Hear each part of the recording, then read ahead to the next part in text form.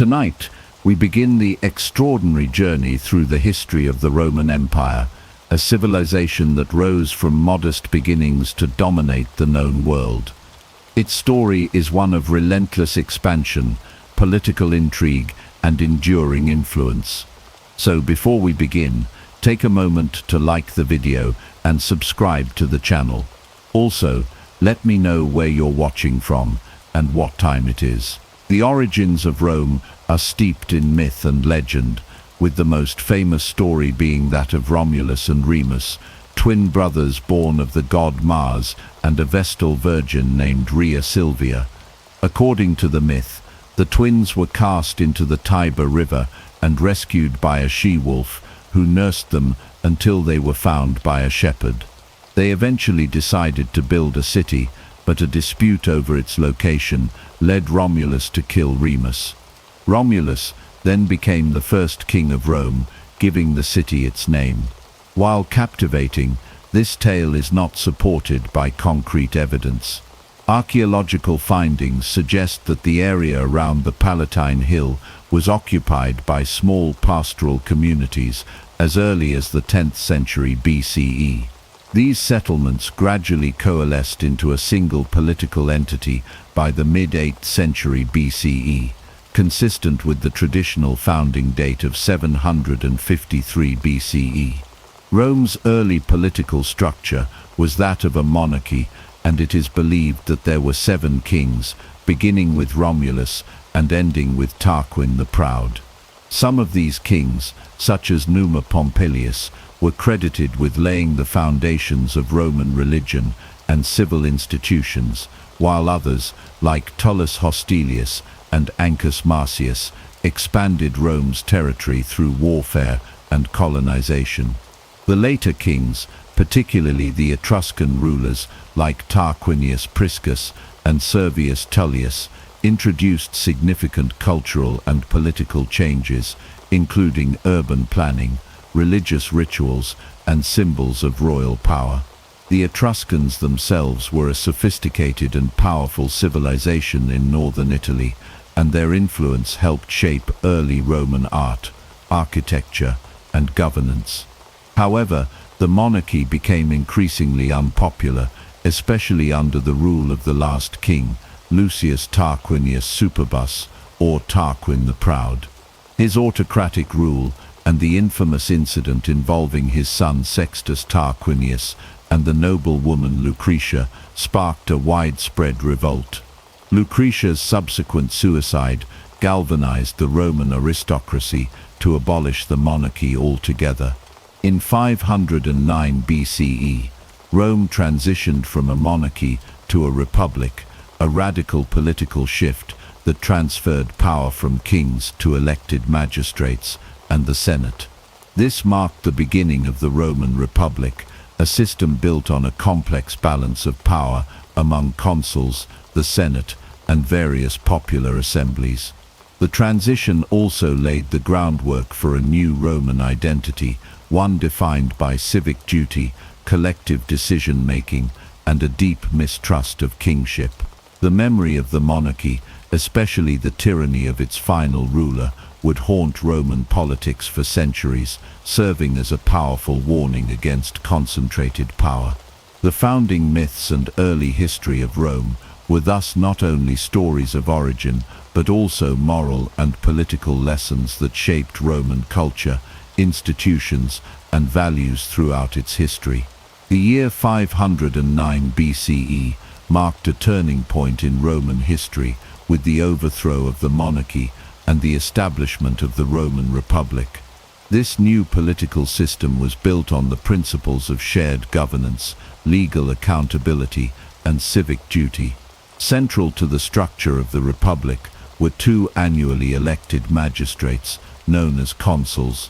These consuls held imperium, the supreme executive authority, but their power was deliberately limited by the fact that they had to serve jointly, thus preventing any single individual from accumulating too much influence.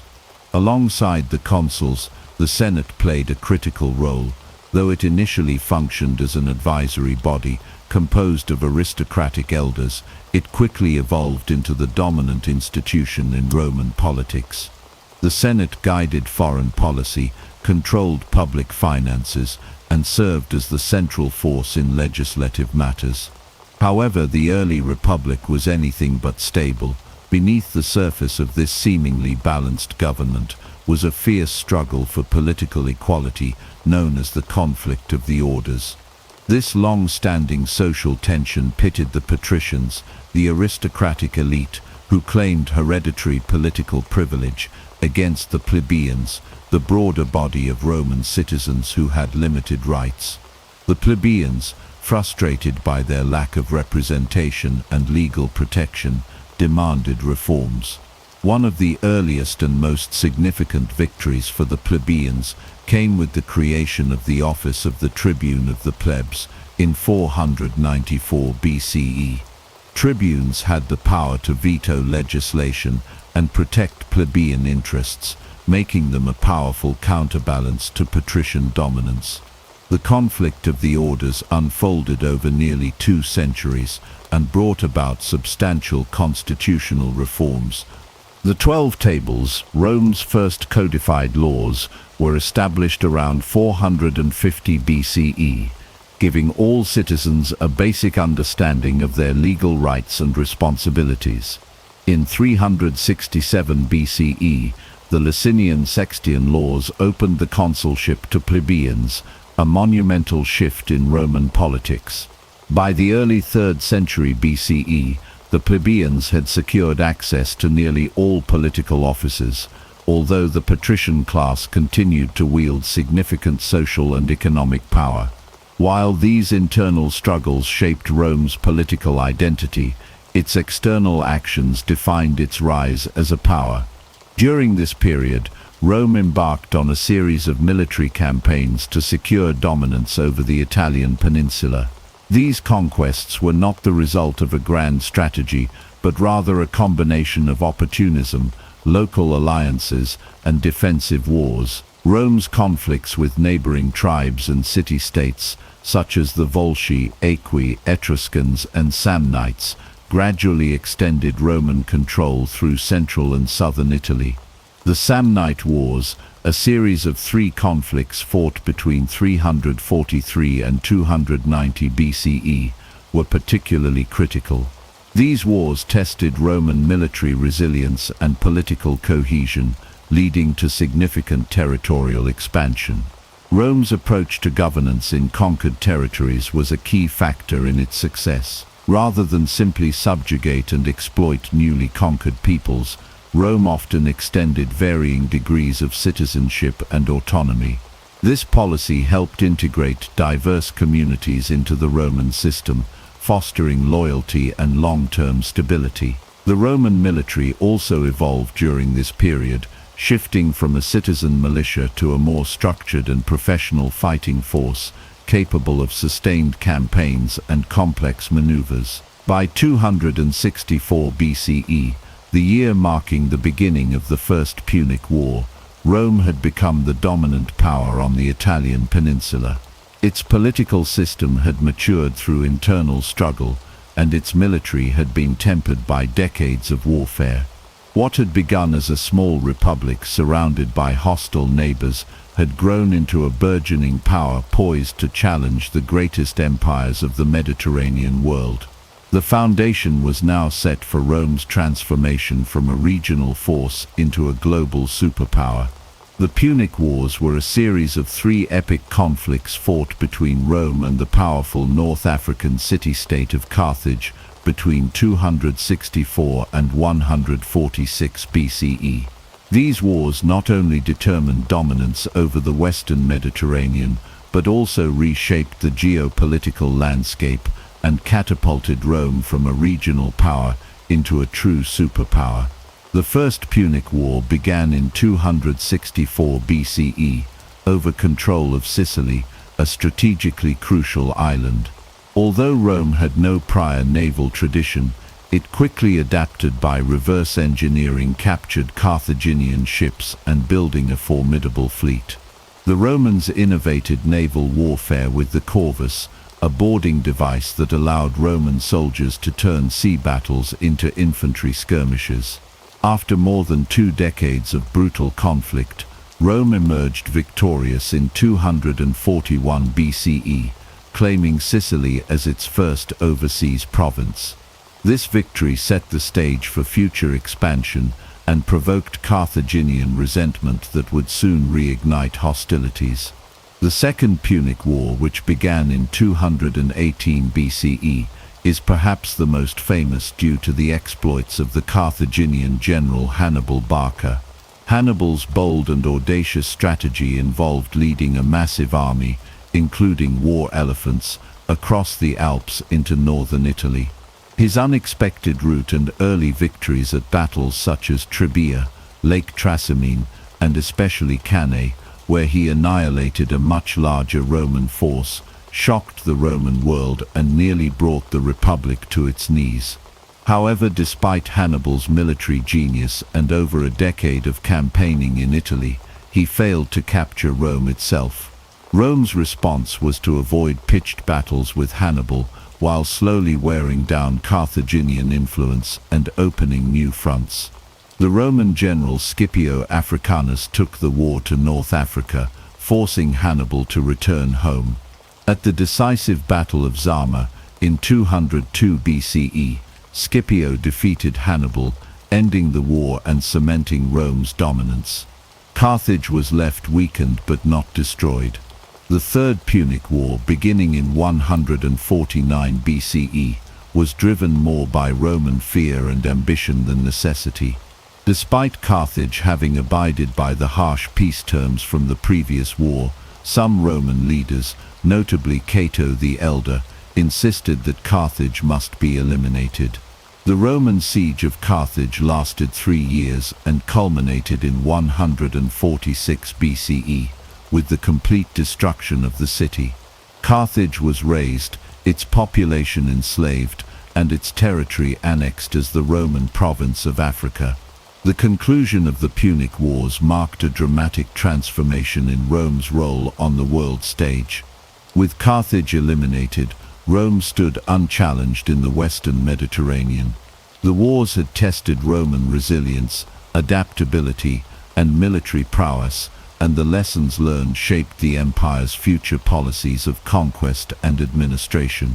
Rome's naval supremacy, logistical capability, and political tenacity had proven decisive.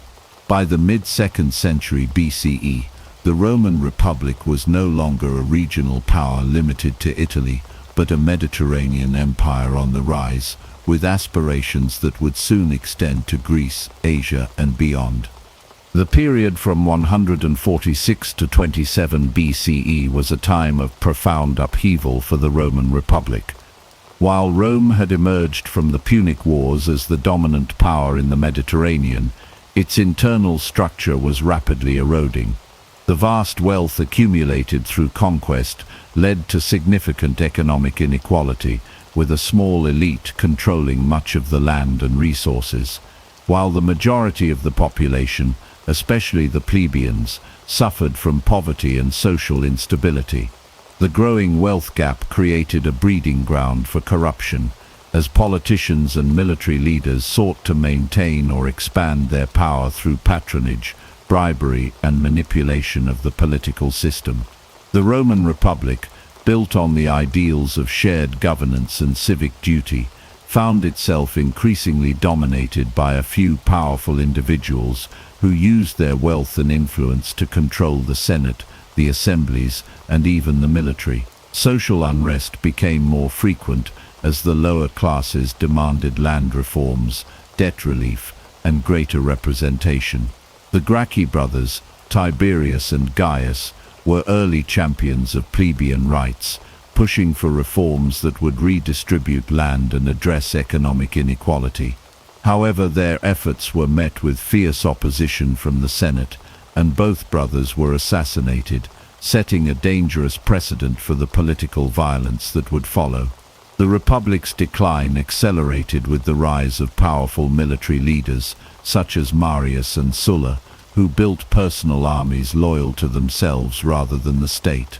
The use of private armies, coupled with political infighting, turned Rome's political system into a battlefield. The first of a series of civil wars broke out between the forces of Marius and Sulla, and in 82 BCE, Sulla emerged victorious, becoming dictator for an unprecedented term of several years. Sulla's reforms further weakened the power of the Senate, concentrating more power in the hands of the dictator and setting a dangerous precedent for future leaders. The Republic was now in a state of permanent crisis, and it was within this chaotic environment that Julius Caesar emerged. Julius Caesar was a military genius and a shrewd politician. He first gained prominence in the 60s BCE as part of the First Triumvirate, an unofficial political alliance with Pompey and Crassus, two of Rome's most powerful figures. Together they dominated Roman politics and circumvented the traditional power structures. Caesar's military campaigns in Gaul, however, would prove to be his ticket to ultimate power. His conquest of Gaul from 58 to 50 BCE made him one of the most popular and powerful men in Rome, but it also made him a direct threat to the established political order. In 49 BCE, after his term as consul had ended, Caesar crossed the Rubicon River with his army, an act of insurrection that led to civil war. The phrase crossing the Rubicon has since become synonymous with making an irreversible decision. Caesar's forces defeated Pompey's armies, and Pompey himself fled to Egypt, where he was assassinated. Caesar returned to Rome as the undisputed leader of the Republic, and was declared dictator perpetuo, dictator for life. His concentration of power alarmed many, particularly those who feared that he intended to establish a monarchy. On the Ides of March, 44 BCE, a group of conspirators led by Brutus and Cassius assassinated Caesar, believing that they were saving the Republic from tyranny. However, Caesar's death did not restore the Republic. Instead, it plunged Rome into a new round of civil wars as rival factions fought for control. The power vacuum left by Caesar's assassination was filled by his adopted heir, Octavian, later Augustus, who had been in a position of relative power within Caesar's inner circle. Octavian, Pompey's son-in-law, and Mark Antony, a loyal general under Caesar, initially formed the Second Triumvirate to avenge Caesar's death and consolidate their power. However, tensions soon arose between Octavian and Antony, culminating in the famous Battle of Actium in 31 BCE. Octavian's forces defeated Antony and his ally, Cleopatra, Queen of Egypt, ending their aspirations for power. Following his victory, Octavian became the uncontested ruler of Rome. In 27 BCE, Octavian formally ended the civil wars by accepting the title of Augustus, signaling the dawn of the Roman Empire. With his rise to power, the Roman Republic came to an end, and Rome transitioned from a republic to an autocracy, with Augustus as its first emperor. The fall of the Republic was not a single event, but a prolonged process of political decay, military intervention, and social unrest. While the Republic's ideals of shared governance and civic duty had long been abandoned by the time of Augustus's rise, the transformation was complete when he took the title of emperor, signaling the end of the Roman Republic and the beginning of the Roman Empire. The age of emperors, beginning with Augustus in 27 BCE, marked the start of a new era in Roman history. Augustus, born Gaius Octavius, was the first emperor of Rome, and his reign heralded the end of the civil wars and the dawn of the Roman Empire. Augustus was a master of political strategy, and he skillfully presented himself as the restorer of the Republic, despite holding absolute power. His reign was marked by a series of reforms that stabilized the empire and laid the foundation for a new, enduring political system. One of Augustus's most significant reforms was the restructuring of the Roman state. He maintained the outward appearance of republican institutions, but in reality he held ultimate authority, consolidating power in the office of the emperor. Augustus reformed the Senate, ensuring that it remained a body of loyal supporters, while he personally controlled the military and held the title of princeps, or first citizen, which gave him unparalleled influence over Rome's political and military affairs. Augustus's military reforms were equally important. He created a standing professional army with soldiers who served for fixed terms, which helped ensure the loyalty of the legions to the emperor. Augustus also established the Praetorian Guard, an elite unit tasked with protecting the emperor. He successfully secured the Roman Empire's borders, ensuring the empire's stability by securing the Rhine, Danube and Euphrates frontiers, while also consolidating Roman control over the provinces. Augustus's reign marked a period of relative peace and prosperity known as the Pax Romana, or Roman peace. This period, which lasted from 27 BCE to 180 CE, is considered one of the most remarkable in Roman history. The empire experienced unprecedented stability, which allowed for significant cultural, architectural, and economic development.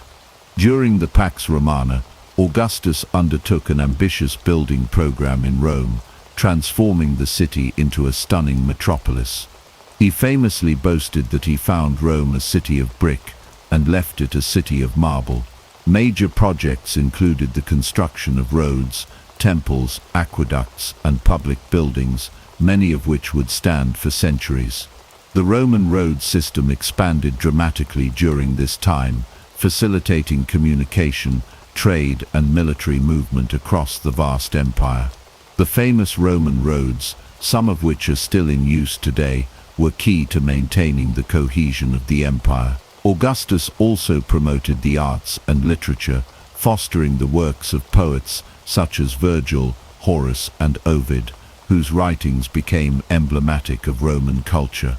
Augustus's reign was not without challenges, and the succession of power after his death in 14 CE became a crucial issue for the empire. Augustus did not have a direct male heir, so he adopted his stepson Tiberius as his successor. Tiberius's reign marked the beginning of the Julio-Claudian dynasty, which included the emperors Tiberius, Caligula, Claudius, and Nero.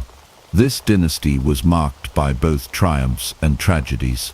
Tiberius, though a capable military leader, was often seen as a paranoid and reclusive ruler, leaving much of the administration of the empire to his officials.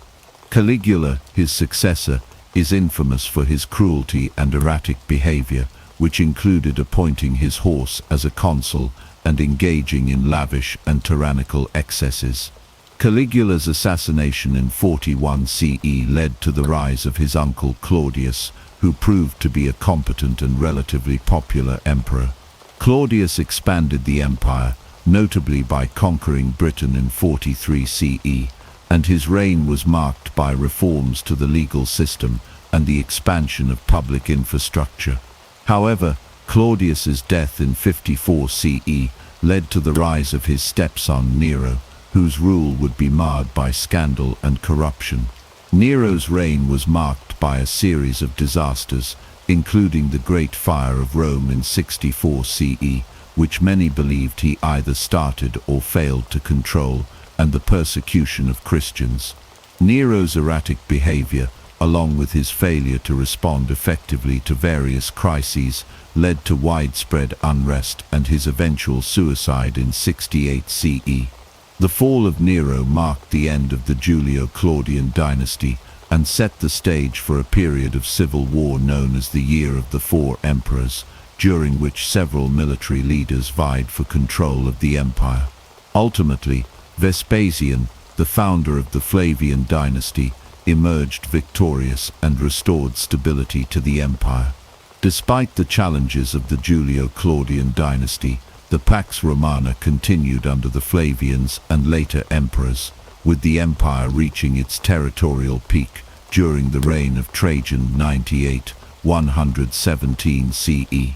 Under Trajan, The Roman Empire expanded to its greatest extent, stretching from Britain in the west to Mesopotamia in the east, encompassing a vast array of diverse cultures and territories. The stability of the Pax Romana allowed Rome to become a cultural and economic powerhouse, creating a legacy that would influence the Western world for centuries. The Age of Emperors, which began with Augustus, was defined by monumental achievements in governance, culture, and infrastructure. Although the emperors who followed Augustus faced their own challenges, the period established a model of imperial rule that would endure for centuries and cement the Roman Empire's place in history as one of the most powerful and influential civilizations the world has ever known. The 1st and 2nd centuries CE marked the height of the Roman Empire, both in territorial extent and cultural influence. Under Emperor Trajan, Rome reached its greatest territorial boundaries, controlling vast areas of Europe, North Africa, and the Middle East. Trajan, who reigned from 98 to 117 CE, is often considered one of the greatest of the Roman emperors due to his military successes and his role in expanding the empire. His most famous military campaign was the Dacian Wars, which took place from 101 to 106 CE.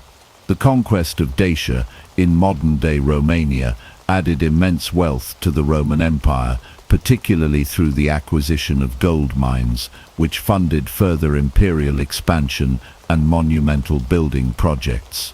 Trajan's conquest of Dacia was followed by other campaigns, and under his rule, Rome reached its maximum territorial extent, encompassing modern-day Britain, France, Spain, Portugal, Germany, Italy, Greece, Turkey, parts of the Middle East, and North Africa. The empire's expansion was not simply about military conquests. It was about incorporating and integrating the diverse cultures within its borders.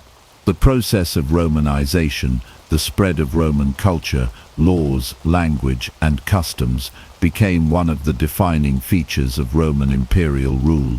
As Rome expanded, it encountered a variety of peoples, including Celts, Germans, Greeks, Egyptians, Jews, and Persians. To maintain stability, the Roman Empire encouraged the adoption of Roman culture and institutions. Latin became the dominant language of administration, law, and commerce, while Roman architecture, urban planning, and technology spread across the empire. The Romans built an extensive network of roads, bridges, and aqueducts, facilitating trade, communication, and military movement across the empire. Cities such as London, Lyon, and Antioch flourished under Roman rule, becoming centers of commerce, learning, and culture. The integration of diverse cultures was also evident in religion. While the Romans practiced a polytheistic religion centered around gods like Jupiter, Juno, and Mars, they were generally tolerant of local religious practices. Over time, Roman gods were often syncretized with local deities, creating a religious melting pot. The Roman Empire also contributed to the spread of Greek culture, particularly in the fields of philosophy, art, and science. Roman intellectuals and rulers admired Greek civilization, and many Roman elites sent their children to Greece for education. Roman literature, especially poetry, was deeply influenced by Greek models, and Roman art and sculpture often borrowed from Greek traditions. In addition to cultural integration, the Roman Empire undertook a series of reforms to manage its vast territories effectively. The empire was divided into provinces, each governed by a Roman-appointed official. While the emperor had ultimate authority, many provinces enjoyed a significant degree of local autonomy, allowing them to retain some of their own traditions and customs. This balance between central control and local autonomy helped ensure the stability of the empire. The Roman military played a crucial role in both conquest and maintaining peace within the empire. The Roman legions, highly trained and well organized, was stationed across the empire to defend its borders and suppress any rebellions. While the Roman military was often used to expand the empire's borders, it also played an important role in maintaining internal stability. The presence of the military in conquered regions helped to secure Roman authority and protect trade routes. Rome's expansion and its ability to integrate diverse cultures under its rule were not without challenges. The sheer size of the empire created logistical difficulties, and the integration of so many different cultures sometimes led to tensions. Some regions, such as Britain and Judea, experienced frequent revolts against Roman rule. In Judea, the Jewish people's resistance to Roman occupation culminated in the Jewish-Roman Wars, a series of revolts that ultimately led to the destruction of the Second Temple in Jerusalem in 70 CE. However, the overall success of Romanization is evident in the lasting influence of Roman culture across Europe and the Mediterranean. Roman law, language, and architecture became the foundation for many modern institutions in Europe, and Latin became the precursor to the Romance languages spoken in much of the Western world today. By the end of the 2nd century CE, the Roman Empire had not only expanded to its greatest territorial extent, but had also succeeded in integrating a wide variety of peoples and cultures. The empire stood as the most powerful civilization in the ancient world, its legacy enduring for centuries after its fall. The 3rd century crisis, spanning from 235 to 284 CE, was one of the most tumultuous periods in Roman history. It was marked by political instability, economic decline, external invasions, and the near collapse of the Roman Empire. During this time, the Roman Empire was plagued by a rapid turnover of emperors, with over 20 different men claiming the imperial throne in just 50 years. The political situation in Rome became chaotic, as military leaders, rather than the traditional ruling elite, increasingly determined who would wear the imperial crown. The assassination of Emperor Alexander Severus in 235 CE was the catalyst for the crisis. Severus, a relatively stable and competent ruler, was murdered by his own troops, who were disillusioned with his leadership. This event set off a chain reaction of instability, as one emperor after another was either killed in battle or assassinated by their own forces. The lack of a clear succession system or institutional mechanisms for the peaceful transfer of power exacerbated the problem. The rapid turnover of emperors, with many ruling for only a few months or years, made it difficult for any leader to establish long-term policies or authority. This weakened the central authority of the emperor and created a power vacuum that was filled by military leaders and regional commanders. As a result, the empire was plagued by constant civil war, with different factions fighting for control. Meanwhile, the empire faced multiple external threats.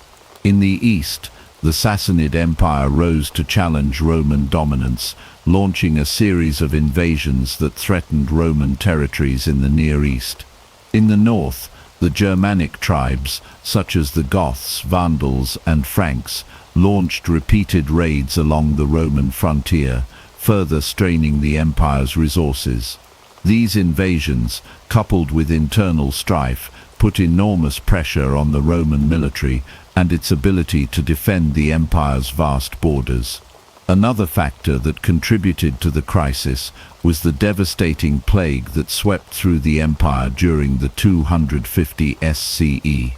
Known as the Plague of Cyprian, after the Bishop of Carthage who wrote about it, this outbreak killed millions of people and severely disrupted the Roman economy. The death toll from the plague weakened the empire's agricultural base, disrupted trade, and caused widespread famine. The economic collapse that followed the plague was compounded by inflation, heavy taxation, and the debasement of the currency. The empire's finances were stretched thin as it struggled to maintain its military and administrative apparatus.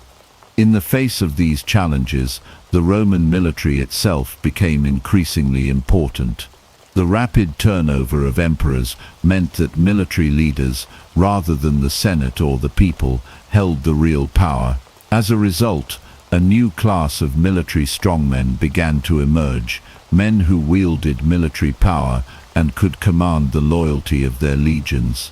These generals were often able to seize power for themselves, either by force or by manipulation. One of the most famous of these military strongmen was Emperor Gallienus, who ruled from 253 to 268 CE. Gallienus fought off multiple invasions, including the Gothic raids on the Balkans and the rise of the usurper Postumus in the western provinces. Despite his efforts, however, Gallienus was unable to fully restore order, and the empire continued to fragment. Another significant figure during this period was Aurelian, who reigned from 270 to 275 CE. Aurelian is often credited with restoring the empire's stability after decades of chaos. He successfully repelled invasions by the Goths and the Franks, re-established Roman control over the breakaway Gallic Empire in the west, and defeated the Palmyrene Empire in the east. Aurelian's military successes earned him the title Restorer of the World, and his reign marked the beginning of a slow recovery from the 3rd century crisis. Despite Aurelian's efforts, the empire was still in disarray, and it would take another nearly decade-long process of reforms to fully stabilize the Roman state. The 3rd century crisis ended in 284 CE, when Emperor Diocletian came to power. Diocletian's reign marked a turning point in Roman history. He recognized that the empire was simply too large and too diverse to be ruled by a single emperor. In response, he introduced a series of sweeping reforms, including the division of the empire into two parts, the Eastern and Western Roman empires, and the establishment of the Tetrarchy, a system of joint rule by multiple emperors. These reforms would lay the groundwork for the transformation of the Roman Empire in the late 3rd and early 4th centuries, paving the way for its eventual division into two distinct entities, the Western Roman Empire and the Eastern Roman Empire, also known as the Byzantine Empire. The reigns of Diocletian and Constantine in the late 3rd and early 4th centuries CE marked a critical turning point in Roman history. Faced with a crumbling empire, both emperors introduced significant reforms to stabilize and restructure the Roman world. Diocletian, who became emperor in 284 CE, inherited an empire in crisis. The 3rd century crisis had left the Roman Empire divided, weakened, and on the verge of collapse. Diocletian recognized that the empire, due to its vast size and diverse peoples, could no longer be ruled by a single emperor. To address this, he introduced the Tetrarchy, a system of joint rule in which the empire was divided into 4 parts, each ruled by a separate emperor. Diocletian himself ruled the eastern half, while his trusted general Maximian ruled the western half. Each emperor, known as an Augustus, was supported by a subordinate emperor, a Caesar, who would eventually succeed them.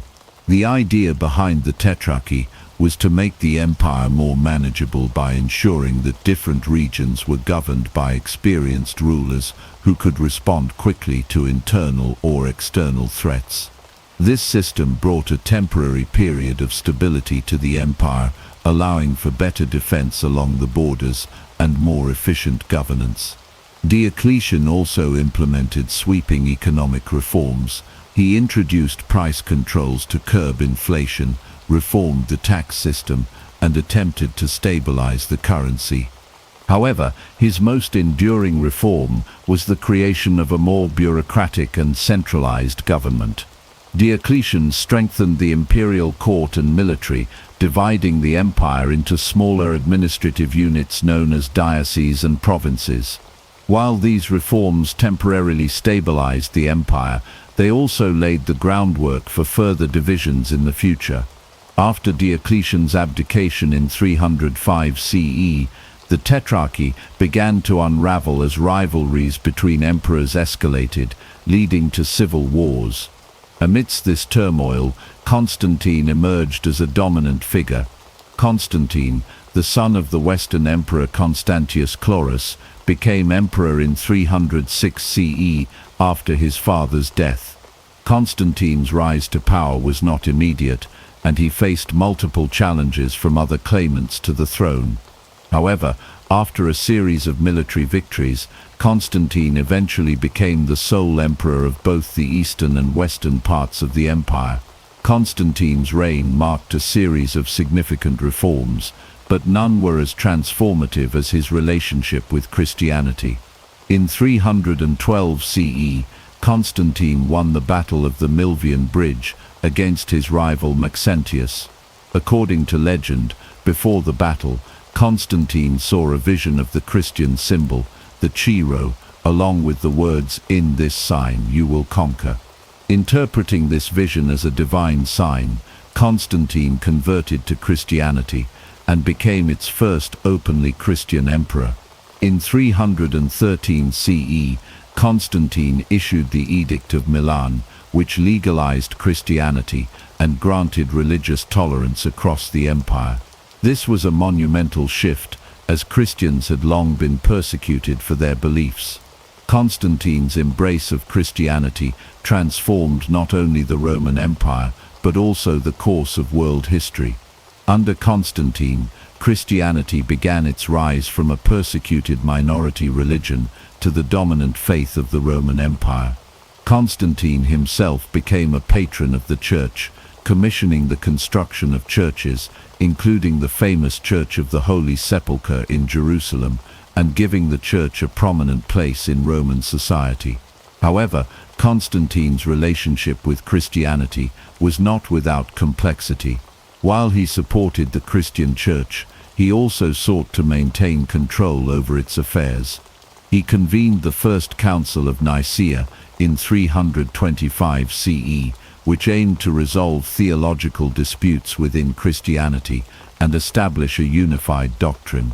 The Council of Nicaea produced the Nicene Creed, a statement of Christian faith that remains central to many Christian denominations today. Constantine's decision to favor Christianity had profound consequences for the Roman world. By embracing Christianity, Constantine not only reshaped Roman religious life, but also set the stage for Christianity's eventual dominance across Europe and beyond. Another key reform initiated by Constantine was the relocation of the imperial capital from Rome to Byzantium, a city located on the Bosporus in modern-day Turkey. In 330 CE, Constantine refounded the city as Constantinople, or New Rome, and made it the capital of the Roman Empire. Constantine's decision to move the capital was motivated by both strategic and practical concerns. Byzantium's location at the crossroads of Europe and Asia made it an ideal hub for trade and military operations. Additionally, the city was more defensible than Rome, with natural barriers on three sides and a strong fortified wall.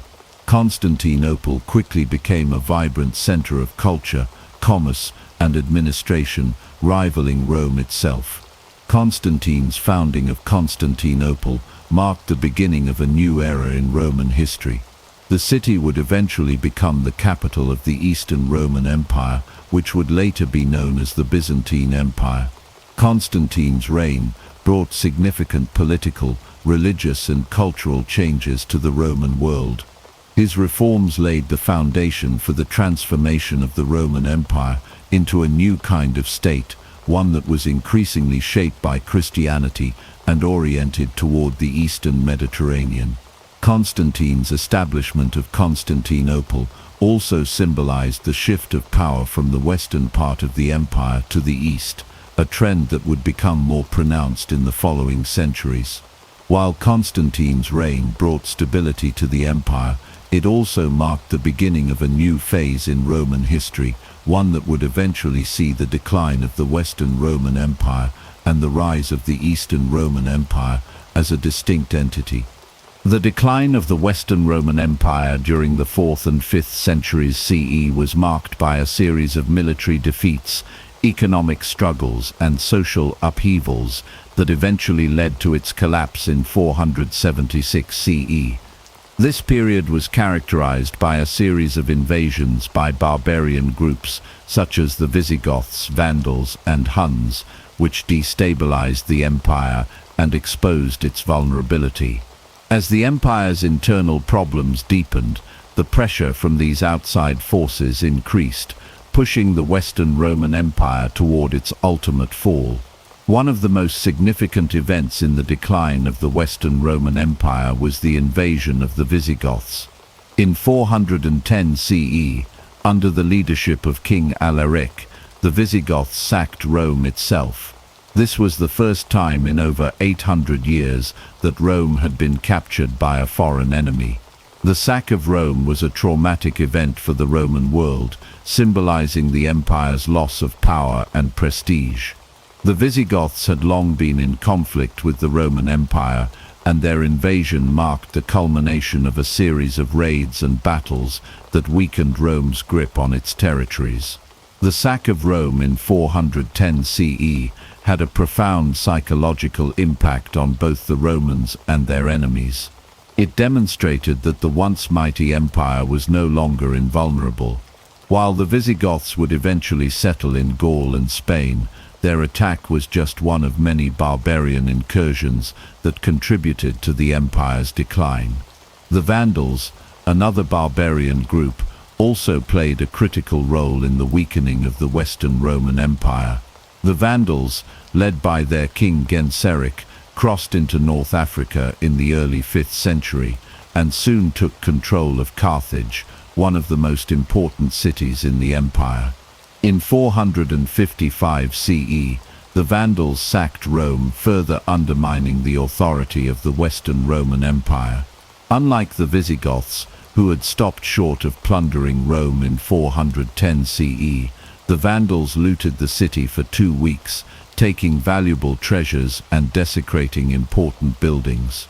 The sacking of Rome by the Vandals further diminished the empire's ability to defend itself against future threats. Meanwhile, the Huns, a fearsome nomadic group from Central Asia, had become one of the most significant threats to the Roman Empire during the 5th century. Under the leadership of Attila, the Huns invaded both the Eastern and Western Roman empires. Attila's forces terrorized the empire's northern and eastern borders, and his invasion of Gaul in 451 CE resulted in the famous Battle of the Catalaunian Plains. Although the Romans, led by the general Flavius Aetius, were able to repel the Huns in this battle, the Huns continued to ravage the empire until Attila's death in 453 CE. The Huns' invasions created a sense of urgency within the Roman leadership and accelerated the empire's decline. Despite the external threats, the Western Roman Empire's internal problems were also crucial to its downfall. One of the most significant factors contributing to the empire's weakening was the decline in central authority. As the empire's borders were threatened by barbarians, the emperors of the Western Roman Empire struggled to maintain control over its vast territories. Corruption, inefficiency, and a lack of capable leadership further eroded the empire's ability to function. By the late 5th century, the Western Roman Empire was increasingly fragmented, with different regions controlled by local warlords and military leaders. The imperial throne became more a symbol of power than an effective center of governance. This weakening of central authority left the empire vulnerable to external forces. The final blow to the Western Roman Empire came in 476 CE, when the last Roman emperor, Romulus Augustulus, was deposed by the Germanic chieftain Odoacer. Odoacer, a former soldier in the Roman army, had risen to power in Italy and seized control of the imperial capital, Ravenna. Romulus Augustulus, who was only a teenager at the time, was forced to abdicate, marking the official end of the Western Roman Empire.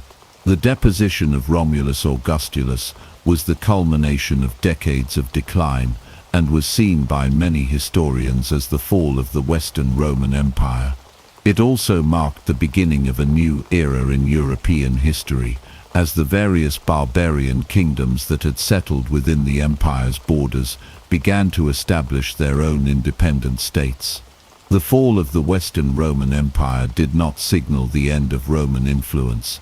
However, the Eastern Roman Empire, also known as the Byzantine Empire, continued to thrive for another 1,000 years, preserving many aspects of Roman culture, law, and governance.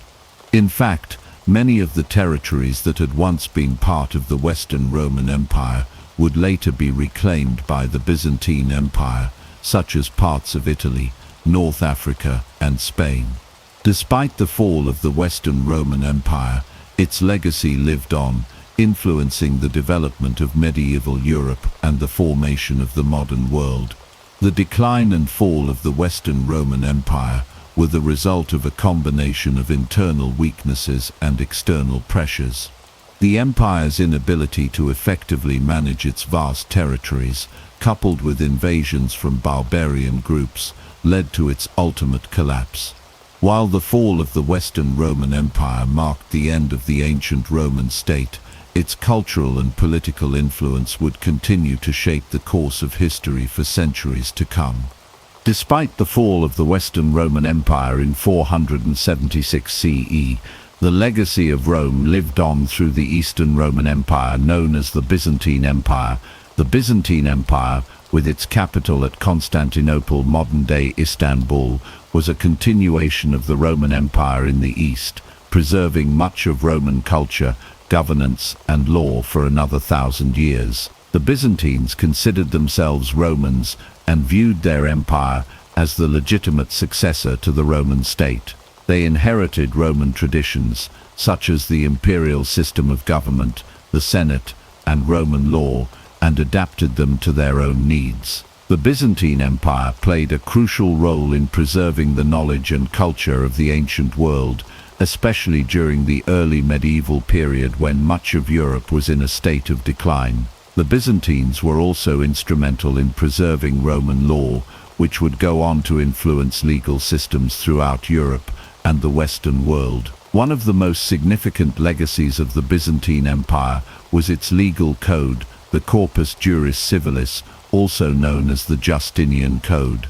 Commissioned by the Byzantine Emperor Justinian the 6th century CE, the Justinian Code was a comprehensive compilation of Roman legal principles and precedents. It became the foundation for legal systems in many European countries and remains a key influence on modern civil law today. In addition to law, the Byzantines preserved and developed other aspects of Roman culture, such as architecture, language, and art. The architectural styles of ancient Rome were adapted by the Byzantines to create some of the most iconic structures of the medieval world, including the Hagia Sophia in Constantinople.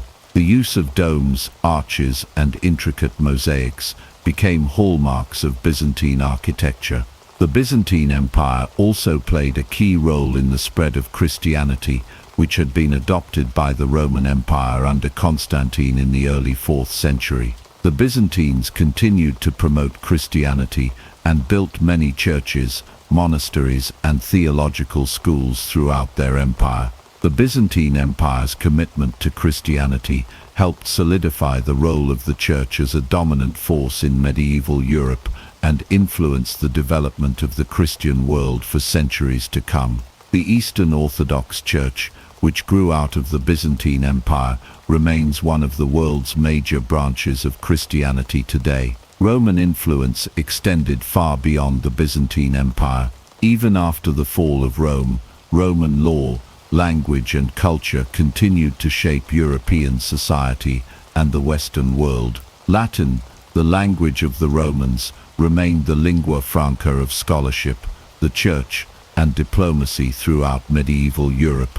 Many modern European languages, including French, Italian, Spanish, and Portuguese, evolved from Latin and the Roman alphabet became the standard for written communication across Europe.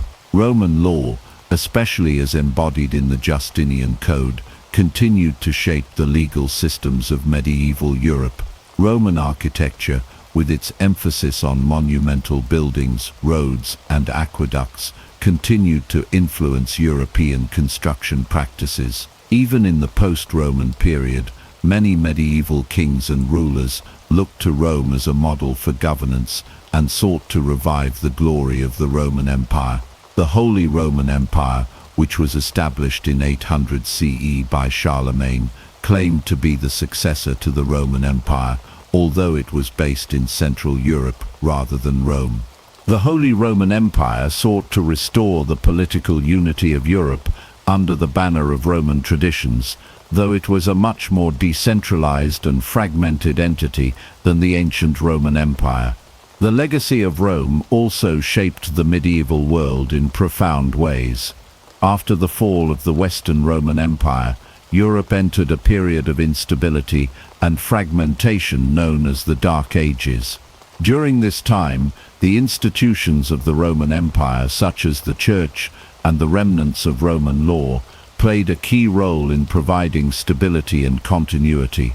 The Church, in particular, became a central institution in medieval Europe, preserving Roman cultural and intellectual traditions and acting as a unifying force in a fragmented continent.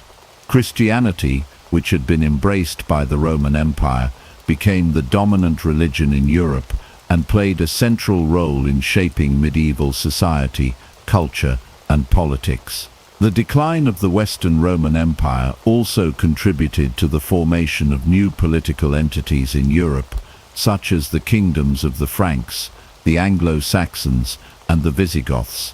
These kingdoms, while distinct from the Roman Empire, were heavily influenced by Roman law, governance, and military organization. In this way, the legacy of Rome continued to shape the development of medieval Europe. As Europe transitioned from the medieval period to the Renaissance, the legacy of ancient Rome became even more pronounced. The Renaissance was a time of renewed interest in the classical world, and many Renaissance scholars and artists looked to ancient Rome for inspiration. Roman literature, philosophy, and art were rediscovered and studied, leading to a revival of Roman ideas in the fields of education, politics, and culture. The Renaissance also saw the rise of humanism, a philosophical movement that emphasized the value of human experience and individual achievement, drawing heavily on the ideas of ancient Rome and Greece. In the modern world, the legacy of Rome is still felt in many aspects of our lives. Roman law continues to influence legal systems around the world, and the Roman architectural style remains a source of inspiration for buildings and structures. The Latin language and its descendants are still spoken by millions of people, and Roman culture continues to shape Western art, literature, and philosophy. Moreover, the Roman Empire's contribution to the spread of Christianity laid the foundation for much of the religious and cultural landscape of the Western world. The rise of Rome, its expansion across Europe, and its eventual decline and transformation have had a lasting impact on world history. Even in its fall, the Roman Empire's legacy endures, shaping the modern world in ways that continue to be felt today. Thomas Jefferson was born on April 13, 1743, in Shadwell, Virginia, a colony on the edge of the American frontier.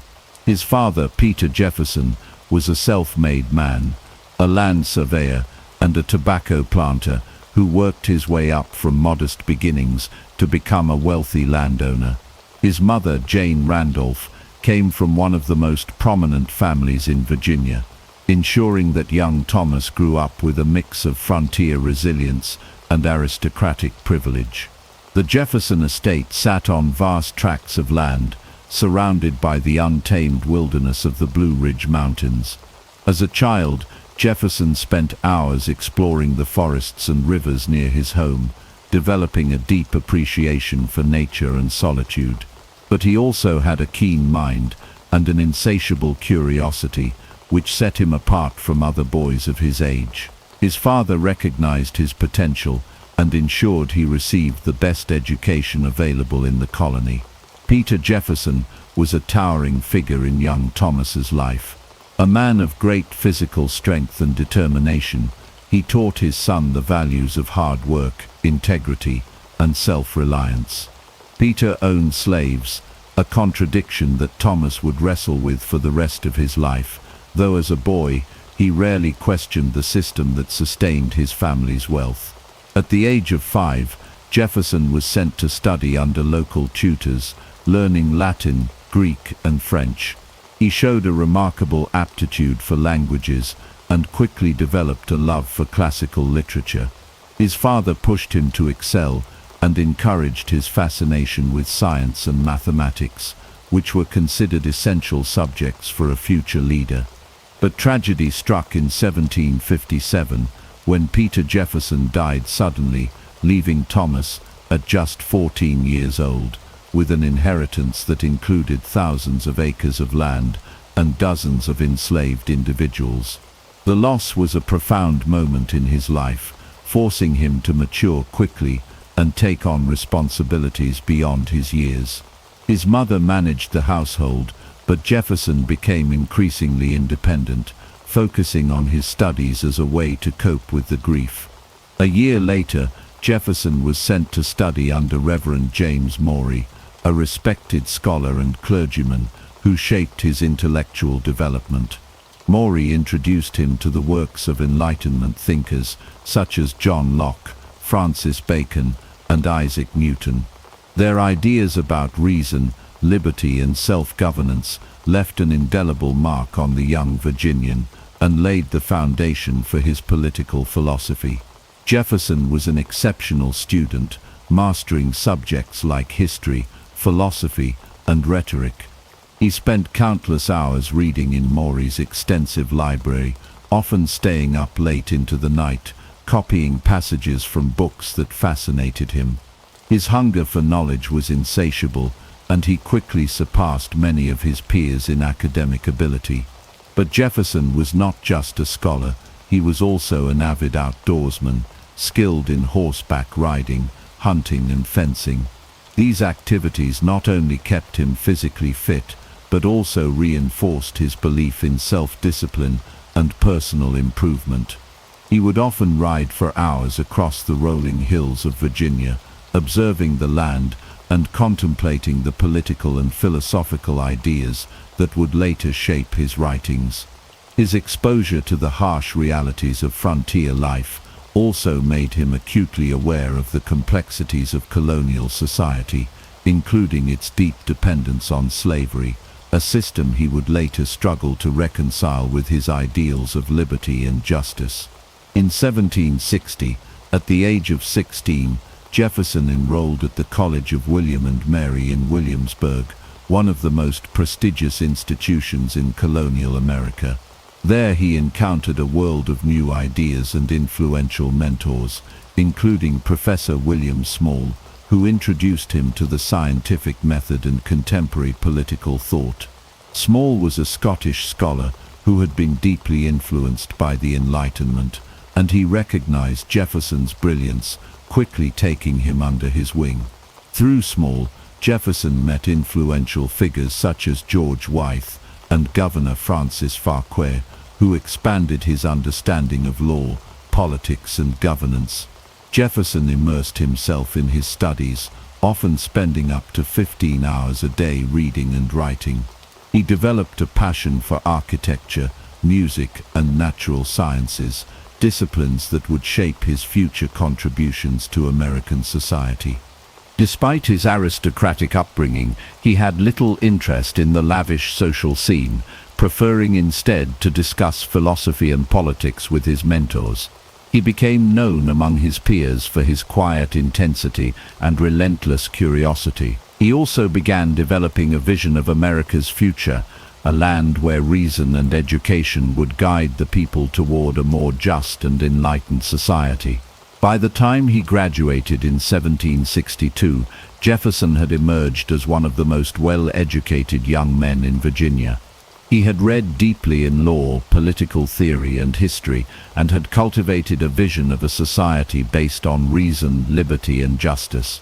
His next step was to apprentice under George Wythe, one of the most distinguished legal minds in America. Wythe became a second father to him, refining his legal reasoning and preparing him for a career in public service. This period of intense learning and self-discipline set the stage for everything that would follow. Jefferson was no longer just the son of a planter. He was a rising intellectual force in the American colonies, driven by an unshakable belief in the power of knowledge and the pursuit of a more just and enlightened world. With each passing year, Jefferson's mind grew sharper, his ambitions clearer, and his sense of destiny stronger. He had no way of knowing it yet, but the skills and ideas he had cultivated during his youth would one day propel him to the highest office in the land and into the annals of history. Thomas Jefferson's intellectual development was marked by an insatiable hunger for knowledge, an unwavering dedication to self-improvement, and an exposure to some of the most transformative ideas of his time. His formal education, rigorous self-study, and influential mentors would shape the man who would later become one of the leading architects of American democracy. At the age of 16, Jefferson enrolled at the College of William and Mary in Williamsburg, Virginia, an institution that stood as one of the few bastions of higher learning in the American colonies. It was here that he would come into his own, distinguishing himself as an extraordinary student with an unrelenting thirst for knowledge. Unlike many of his peers, who viewed college as a means of securing social prestige, Jefferson approached his studies with an almost obsessive rigor. He spent up to 15 hours a day poring over books, absorbing everything from classical philosophy to the latest scientific discoveries of the Enlightenment. His academic interests were vast, spanning subjects such as law, mathematics, architecture, linguistics, botany, and political theory. One of the most pivotal figures in Jefferson's intellectual journey was William Small, a Scottish professor who had a profound influence on his thinking. Small, a firm believer in the ideals of the Enlightenment, introduced Jefferson to the works of great thinkers such as John Locke, Francis Bacon, and Isaac Newton. Their ideas of reason, empiricism, and self-governance resonated deeply with the young student, planting the seeds for the revolutionary ideals he would later champion. Small also exposed Jefferson to the scientific method, encouraging him to approach problems with logic and rationality. Under Small's guidance, Jefferson's intellectual curiosity flourished, and he developed a deep appreciation for evidence-based reasoning, a trait that would define his political and philosophical outlook for the rest of his life. Through Small, Jefferson was introduced to Governor Francis Fauquier, a highly cultured and politically astute leader, as well as George Wythe, a brilliant legal scholar. These men saw great potential in Jefferson and took him under their wing, engaging him in discussions about law, governance, and philosophy. Wythe, in particular, would become Jefferson's most influential mentor, shaping his understanding of jurisprudence and preparing him for a legal career. Unlike many lawyers of his time, Jefferson approached the study of law with the same meticulous rigor he applied to all his pursuits. He not only memorized legal texts, but also sought to understand the fundamental principles underlying them, often reading extensively in history and political theory to gain a broader perspective. Jefferson's time at Williamsburg was also transformative in other ways. The city, then the capital of Virginia, exposed him to the political dynamics of the colony. He observed the workings of the House of Burgesses, where some of the earliest debates over colonial rights and British rule were taking place. Though still a student, Jefferson was beginning to develop his own views on governance and liberty, absorbing the revolutionary sentiments that were beginning to stir among the colonial elite. Despite his deep immersion in academic life, Jefferson was not solely confined to books. He was an avid musician, playing the violin with skill and passion. Music, he believed, refined the mind and elevated the soul, and he often found solace in it during moments of stress. He also maintained his love for the natural world, frequently riding on horseback through the Virginia countryside, studying its flora and fauna with the keen eye of a naturalist. By the time Jefferson completed his studies at William and Mary in 1762, he had established himself as one of the most well-educated young men in Virginia. But his thirst for knowledge was far from quenched. He continued his legal studies under George Wythe, deepening his understanding of the principles of justice and governance. It was during this period that he began compiling his famous commonplace book, a collection of legal precedents, philosophical insights, and political ideas that he would later draw upon as a statesman. Jefferson's education was more than just an accumulation of knowledge. It was a transformative journey that molded his character, sharpened his intellect, and laid the foundation for his future contributions to American society. He had absorbed the best ideas of the Enlightenment, developed a deep appreciation for reason and justice, and cultivated a vision for a new kind of government, one that would be built not on tyranny and tradition, but on liberty, self-governance, and the inalienable rights of the individual. As he stepped into the next phase of his life, Jefferson was no longer just a brilliant scholar. He was a man preparing to change the course of history. As Thomas Jefferson completed his legal training under George Wythe, he was poised to step onto the public stage. By the mid-1760s, colonial America was becoming increasingly restless under British rule.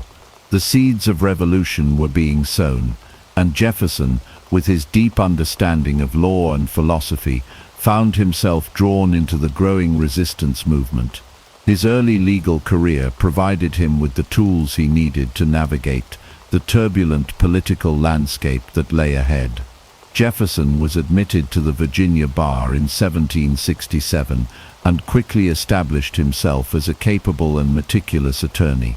Unlike many of his contemporaries, he did not seek out high-profile cases that would bring him wealth and prestige. Instead, he focused on cases that aligned with his values, often defending small farmers and landowners who found themselves entangled in disputes with more powerful interests. His legal arguments were methodical and well-reasoned, earning him a reputation as one of the most promising young lawyers in Virginia. While practicing law, Jefferson was also developing a keen awareness of the injustices embedded in the colonial system. British policies, including high taxes and trade restrictions, placed a heavy burden on the American colonies. The passage of the Stamp Act in 1765 had sparked widespread outrage, and Jefferson was among those who saw it as a blatant overreach of British authority. Though he was not yet at the forefront of the resistance, he was absorbing the revolutionary sentiments that were gaining momentum among Virginia's political elite. His first real step into public service came in 1769, when he was elected to the Virginia House of Burgesses, the colony's legislative assembly. This was a crucial moment in his transformation from lawyer to politician. At just 26 years old, Jefferson was one of the youngest members, but his sharp intellect and deep knowledge of political theory quickly set him apart. The House of Burgesses was becoming a battleground for colonial grievances, and Jefferson found himself among a group of like-minded legislators who were determined to challenge British authority. During his early years in the Assembly, Jefferson largely observed and learned from seasoned political figures such as Patrick Henry, Richard Henry Lee, and his mentor George Wythe. However, it did not take long for him to make his own mark. In 1770, Jefferson introduced a bill that aimed to reform Virginia's inheritance laws, which had long favored the landed aristocracy. Though the measure was ultimately defeated, it signaled Jefferson's commitment to challenging the entrenched power structures that had governed colonial life for generations. But it was in 1774 that Jefferson truly emerged as a voice of defiance against British rule. In response to the British Parliament's passage of the Intolerable Acts, which sought to punish the colonies, especially Massachusetts, for their growing resistance. Jefferson authored a pamphlet titled A Summary View of the Rights of British America. This document was intended as an address to King George III, outlining the colonies' grievances and asserting their right to self-governance. Jefferson argued that the American colonies had been established as independent entities, only loosely connected to the British Crown. He rejected the notion that Parliament had the right to legislate for the colonies, stating that their allegiance was to the king alone. More significantly, he put forth the radical idea that the colonies had the right to break free from British rule if their fundamental liberties were threatened. Though Jefferson was not yet calling for outright independence, his words carried revolutionary weight. The pamphlet was widely circulated and read throughout the colonies, earning him recognition as one of the most articulate defenders of American rights. Jefferson's growing reputation as a political thinker led to his selection as a delegate to the First Continental Congress in 1775. However, due to illness, he was unable to attend in person, but his ideas and writings were already influencing the broader movement. He continued to correspond with revolutionary leaders, refining his vision for an independent America. As tensions with Britain escalated into armed conflict, Jefferson's legal mind and eloquent prose would soon be called upon for a task that would forever cement his place in history. By the time the American Revolution was fully underway, Jefferson had transitioned from a promising lawyer to a revolutionary statesman. His early political battles in the Virginia legislature, his unwavering commitment to individual rights, and his ability to articulate the grievances of the colonies had prepared him for what was to come. The young lawyer who once spent his nights studying philosophy and law was now standing at the precipice of a moment that would change the course of history forever. As the American colonies plunged into open rebellion against British rule, Thomas Jefferson found himself at the center of the revolutionary movement.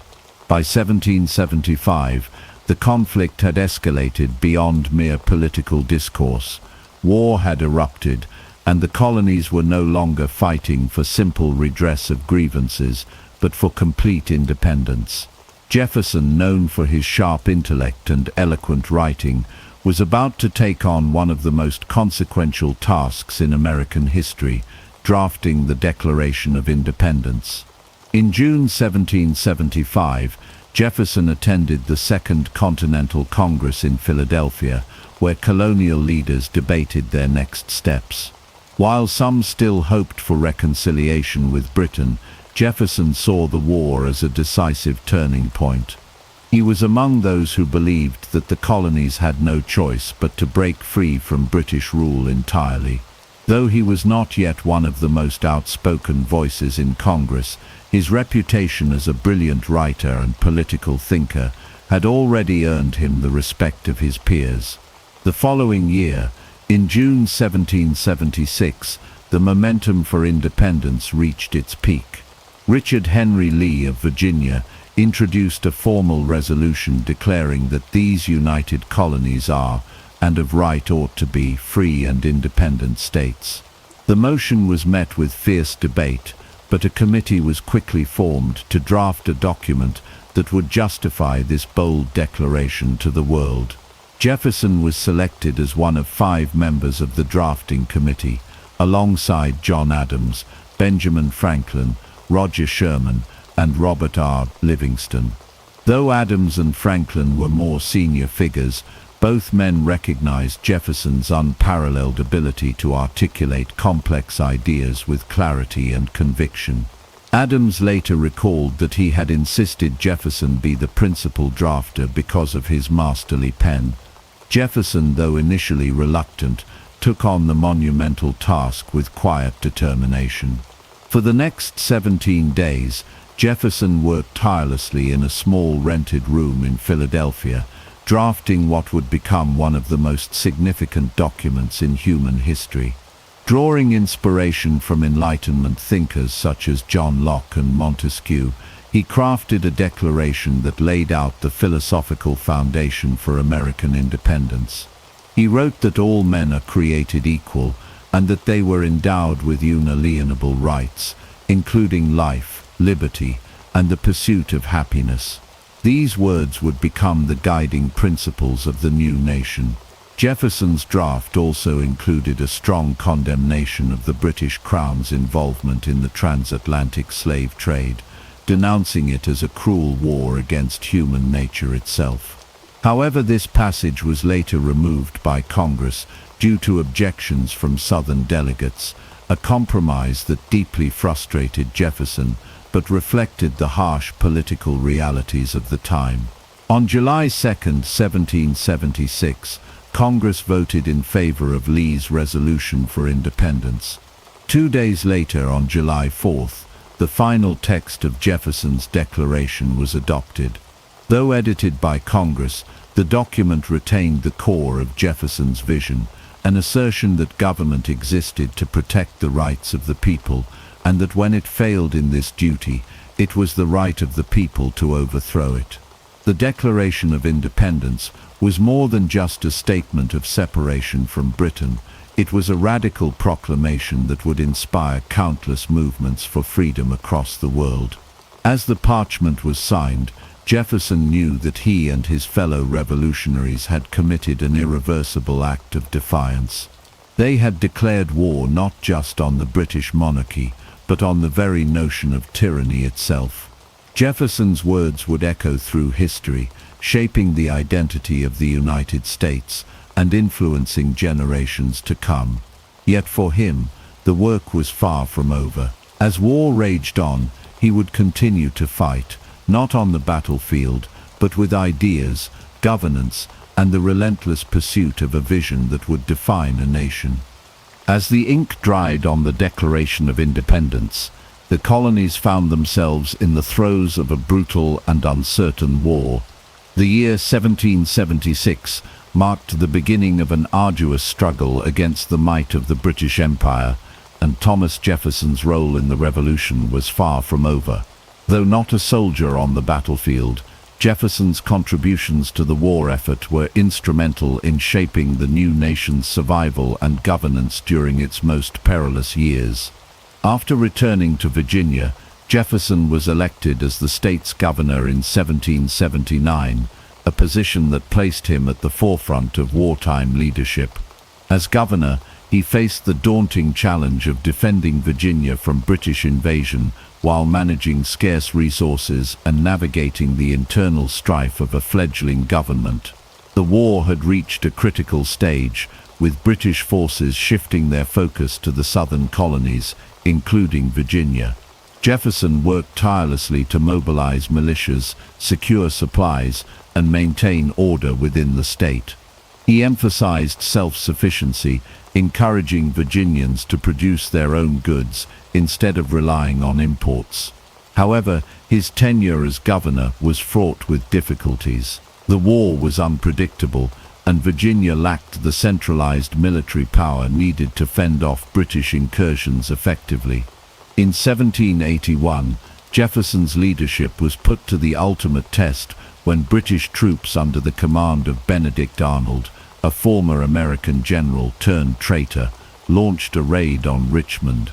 Caught off guard, Jefferson and the Virginia government were forced to flee. Though he attempted to rally defenses, the British burned the capital and continued their campaign of destruction across the state. This period of chaos severely damaged Jefferson's reputation, with some accusing him of inaction and failing to protect Virginia. The situation worsened in June 1781, when British cavalry commander Banastre Tarleton led a mission to capture Jefferson at his home, Monticello. Receiving a last-minute warning, Jefferson barely escaped with his family, evading capture by mere minutes.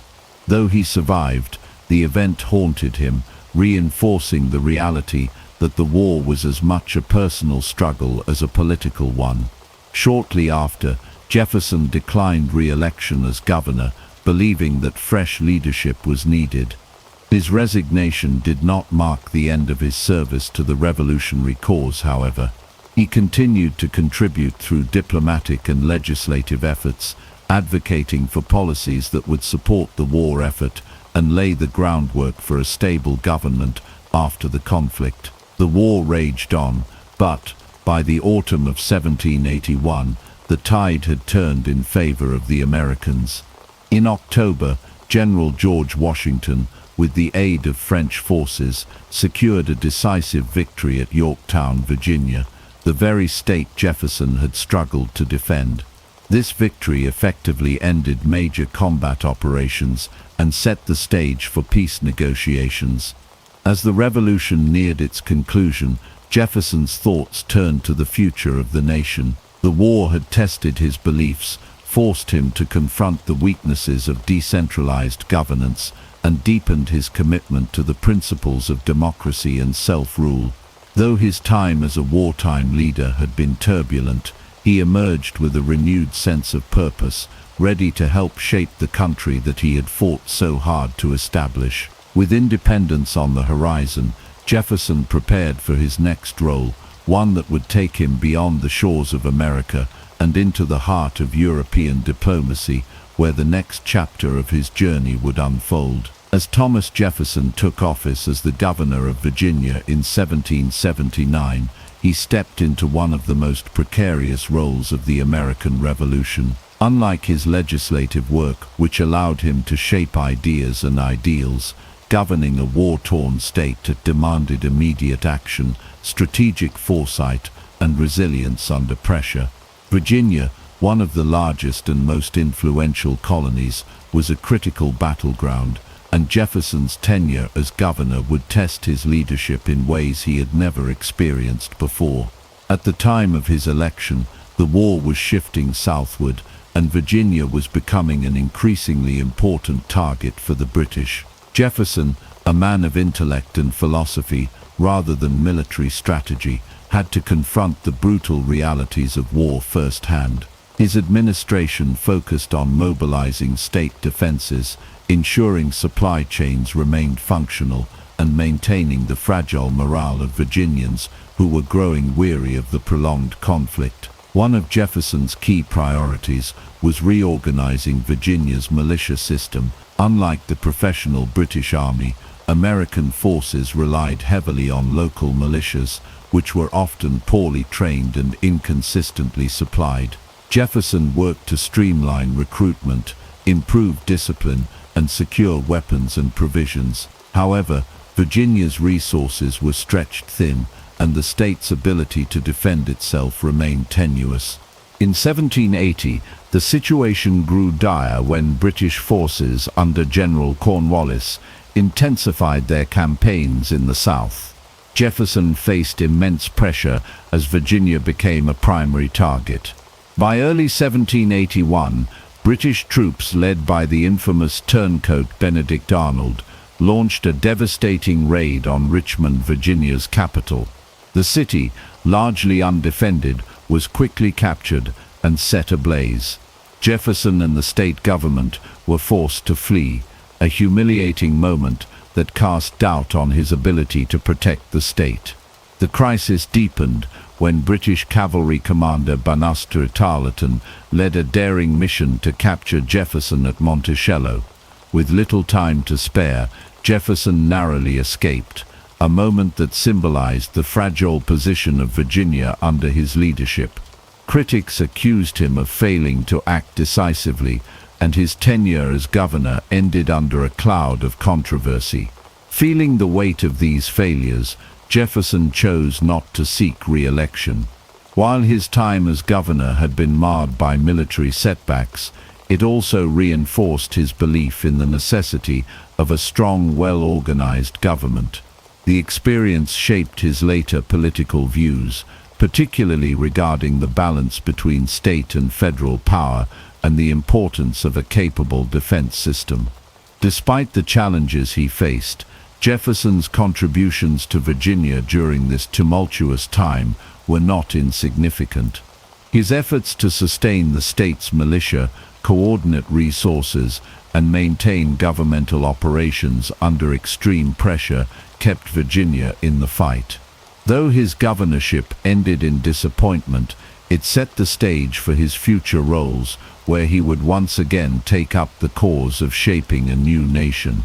As the war approached its final phase, Jefferson's focus turned from the battlefield to diplomacy. His next mission would take him across the Atlantic, where he would represent the fledgling United States on the world stage, navigating the complex political landscape of Europe in search of alliances, stability, and the future of American independence. As 1781 began, Thomas Jefferson found himself in one of the most difficult moments of his political career. The British, led by the notorious traitor Benedict Arnold, launched a swift and devastating invasion of Virginia, a state that had long remained relatively unscathed in the war. Jefferson, serving as the governor of Virginia, now faced a direct threat that would not only test his leadership, but also leave a lasting stain on his reputation. Benedict Arnold's forces arrived in the Chesapeake Bay in early January, quickly advancing towards Richmond, Virginia's capital. Jefferson, though warned of the impending attack, was unprepared for the speed and aggression of the British assault. With little time to mount an effective defense, he ordered the evacuation of essential supplies and government documents, but could do little else. As the British troops entered Richmond, they met virtually no resistance. The city was set ablaze, and Jefferson, along with the state legislature, was forced to flee into the countryside. For a man who had penned the Declaration of Independence, this moment was a crushing humiliation. In the following months, British forces continued to ravage Virginia. General Cornwallis, one of Britain's top commanders, took charge of the invasion, launching a series of aggressive raids across the state. Jefferson, whose strengths lay in philosophy and governance rather than military strategy, struggled to coordinate an effective defense. The militia system he had worked to improve was inconsistent and unreliable, and the Continental Army was stretched thin fighting battles elsewhere. The lowest point of Jefferson's tenure as governor came in June 1781, when British cavalry commander Buster Tarleton led a lightning-fast raid towards Monticello, Jefferson's beloved estate. The attack was not just a military maneuver, but a direct attempt to capture Jefferson himself. With only minutes to spare, Jefferson escaped on horseback, leaving behind his home and many of his possessions. The image of Virginia's governor fleeing from the enemy, rather than standing his ground, severely damaged his public image. Criticism mounted against Jefferson. Many in the Virginia legislature and beyond viewed his response to the invasion as weak and ineffective. Though he had done what he could to preserve the government and avoid unnecessary bloodshed, his retreat was seen as an act of cowardice. He decided not to seek another term as governor, stepping down just as the war was reaching its climax. The British occupation of Virginia would eventually end later that year with Cornwallis's surrender at Yorktown, a turning point that effectively sealed American victory in the Revolutionary War. However, Jefferson's role in the state's defense left a mark on his political career. Though he had survived the invasion, the episode haunted him for years. He was deeply wounded by accusations of failure and spent much of his later life attempting to defend his actions during that fateful time. Yet, despite the humiliation he suffered, Jefferson's contributions to the American cause remained invaluable.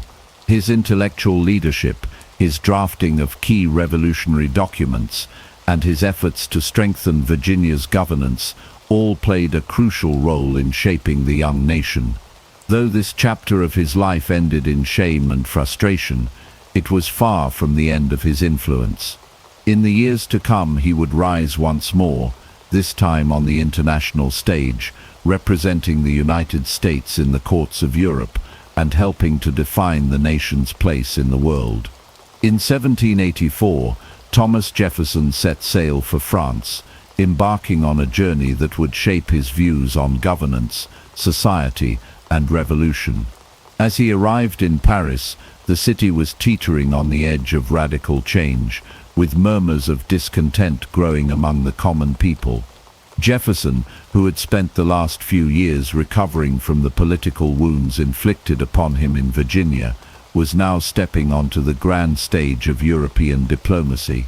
He had been sent as an envoy to assist Benjamin Franklin and John Adams in negotiating trade agreements and representing American interests abroad.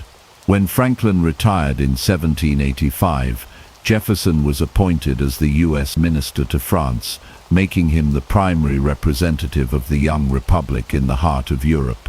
For a man who revered Enlightenment ideals, Paris was both an inspiration and a cautionary tale.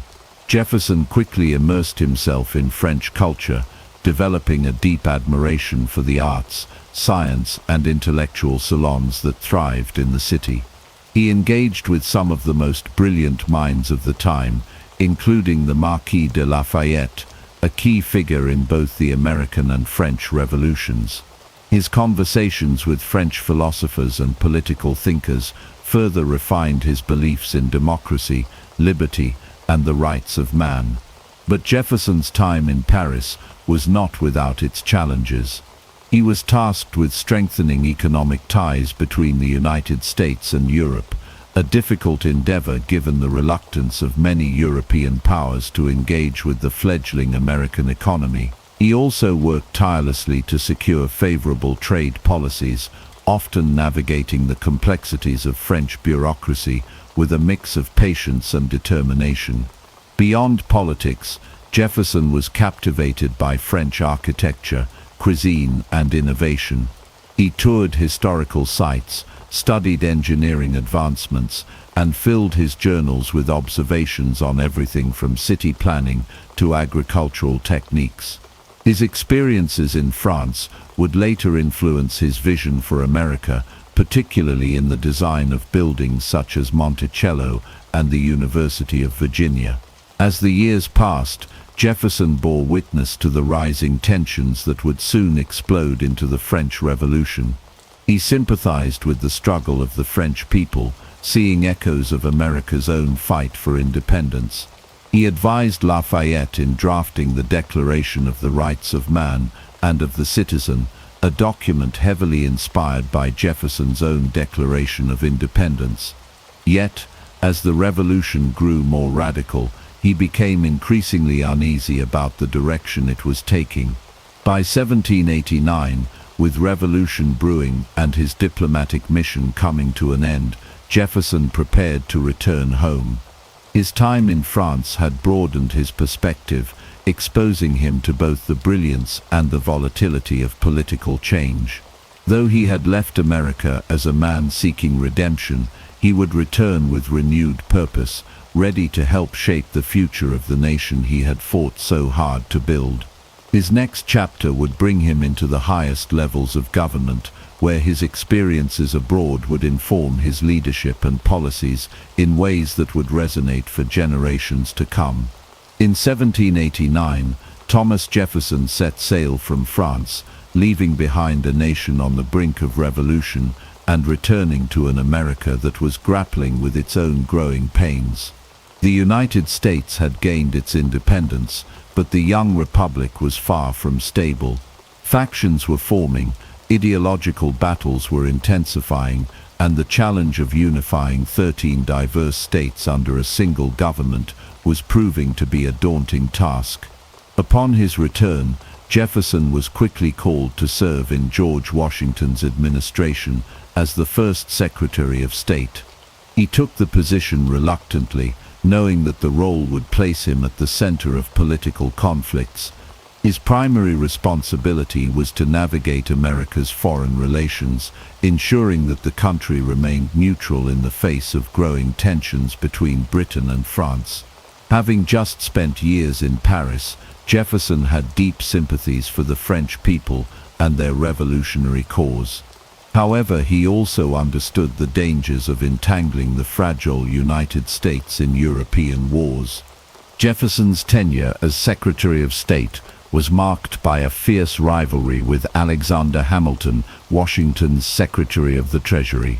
The two men had vastly different visions for the future of the United States. Hamilton championed a strong central government, a national bank, and close ties with Britain. Jefferson, on the other hand, feared that such policies would lead to a system of aristocracy and corruption, undermining the very ideals of the Revolution. He advocated for a more agrarian society, one in which the power rested with the states and the common farmer rather than wealthy elites and bankers. Their disagreements came to define the early political landscape of the country. Hamilton pushed for the federal government to assume state debts and establish a national bank, arguing that it was essential for economic stability. Jefferson saw this as a dangerous overreach of federal power, a scheme that would benefit the wealthy at the expense of ordinary citizens. The debate grew so heated that it nearly fractured Washington's administration, forcing the president to act as a mediator between the two men. One of the most contentious issues during Jefferson's time as Secretary of State was America's stance on the French Revolution. As the revolution in France grew more radical, Jefferson continued to support the French people, believing that their struggle was a continuation of the fight for liberty. Hamilton and other Federalists, however, saw the revolution as dangerous and chaotic, warning that America should distance itself from the bloodshed. When Washington issued the Neutrality Proclamation in 1793, declaring that the United States would not take sides in the conflict between Britain and France, Jefferson was deeply frustrated. He felt that America was betraying its oldest ally, while Hamilton viewed neutrality as a necessary safeguard for the nation's security. The growing political divide between Jefferson and Hamilton ultimately led to the formation of America's first political parties. Hamilton and his supporters became the Federalists, advocating for a strong central government and a commercial economy. Jefferson and his followers became the Democratic Republicans, standing for states' rights and a more decentralized government. The nation was becoming increasingly polarized, and Jefferson found himself at the heart of the battle for its future direction. By 1793, exhausted by the relentless political infighting and disillusioned with Washington's policies, Jefferson resigned as Secretary of State. He retreated to Monticello, hoping to distance himself from the growing tensions in the capital. However, his departure from public office would be short-lived. The ideological battle between Federalists and Democratic Republicans was only beginning, and Jefferson's role in shaping the nation's future was far from over. His time away from government would allow him to reflect, strategize, and prepare for the next chapter of his political journey, one that would ultimately lead him to the highest office in the land. Thomas Jefferson's rivalry with Alexander Hamilton was one of the most defining conflicts in early American politics. Their ideological differences went beyond mere policy debates. They represented two opposing visions for the future of the United States. While Jefferson championed an agrarian republic built on states' rights and individual liberties, Hamilton envisioned a strong central government with a thriving financial system and close ties to commerce and industry. These clashing ideologies led to an intense personal and political battle that shaped the nation's trajectory. The animosity between the two men had its roots in Washington's cabinet, where Jefferson served as Secretary of State and Hamilton as Secretary of the Treasury. Their first major conflict arose over Hamilton's plan to establish a national bank. Hamilton argued that a centralized financial institution was necessary for stabilizing the economy and strengthening federal authority. Jefferson, however, saw it as an unconstitutional overreach that would concentrate power in the hands of elites at the expense of ordinary citizens. The debate over the bank was fierce, with Jefferson warning that such measures would lead to tyranny and corruption. Another major point of contention was America's foreign policy. Jefferson, having served as a diplomat in France, was deeply sympathetic to the French Revolution and saw it as a continuation of the struggle for liberty. Hamilton, on the other hand, viewed the revolution's increasing radicalism with horror and advocated for stronger ties with Britain instead. When Washington issued the Neutrality Proclamation in 1793, Jefferson was furious, seeing it as a betrayal of the alliance with France, while Hamilton believed neutrality was essential to protect the fragile young republic. Their rivalry extended beyond policy disputes and took on a deeply personal nature. Hamilton and his Federalist allies often painted Jefferson as a dangerous radical, accusing him of sympathizing with anarchists and being too idealistic to govern effectively. Jefferson's supporters in turn portrayed Hamilton as a monarchist who sought to undermine the republic and establish a system of financial control that would benefit the wealthy at the expense of the common people. The conflict reached new heights in the mid-1790s when Jefferson's allies, particularly newspaper editor Philip Freneau, launched relentless attacks against Hamilton in the press. Hamilton retaliated with his own scathing responses, and the political landscape became increasingly divided. This period saw the formation of America's first political parties, the Federalists, led by Hamilton, and the Democratic Republicans, led by Jefferson. The growing partisanship created a volatile atmosphere, with each side viewing the other as an existential threat to the Republic. Despite Washington's efforts to maintain unity, the hostility between Jefferson and Hamilton only intensified. Their rivalry culminated in the election of 1796, where Jefferson ran against John Adams, a Federalist, for the presidency. Though Adams won, Jefferson became vice president, setting the stage for even greater conflicts in the years to come. As the nation moved closer to another political showdown, it became clear that the struggle between these two titans would not only define their legacies, but also shape the very foundation of American democracy. The election of 1800 was one of the most contentious and pivotal moments in American history, marking a turning point in the nation's political landscape. Thomas Jefferson and John Adams, once allies in the Revolution, had become bitter political rivals, representing two vastly different visions for the United States.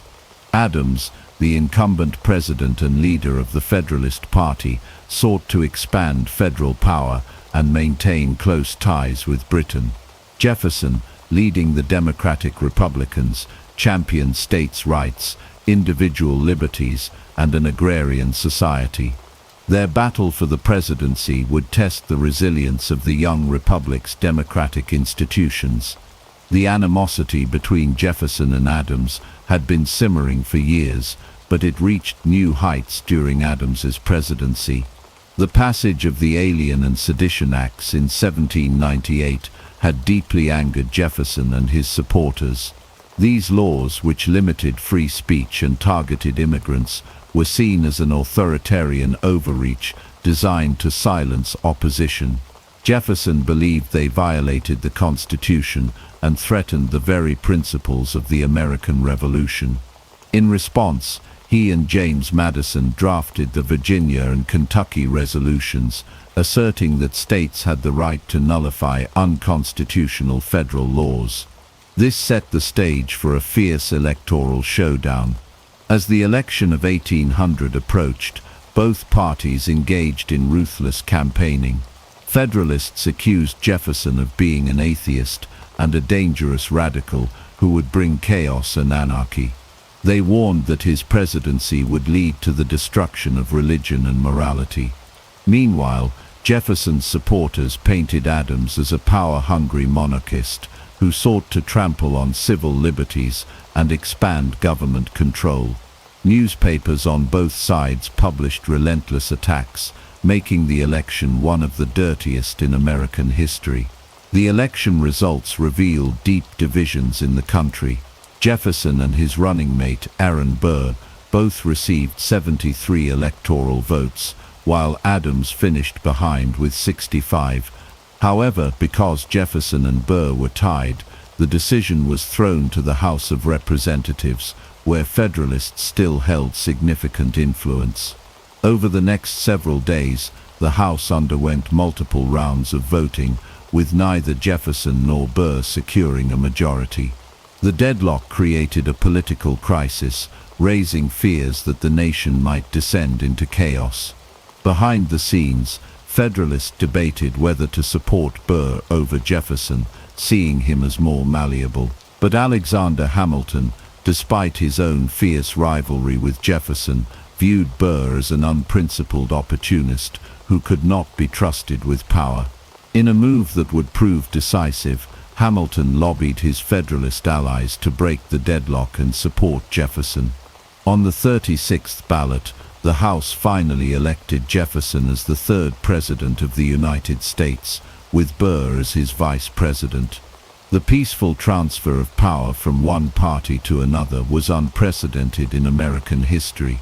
Jefferson referred to it as the Revolution of 1800, emphasizing that power had changed hands, not through violence, but through the will of the people.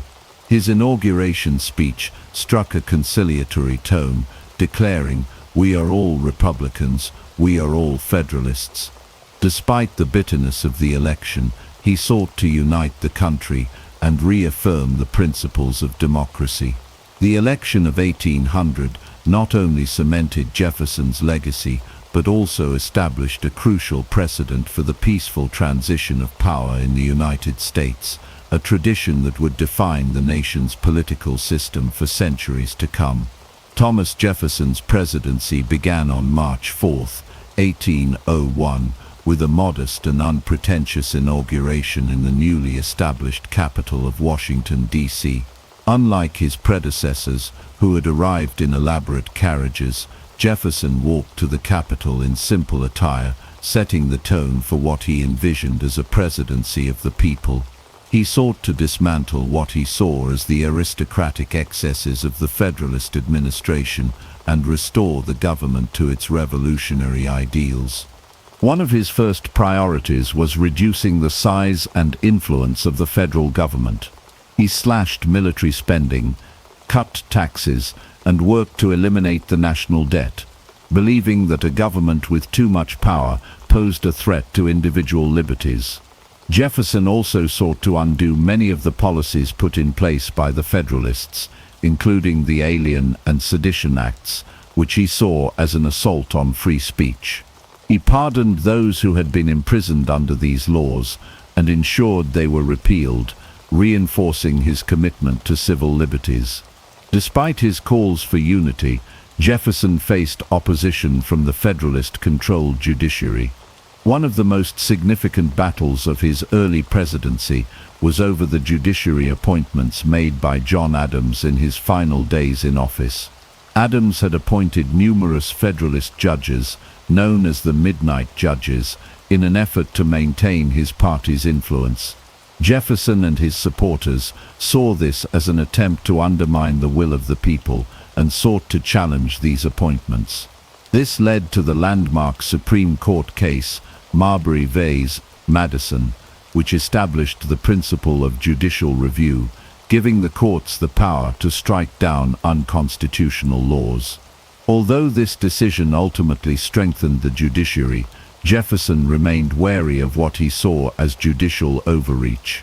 One of the defining moments of Jefferson's first term was the Louisiana Purchase in 1803. Napoleon Bonaparte, embroiled in European wars, was eager to sell France's North American territory, and Jefferson seized the opportunity. For $15 million, the United States acquired a vast expanse of land, doubling the nation's size overnight.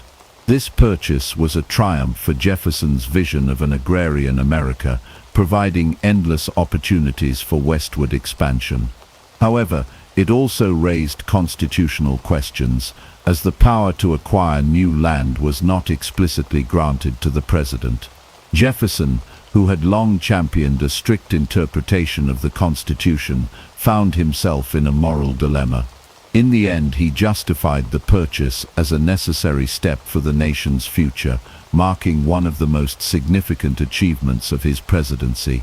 To explore this new territory, Jefferson commissioned the Lewis and Clark expedition, led by Meriwether Lewis and William Clark.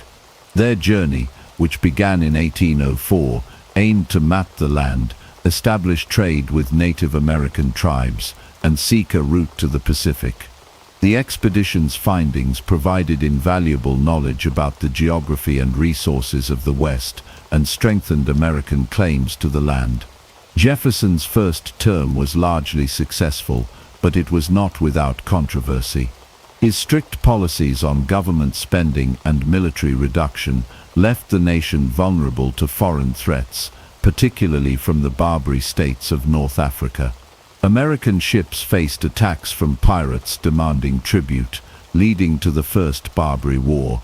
Jefferson, reluctant to engage in military conflicts, eventually authorized naval action, demonstrating that he was willing to use force when necessary to protect American interests. By the end of his first term, Jefferson had reshaped the presidency, proving that a leader could govern with simplicity and a focus on the people's interests. His policies had expanded the nation, reduced government overreach, and reinforced democratic ideals. As the election of 1804 approached, he remained popular, but challenges loomed on the horizon, both at home and abroad. The Louisiana Purchase stands as one of the most significant and consequential land deals in American history. When Thomas Jefferson assumed the presidency, the western frontier remained a vast and largely unknown expanse, controlled by European powers. At the heart of this territory was the Louisiana region, a massive swath of land stretching from the Mississippi River to the Rocky Mountains.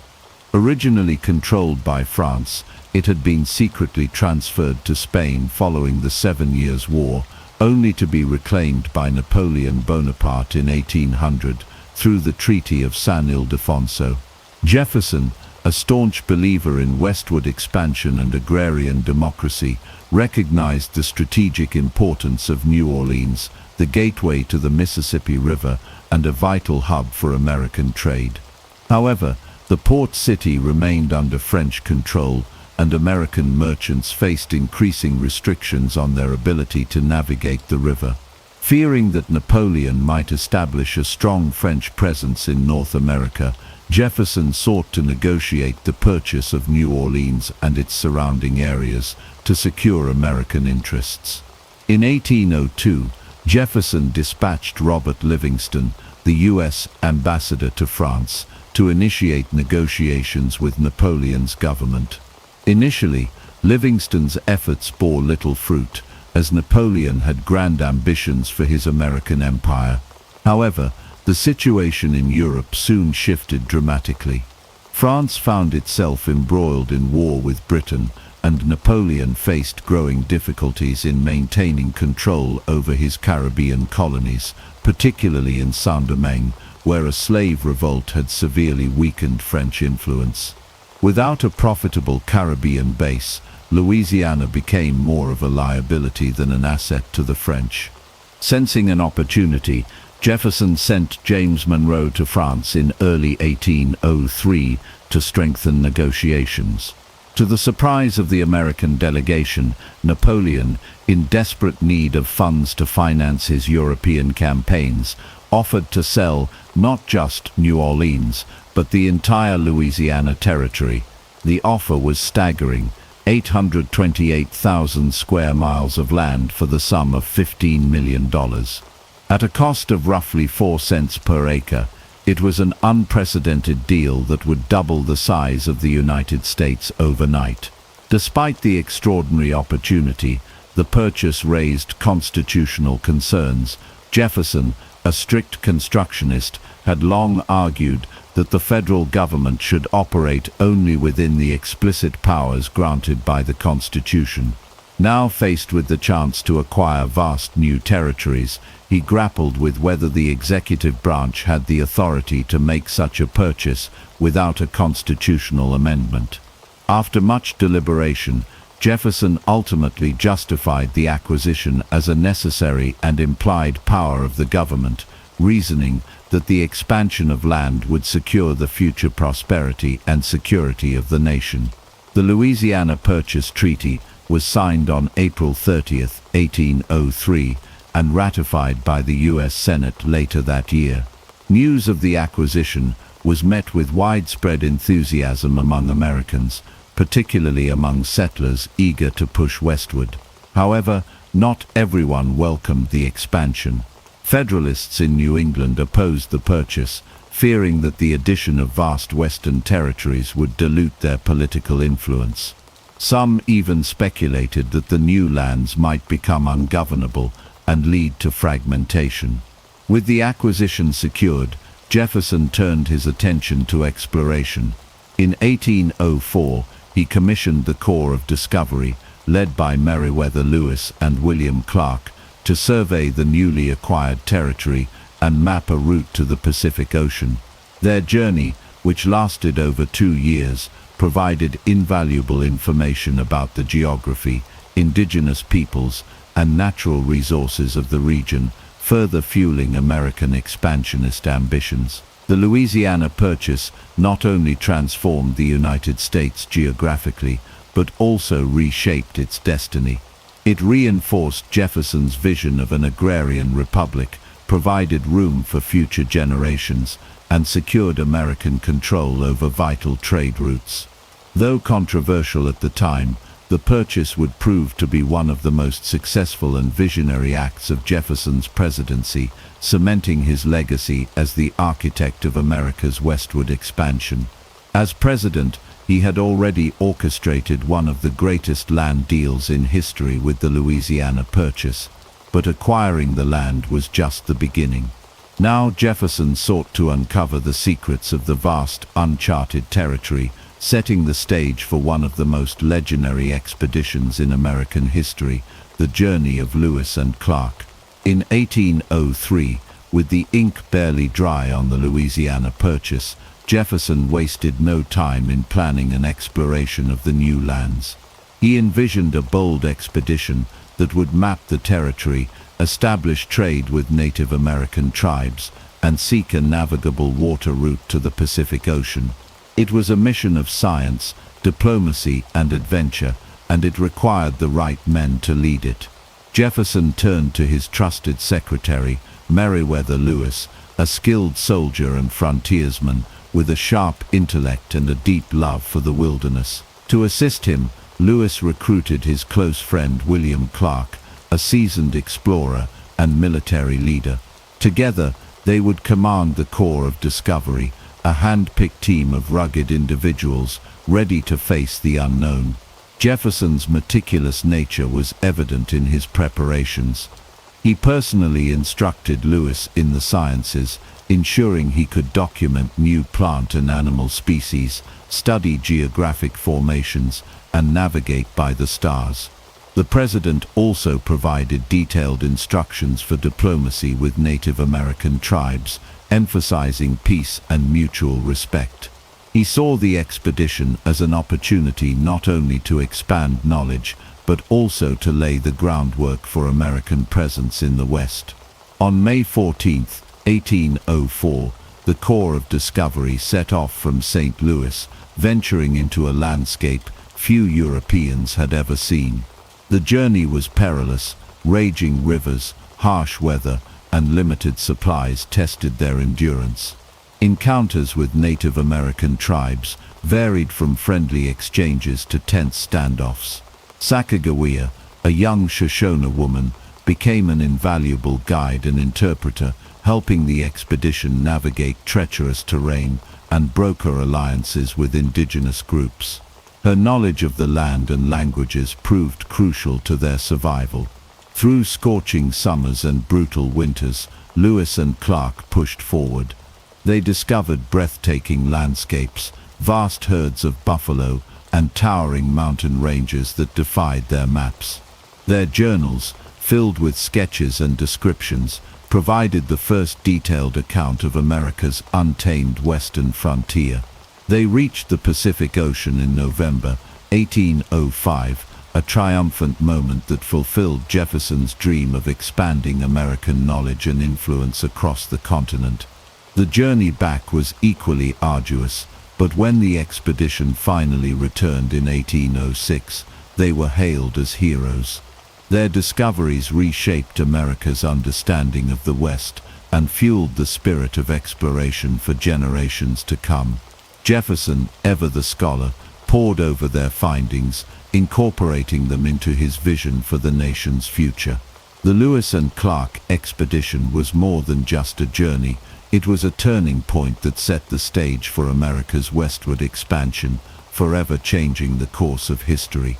As Thomas Jefferson entered his second term as president in 1805, he found himself navigating a storm of political turmoil, international conflict, and domestic conspiracies that threatened to shake the very foundation of his administration. What had begun as a presidency marked by expansion and progress was now under siege by forces both seen and unseen.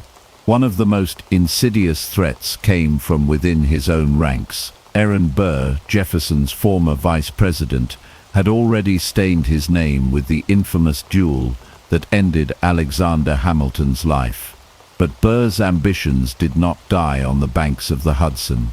As whispers of treason grew louder, Jefferson received intelligence that Burr was plotting something far greater, an attempt to carve out his own empire in the Western Territories, potentially seizing land from Spanish-held territories, or even attempting to break apart the young United States. Determined to protect the Union, Jefferson authorized an intense investigation into Burr's actions. In 1807, Burr was arrested and put on trial for treason. The trial, presided over by Chief Justice John Marshall, became one of the most dramatic courtroom battles in American history. Jefferson, deeply invested in the outcome, clashed with Marshall, who ultimately ruled that there was insufficient evidence to convict Burr. Though acquitted, Burr's political career was in ruins, and Jefferson's distrust of the judiciary only deepened. Beyond domestic conspiracies, Jefferson's second term was also plagued by escalating tensions with Britain and France. The Napoleonic Wars had thrown Europe into chaos, and American merchants found themselves caught in the crossfire. British warships routinely stopped American vessels, impressing sailors into the Royal Navy, an act Jefferson and the American public viewed as a grave insult to national sovereignty. The situation reached a boiling point in 1807 when the British frigate HMS Leopard attacked the USS Chesapeake just off the coast of Virginia, killing and wounding American sailors in an act of blatant aggression. Jefferson's response was swift but controversial. Instead of war, he chose economic warfare, pushing through the Embargo Act of 1807, which prohibited American ships from trading with foreign nations. He believed that by cutting off trade, Britain and France would be forced to respect American neutrality. However, the embargo backfired disastrously. Instead of crippling foreign economies, it devastated American merchants, especially in New England, where commerce was the lifeblood of the economy. Smuggling skyrocketed, opposition to Jefferson's policies grew fiercer, and even some of his staunchest supporters began to question his leadership. As his presidency neared its end, Jefferson faced mounting criticism and personal attacks. The idealism that had marked his first term was now overshadowed by the harsh realities of governance. Though he remained committed to his vision of a self-sufficient agrarian America, he could not ignore the divisions forming within the nation. In 1809, as his second term concluded, Jefferson chose to step away from the presidency, retreating to Monticello, where he hoped to spend his remaining years focused on intellectual pursuits and the education of future generations. Despite the turbulence of his second term, Jefferson's legacy remained intact. His belief in the power of the people, his commitment to exploration and expansion, and his role in shaping the young nation ensured his place as one of the most influential figures in American history. But the threats he faced during these years, both from within and beyond, were a sobering reminder that the experiment of American democracy was still fragile, constantly tested by the ambitions of men and the shifting tides of global conflict. As Thomas Jefferson's presidency neared its conclusion, one decision came to define his second term more than any other: the Embargo Act of 1807. It was meant to be a strategic move, an assertion of American sovereignty without resorting to war. Instead, it became one of the most disastrous economic policies in the young nation's history, leaving merchants bankrupt, sailors unemployed, and entire industries in ruins. The origins of the embargo lay in the Napoleonic Wars that raged across Europe. Britain and France, locked in bitter conflict, had little regard for American neutrality. The British Royal Navy, desperate for manpower, routinely stopped American ships, seizing cargo and forcing American sailors into service under the Union Jack. This practice, known as impressment, enraged Jefferson and the American public, who saw it as an affront to national dignity. Meanwhile, France, under Napoleon, imposed its own restrictions, capturing American ships that traded with Britain. The seas had become a battleground, and American commerce was caught in the middle. Jefferson, ever the strategist, sought a solution that would avoid military conflict while asserting American independence. He believed that economic pressure, rather than war, would force Britain and France to respect American neutrality. His answer was the Embargo Act, a sweeping law that effectively shut down all American trade with foreign nations. No ships could leave U.S. ports for overseas markets, and foreign vessels were barred from exporting American goods. Jefferson and his supporters believed that Britain and France, reliant on American agricultural exports, would quickly feel the sting and be forced to negotiate. Instead, the act's most immediate casualties were Americans themselves. The northeastern states, whose economies were built on shipping and international trade, were hit hardest. Ports that once bustled with commerce fell silent, ships rotted in harbors, and businesses collapsed. Farmers, unable to sell their crops abroad, faced financial ruin.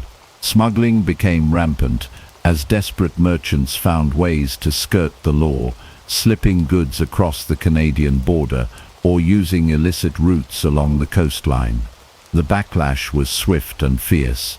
Political opponents, especially the Federalists, decried the embargo as an overreach of executive power. Newspapers attacked Jefferson relentlessly, portraying him as a tyrant who had sacrificed the nation's economy for a doomed policy. Even members of his own party began to waver. Enforcing the embargo proved nearly impossible, and as resistance grew, the government resorted to increasingly strict measures, further alienating the public. By 1809, it was clear that the embargo had failed. Britain and France had not been crippled as Jefferson had hoped. Instead, they found other sources for goods, while American businesses crumbled. Facing mounting pressure, Congress repealed the embargo just days before Jefferson left office. It was a bitter end to his presidency, a stark contrast to the triumphs of his first term. Though Jefferson remained convinced that the embargo had been a principled stand against foreign aggression, history would judge it as one of his greatest missteps. It highlighted the limits of economic warfare and underscored the challenges of maintaining neutrality in a world dominated by European conflicts. For the American people, It was a painful lesson in the consequences of isolationism, one that would not be forgotten as the nation moved forward into an uncertain future.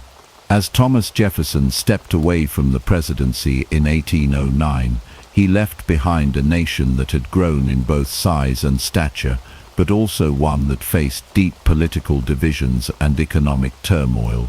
His second term had been marred by the failure of the Embargo Act, yet Jefferson himself remained steadfast in his belief that his policies had been necessary to protect American sovereignty.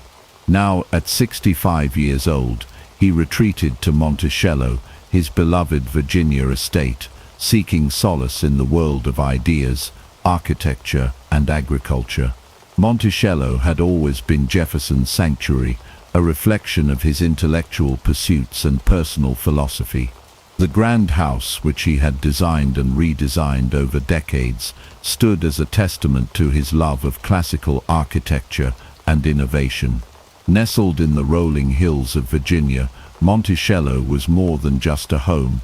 It was an experimental farm, a working plantation, and a laboratory for his endless curiosity. In the years following his presidency, Jefferson immersed himself in agriculture, scientific experimentation, and philosophical study. He maintained an extensive correspondence with former allies and rivals alike, offering his insights on governance, liberty, and the future of the Republic. Though officially retired from public life, his influence remained vast. His letters to John Adams, once his fiercest political adversary, evolved into some of the most profound philosophical exchanges in American history.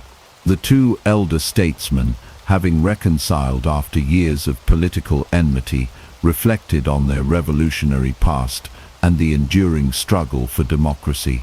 Despite his intellectual pursuits, Jefferson's post-presidency was not without hardship.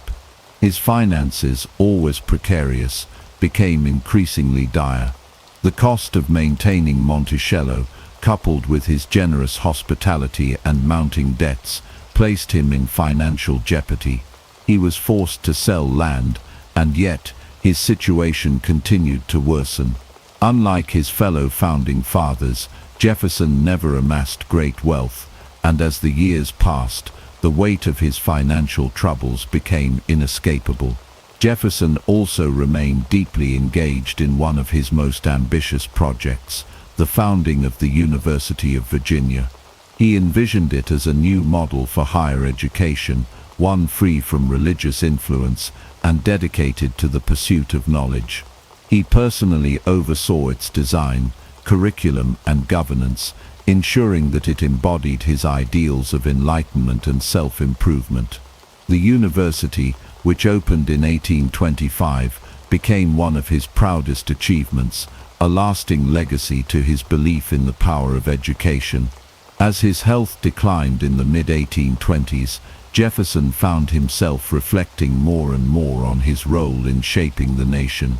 He took great pride in his authorship of the Declaration of Independence, his advocacy for religious freedom, and his contributions to American governance.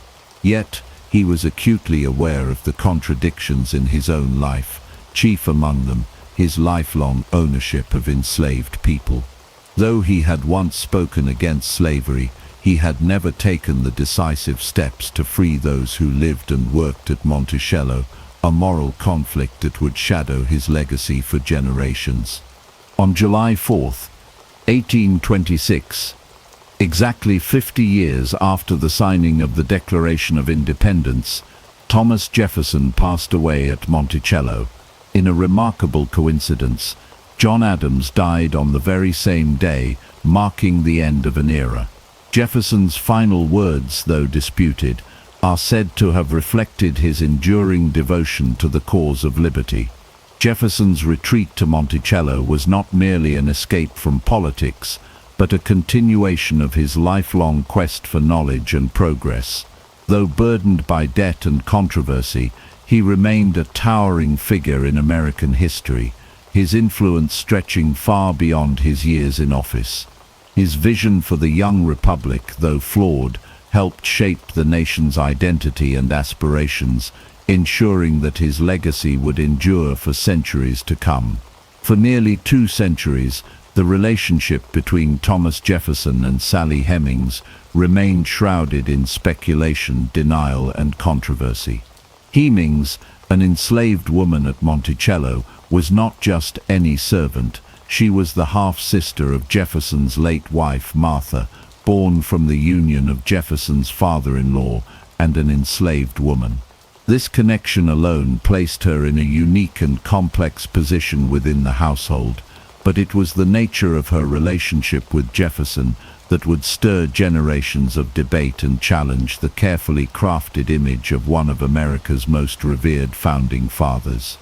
The earliest whispers of Jefferson's alleged secret life began during his presidency, when journalist James Callender published accusations that he had fathered children with one of his slaves. At the time, Jefferson's political enemies seized upon the claims, while his supporters dismissed them as slander. Without definitive proof, the allegations faded into rumor, lingering at the edges of his otherwise towering legacy. But within the walls of Monticello, the truth was far more complicated than any political pamphlet could capture. Hemings had accompanied Jefferson to Paris when he served as a diplomat in the 1780s. There she was exposed to the ideals of liberty and revolution, ideas that she could never fully claim for herself.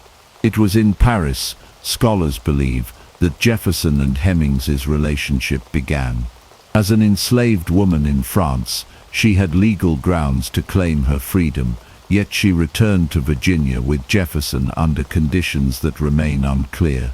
Some accounts suggest that she negotiated her return on the promise that her future children would be freed, though no written agreement exists to confirm this. What is known is that Hemings gave birth to several children, and oral histories passed down through her descendants consistently identified Jefferson as their father. The children were granted special privileges not afforded to other enslaved individuals at Monticello. They were trained in skilled trades, allowed to work for wages, and eventually freed when they came of age. This treatment, while still within the constraints of enslavement, suggested a unique and deeply personal connection between Jefferson and the Hemings family. Some of Hemings' children even bore a striking resemblance to Jefferson, further fueling speculation that he was indeed their father. For decades, historians debated the veracity of these claims, some insisting that it was one of Jefferson's nephews who fathered the Hemings' children. However, in 1998, DNA testing confirmed a genetic link between Jefferson and Hemings's descendants, reigniting the discussion and forcing many to confront an uncomfortable truth. The revelation shattered the long-standing denials that had persisted for generations and reshaped the way historians viewed Jefferson's legacy. Jefferson himself never publicly acknowledged the relationship, and no direct written evidence from him on the matter exists. His silence left a void that historians have attempted to fill with letters, records, and testimonies from those who lived at Monticello. What emerges from these fragments is a story of power, secrecy, and the contradictions of a man who championed liberty while denying it to those within his own household. The complexities of his relationship with Hemings challenge the simplistic narrative of Jefferson as merely a visionary statesman. Instead, they reveal a deeply flawed individual whose personal life was marked by the same moral conflicts that shaped the young nation he helped build. The story of Sally Hemings and Thomas Jefferson forces a reckoning with the realities of slavery and the hypocrisies embedded in the very foundations of the American Republic.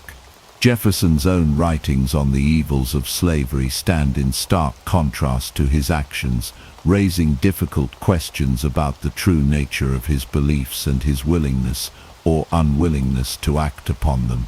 His words in the Declaration of Independence inspired revolutions, yet his personal life revealed the stark hypocrisy of a man who owned over 600 enslaved individuals in his lifetime.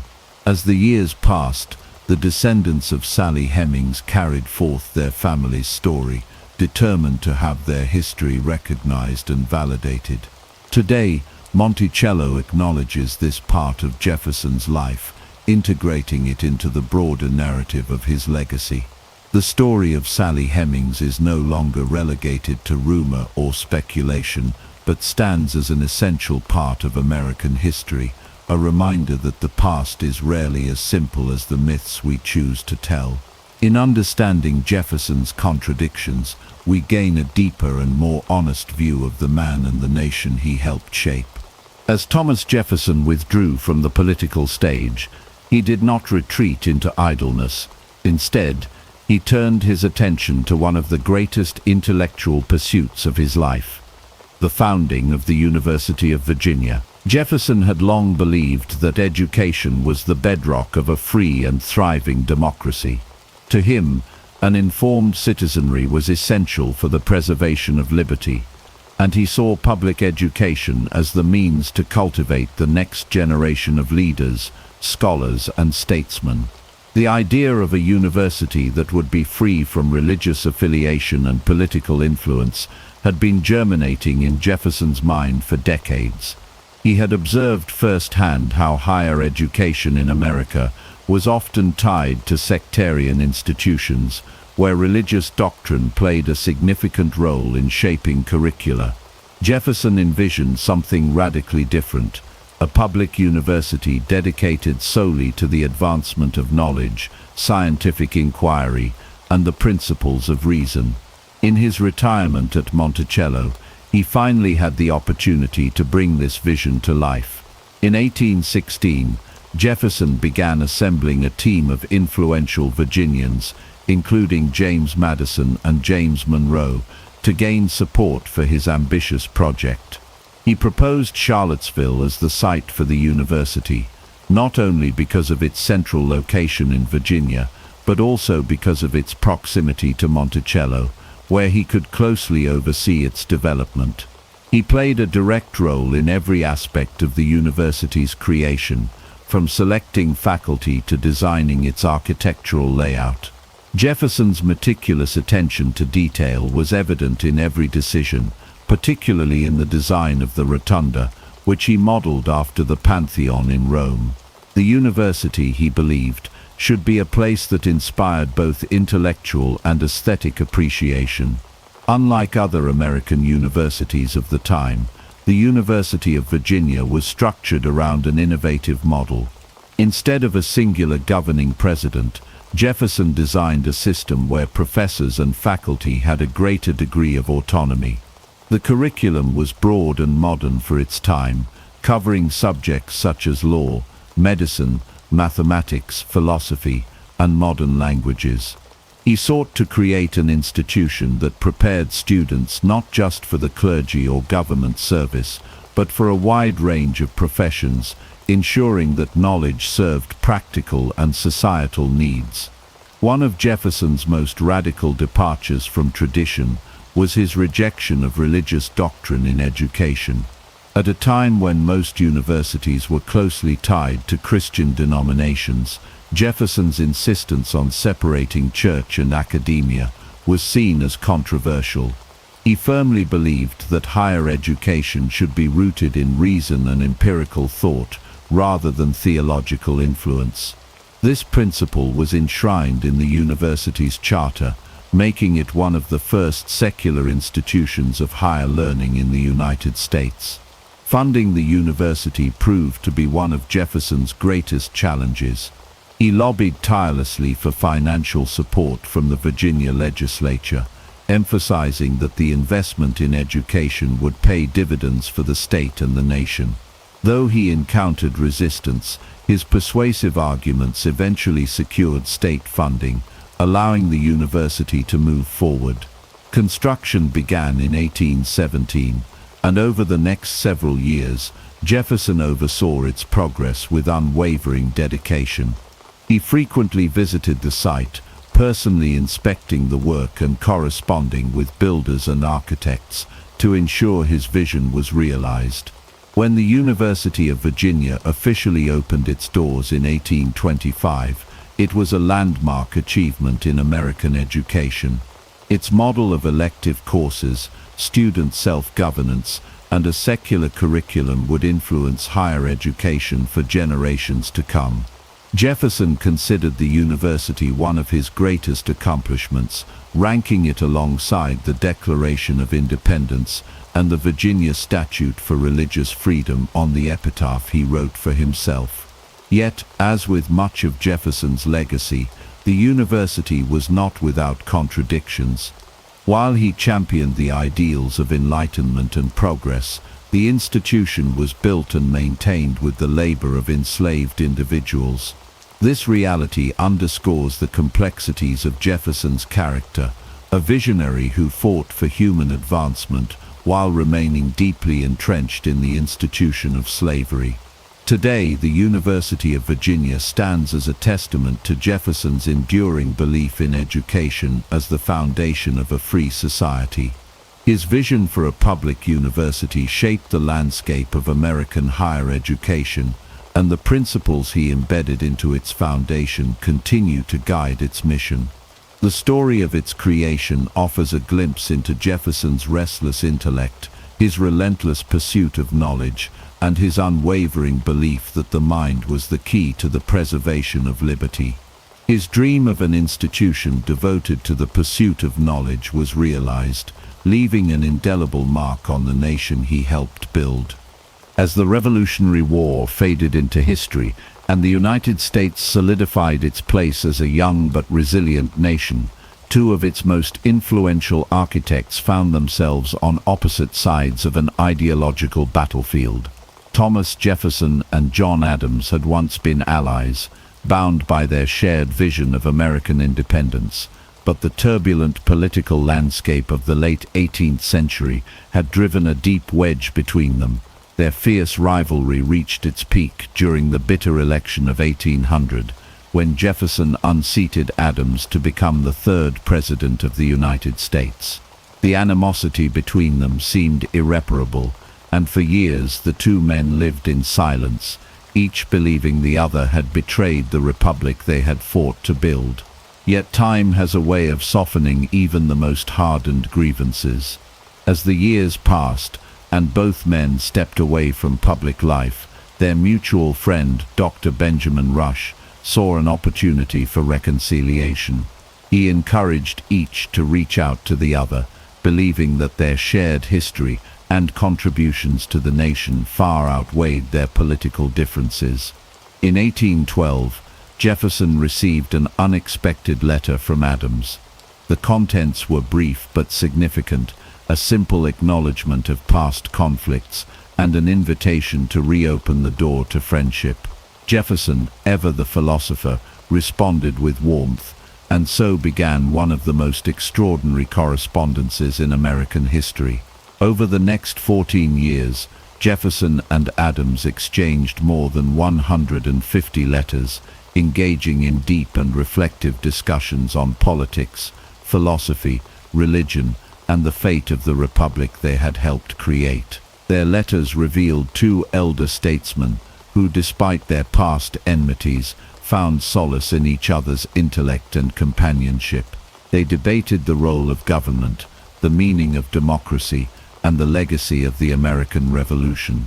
Adams, always pragmatic, often challenged Jefferson's idealism, while Jefferson, ever the visionary, pushed Adams to see beyond the immediate challenges of the time.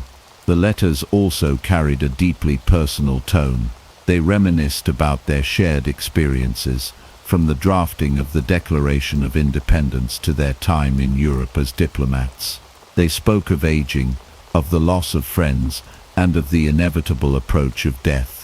What had once been a relationship defined by rivalry transformed into one of mutual respect and understanding, an acknowledgement that despite their differences, they had both played indispensable roles in shaping the nation. Their correspondence continued until the very end of their lives.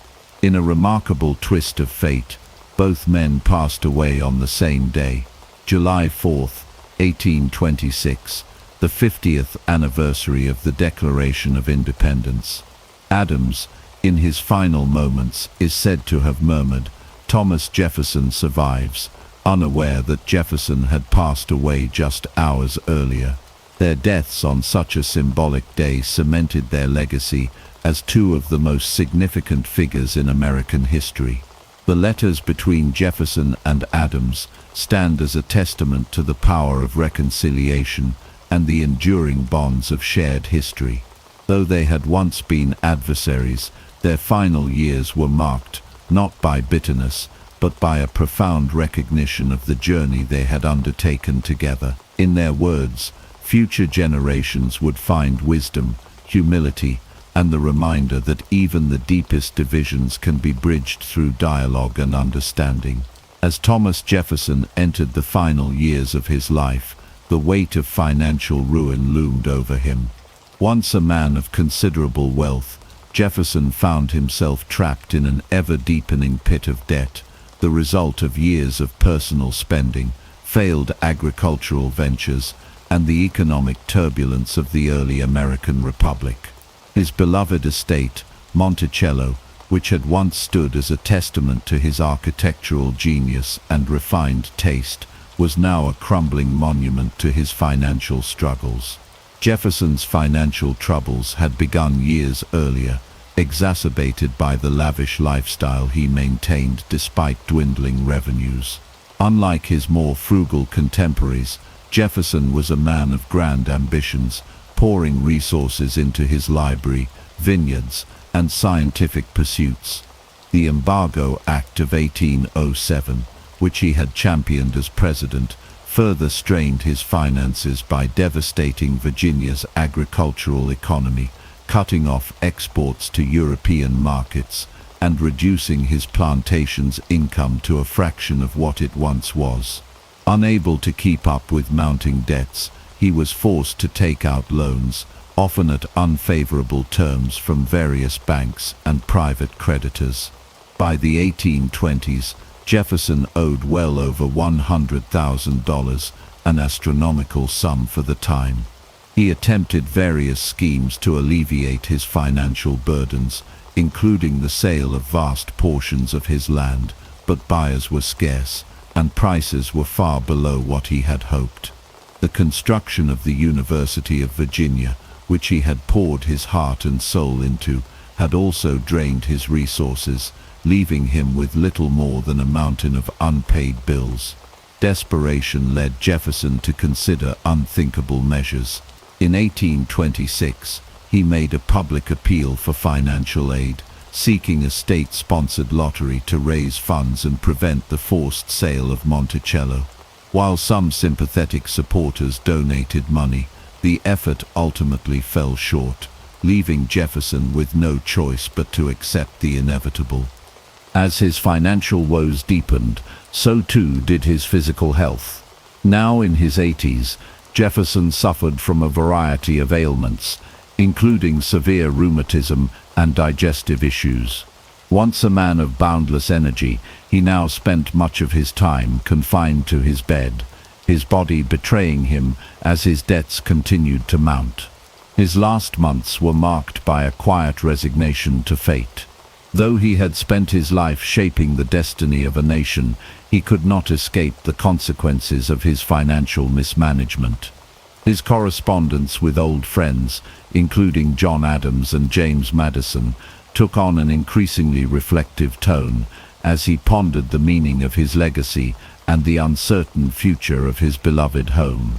On July 4, 1826, the 50th anniversary of the Declaration of Independence, Jefferson passed away at Monticello just hours before John Adams drew his last breath in Massachusetts. His debts remained unpaid, and within a few years Monticello and many of his possessions were sold at auction to settle his creditors. The estate that had once been the pride of one of America's greatest minds was lost, but his contributions to the nation endured. Jefferson's final years serve as a cautionary tale of ambition unchecked by financial prudence. Though he had built a nation, he could not save himself from ruin.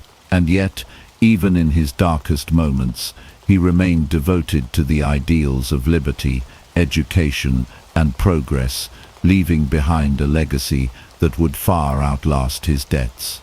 On the morning of July 4th, 1826, Thomas Jefferson lay in his bed at Monticello, his body frail, his breath shallow. The date was significant, the 50th anniversary of the Declaration of Independence, the very document he had crafted with his own hand. He had hoped to live to see the day, and in his final moments, it seemed as though sheer willpower had carried him to this momentous occasion. As the sun rose over Virginia, Jefferson drifted in and out of consciousness, murmuring words that those around him struggled to understand. His mind, once sharp and relentless, now faded between the present and the past. Miles away in Quincy, Massachusetts, another founding father was also on his deathbed.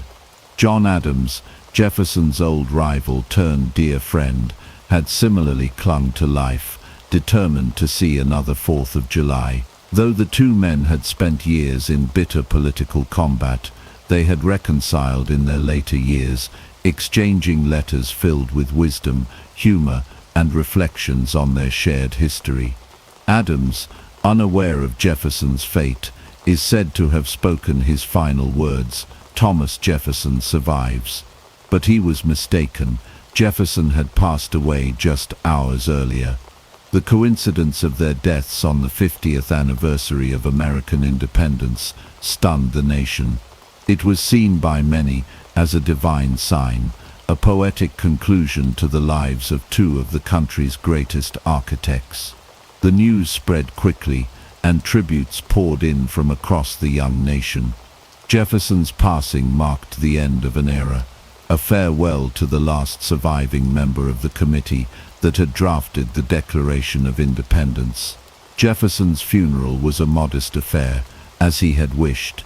A small gathering of family and friends assembled at Monticello to lay him to rest in a simple grave. There was no grand state funeral, no elaborate processions, only the quiet mourning of those who had known him best. His epitaph, which he had written himself, made no mention of his presidency.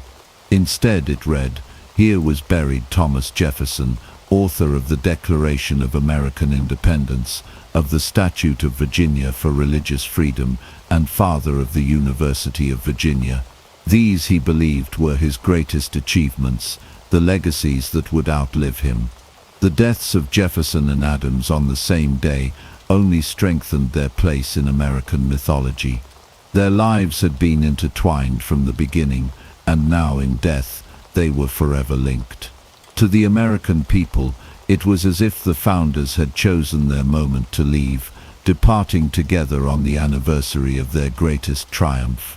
It was a story too perfect to be fiction, a final chapter that cemented their legend. Even in death, Jefferson's influence endured. His vision of America, an educated, free, and democratic republic, continued to shape the nation. The ideals he had fought for lived on, carried forward by new generations who saw in him not just a man, but a symbol of what America could be. Though he had left behind a life filled with contradictions, triumphs and failures, one truth remained: Thomas Jefferson's mark on history would never fade. Thomas Jefferson remains one of the most complex and debated figures in American history. His contributions to the founding of the United States are undeniable. His pen crafted the Declaration of Independence. His vision expanded the nation's borders, and his belief in education led to the founding of the University of Virginia. Yet, for all his achievements, Jefferson's legacy is one of contradictions. He championed liberty while owning slaves. He advocated for limited government, yet expanded executive power, and he spoke of an agrarian utopia while laying the foundations for American industrialization. His words, "All men are created equal," became the rallying cry for freedom movements across the world. Yet the reality of his own life revealed the deep-seated paradoxes of his time. The relationship between Jefferson and Sally Hemings, an enslaved woman at Monticello, remains a subject of intense scrutiny. The revelations of their likely children have reshaped the public's understanding of Jefferson, challenging the carefully crafted image of the philosopher-statesman. Despite these contradictions, Jefferson's influence endures. His vision of an educated and informed citizenry remains a cornerstone of American democracy.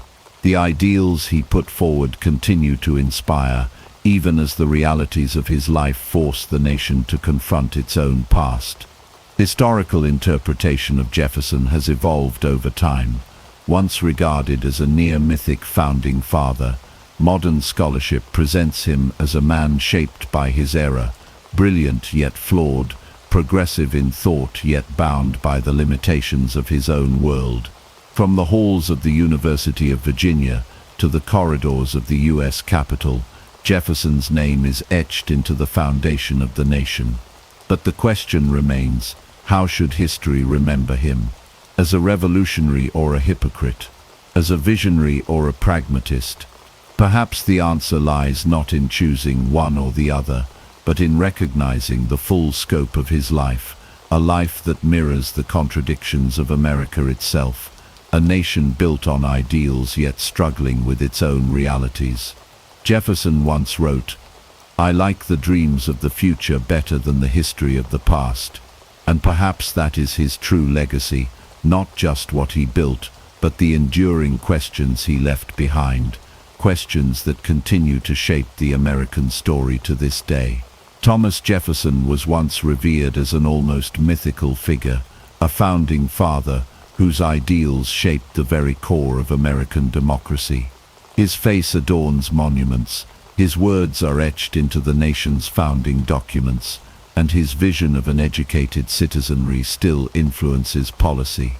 But as history has progressed, the perception of Jefferson has undergone significant scrutiny and transformation. For much of American history, Jefferson was celebrated as the quintessential champion of liberty and self-governance. His contributions to the Declaration of Independence cemented his legacy as a defender of human rights and individual freedoms. His presidency was marked by expansionist policies that doubled the nation's size, and his intellectual pursuits laid the groundwork for future generations. Yet, as historical analysis has evolved, so too has the public discourse surrounding his life and legacy. One of the most contentious aspects of Jefferson's legacy is his relationship with slavery. Though he publicly decried the institution and even took legislative steps to limit its spread, he remained a slave owner throughout his life. Monticello, his grand estate, was built and maintained by the very system he claimed to oppose. The revelation that he likely fathered multiple children with Sally Hemings, one of his enslaved women, has added layers of complexity to his historical image. For many, this contradiction embodies the moral failings of the early American Republic, a nation that proclaimed freedom while denying it to millions. In recent decades, debates over Jefferson's legacy have intensified. Some institutions have reconsidered his place of honor, while others have sought to contextualize his achievements alongside his flaws.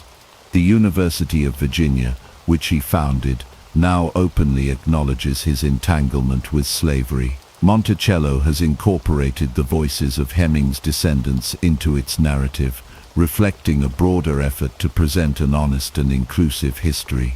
Modern historians wrestle with Jefferson's duality.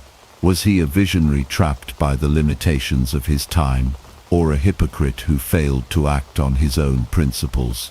Can his contributions to democracy be separated from his personal contradictions? These questions remain at the forefront of discussions about his legacy, shaping how future generations will remember him. Despite the controversy, Jefferson's influence is undeniable. His writings continue to inspire democratic movements worldwide, and his ideas about government, education, and individual rights still resonate. But the shift in how he is remembered serves as a testament to history's ever-evolving nature. where no figure is beyond critical examination, and no legacy is immune to reinterpretation. In the end, Jefferson remains a towering yet deeply flawed figure. His story reflects the promise and contradictions of the American experiment itself, a nation striving for greatness while grappling with its own imperfections. And perhaps that is the most fitting way to remember him, not as an untouchable idol, but as a man whose legacy invites reflection, debate, and an ongoing pursuit of truth. Thomas Jefferson's legacy is as complex as the man himself. He was a visionary who helped forge the principles of democracy, yet a man bound by the contradictions of his time. He authored the Declaration of Independence, proclaiming that all men are created equal, while simultaneously owning slaves.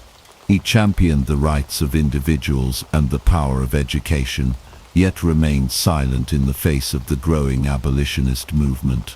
His story is neither one of absolute virtue nor irredeemable flaws. It is one of a deeply human figure whose impact on history cannot be ignored. Jefferson's influence stretches far beyond his presidency. The Louisiana Purchase expanded the United States into an empire of liberty, and his vision for westward expansion helped shape the nation's destiny. His commitment to education culminated in the founding of the University of Virginia, a lasting testament to his belief in the power of knowledge. His writings continue to inspire debates on government, individual rights, and the role of democracy. Yet, modern historians no longer shy away from the darker aspects of his life. His relationship with Sally Hemings, a woman he enslaved, is now widely acknowledged as historical fact. His financial mismanagement left him in deep debt at the time of his death, a stark contrast to the image of a prosperous statesman. His policies, while forward-thinking in many ways, also carried unintended consequences, including economic hardship caused by the Embargo Act of 1807.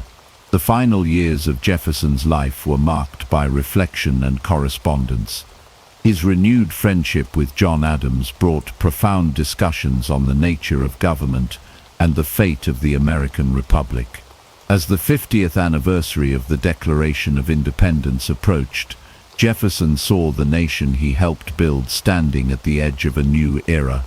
On July 4, 1826, both he and Adams passed away, their deaths forever intertwined with the birth of American independence. Jefferson's legacy has been debated, dissected, and redefined over time. To some, he remains an icon of liberty and democracy.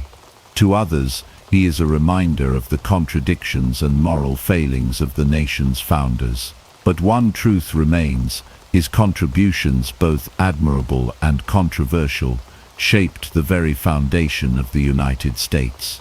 The story of Thomas Jefferson is not a simple one, and it should not be told as such.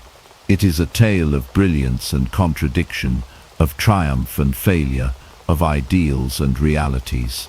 In the end, Jefferson was not merely a symbol, he was a man, and like all men, he left behind a legacy open to interpretation, criticism, and reflection. Perhaps that is the most fitting conclusion to his story, a legacy that demands to be examined, not blindly revered. The so-called Dark Ages were anything but dark. While there were certainly challenges, the medieval period was also a time of remarkable progress, artistic achievement, and groundbreaking innovation. The idea that civilization stood still for a millennium is one of the greatest historical misconceptions. Many of the foundations for modern science, art, and governance were laid during this time. Cities flourished, trade expanded, and knowledge was not only preserved but actively developed. The reality is that medieval Europe was a dynamic, ever-evolving society, shaped by invention, cultural exchange, and intellectual curiosity. One of the biggest myths is that medieval people were wholly ignorant of science and reason. In reality, Medieval scholars made astonishing advancements in various fields. Universities began to emerge across Europe, creating intellectual hubs where subjects like medicine, mathematics, and astronomy were studied. The medieval period saw the rise of thinkers like Thomas Aquinas, who sought to reconcile reason with faith, and Roger Bacon, who emphasized empirical observation centuries before the scientific revolution. The Islamic Golden Age played a significant role in preserving and enhancing classical knowledge, which was later reintroduced to Europe, inspiring further progress in philosophy, medicine, and engineering. Art and architecture also flourished in ways that still inspire awe today. The construction of towering cathedrals, such as Notre Dame and Chartres, required an advanced understanding of engineering and design. These structures, with their intricate stained glass windows and gravity-defying spires, were not merely places of worship, but symbols of human ingenuity and artistic ambition.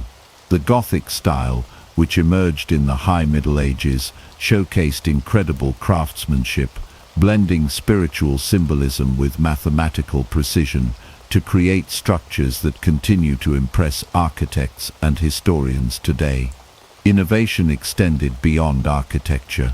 The medieval period saw the invention of the mechanical clock, the development of eyeglasses, and improvements in agricultural techniques that increased food production.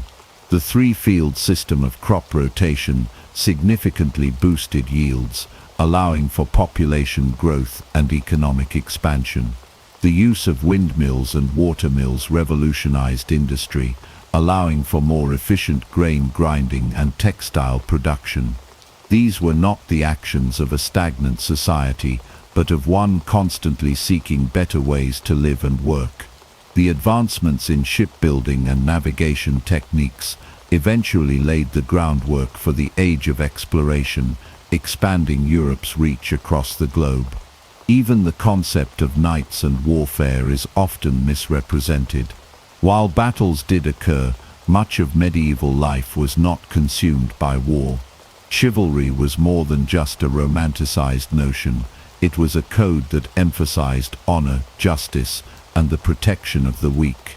Knights were not just warriors, they were also patrons of the arts and scholars in their own right. Tournaments and jousting competitions, while dangerous, were more about prestige and spectacle than actual military conflict. Furthermore, medieval warfare was not constant. Extended periods of peace allowed for trade, education, and cultural growth to flourish. Trade networks expanded during this period, connecting Europe to the Middle East, North Africa, and even Asia. The Silk Road facilitated the exchange of goods, ideas, and technologies, bringing innovations such as paper, printing, and advanced medical knowledge to Europe. Cities such as Venice and Constantinople became centers of commerce where goods, ideas, and cultures intermingled. The establishment of guilds provided economic stability and training for craftsmen, helping to create a skilled workforce that fueled further economic growth. The rise of banking institutions in cities like Florence and Bruges laid the foundation for modern finance, demonstrating that medieval economies were far more complex than often assumed.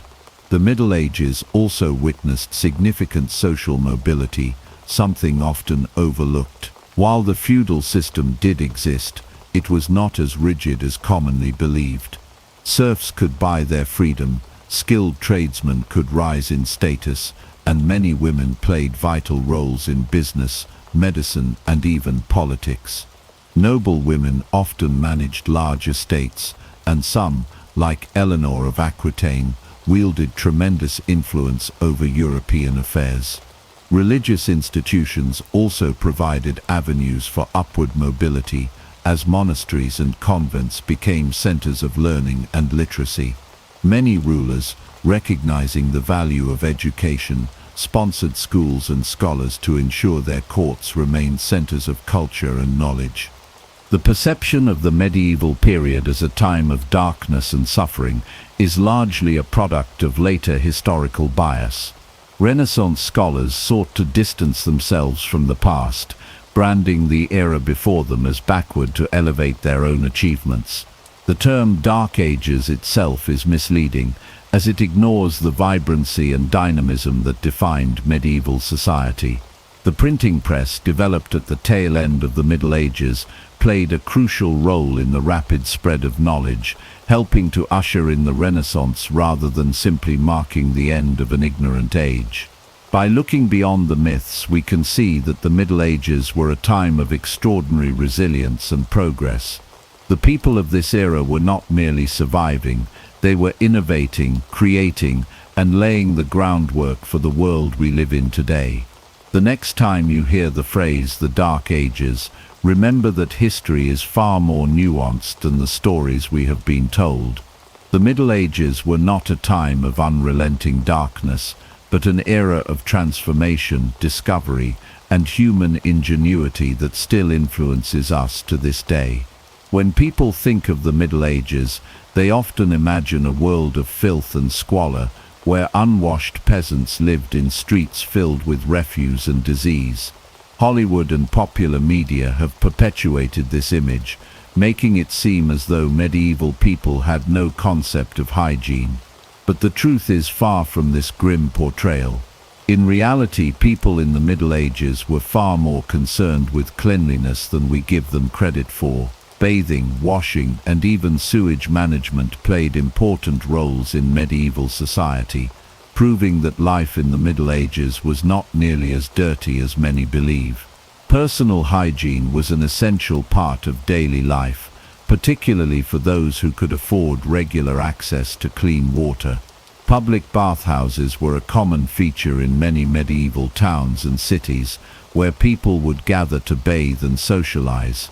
In fact, medieval Europeans inherited a love for bathing from the Romans, whose bathhouse traditions continued well into the Middle Ages.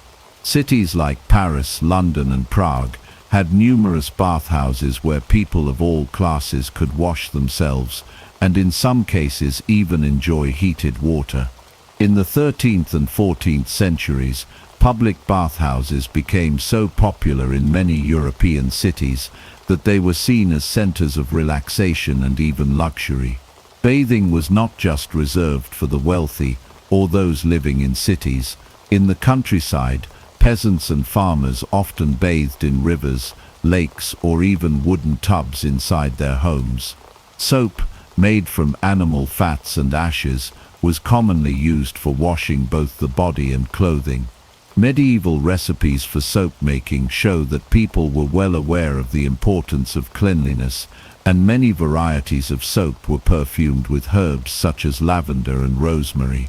Monasteries, which served as centers of knowledge and daily life, encouraged hygiene among their monks and often had dedicated washing areas. Some even required their members to bathe at least once a week, which compared to some later historical periods was quite frequent. Beyond personal hygiene, medieval societies also made efforts to maintain the cleanliness of their cities and towns. Many medieval cities had rudimentary sewage systems, with waste being channeled away through drainage ditches or underground pipes. In some places, regulations were even put in place to ensure waste was properly disposed of, and streets were kept clean. London, for example, passed laws in the 14th century to remove waste from the streets and prevent contamination of drinking water sources. While these measures may not have been as advanced as modern sanitation systems, they demonstrate a clear awareness of the importance of cleanliness and public health. Tooth care was another aspect of hygiene that medieval people took seriously. While they didn't have modern toothpaste, they used a variety of herbal remedies to clean their teeth and freshen their breath. Some of these included rubbing salt or ashes on their teeth, or using herbal mouth rinses made from mint or sage. Wealthier individuals sometimes used primitive toothbrushes made from animal hair or frayed twigs to scrub their teeth. There are even records of medieval people using chew sticks, a practice that continues in some cultures to this day. The idea that medieval people simply accepted filth as a part of life is a modern misconception. While they certainly didn't have access to the same level of sanitation and medical knowledge as we do today, they made significant efforts to stay clean. Bathing, washing clothes, and maintaining public hygiene were all considered important aspects of daily life. The belief that medieval society was inherently dirty comes largely from later time periods, particularly the early modern era, when bathing became less common due to misguided fears that water spread disease. In contrast, medieval people often embraced bathing and cleanliness as a way of life. The next time you see a medieval movie depicting peasants covered in dirt and filth, remember that history tells a different story. People in the Middle Ages valued cleanliness, enjoyed regular baths, and made efforts to maintain the hygiene of their communities. Far from being a time of squalor, the medieval period was one where hygiene was an important part of life, even if it looked different from the standards we have today. Medieval medicine is often dismissed as primitive, filled with superstition and ineffective treatments. While it is true that medieval medical practices were not as advanced as modern medicine, they were far more sophisticated than many people realize. Physicians, surgeons, and apothecaries relied on centuries of accumulated knowledge, drawing from ancient Greek, Roman, and Islamic sources. Universities taught medical students through structured curricula, and hospitals provided care for the sick in ways that laid the foundation for modern medical institutions. One of the most surprising aspects of medieval medicine is surgery. While it is often assumed that surgical procedures were nothing more than crude amputations performed without anesthesia, the reality is more complex.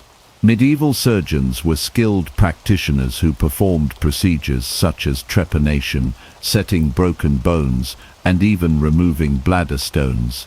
Texts like the Practica Chirurgiae by Roger Frugadi and Chirurgia Magna by Guy de Chauliac provided detailed surgical techniques and emphasized the importance of cleanliness. While anesthesia, as we know it, did not exist, medieval doctors used herbal sedatives such as opium, mandrake, and hemlock to dull pain.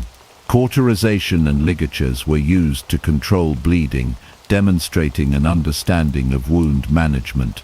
Some surgical procedures, such as cataract removal, were carried out with surprising precision using fine tools and careful techniques. Surgeons also understood the importance of post-operative care, using wound dressings soaked in wine or honey to prevent infection. Herbal medicine played a crucial role in medieval healthcare. Monasteries served as centers of medical knowledge, where monks cultivated medicinal plants and recorded their uses in detailed manuscripts. Texts such as the Herbarium of Apuleius and the Physica by Hildegard of Bingen catalogued the properties of various herbs. Remedies included garlic for infections, willow bark for pain relief, and honey for wound healing. While some treatments were ineffective or based on superstition, many herbal remedies had real medicinal value and are still used in some forms today. Physicians also recognized the importance of diet and lifestyle in maintaining health. Medieval medical texts emphasized the benefits of balanced nutrition, fresh air, and moderate exercise in preventing illness. Many doctors prescribed specific foods and herbal teas to treat ailments, showing an early understanding of nutrition's role in health. The establishment of hospitals in the medieval period marked a significant step toward organized health care. Contrary to the belief that the sick were simply abandoned, hospitals were built across Europe to care for the ill and needy.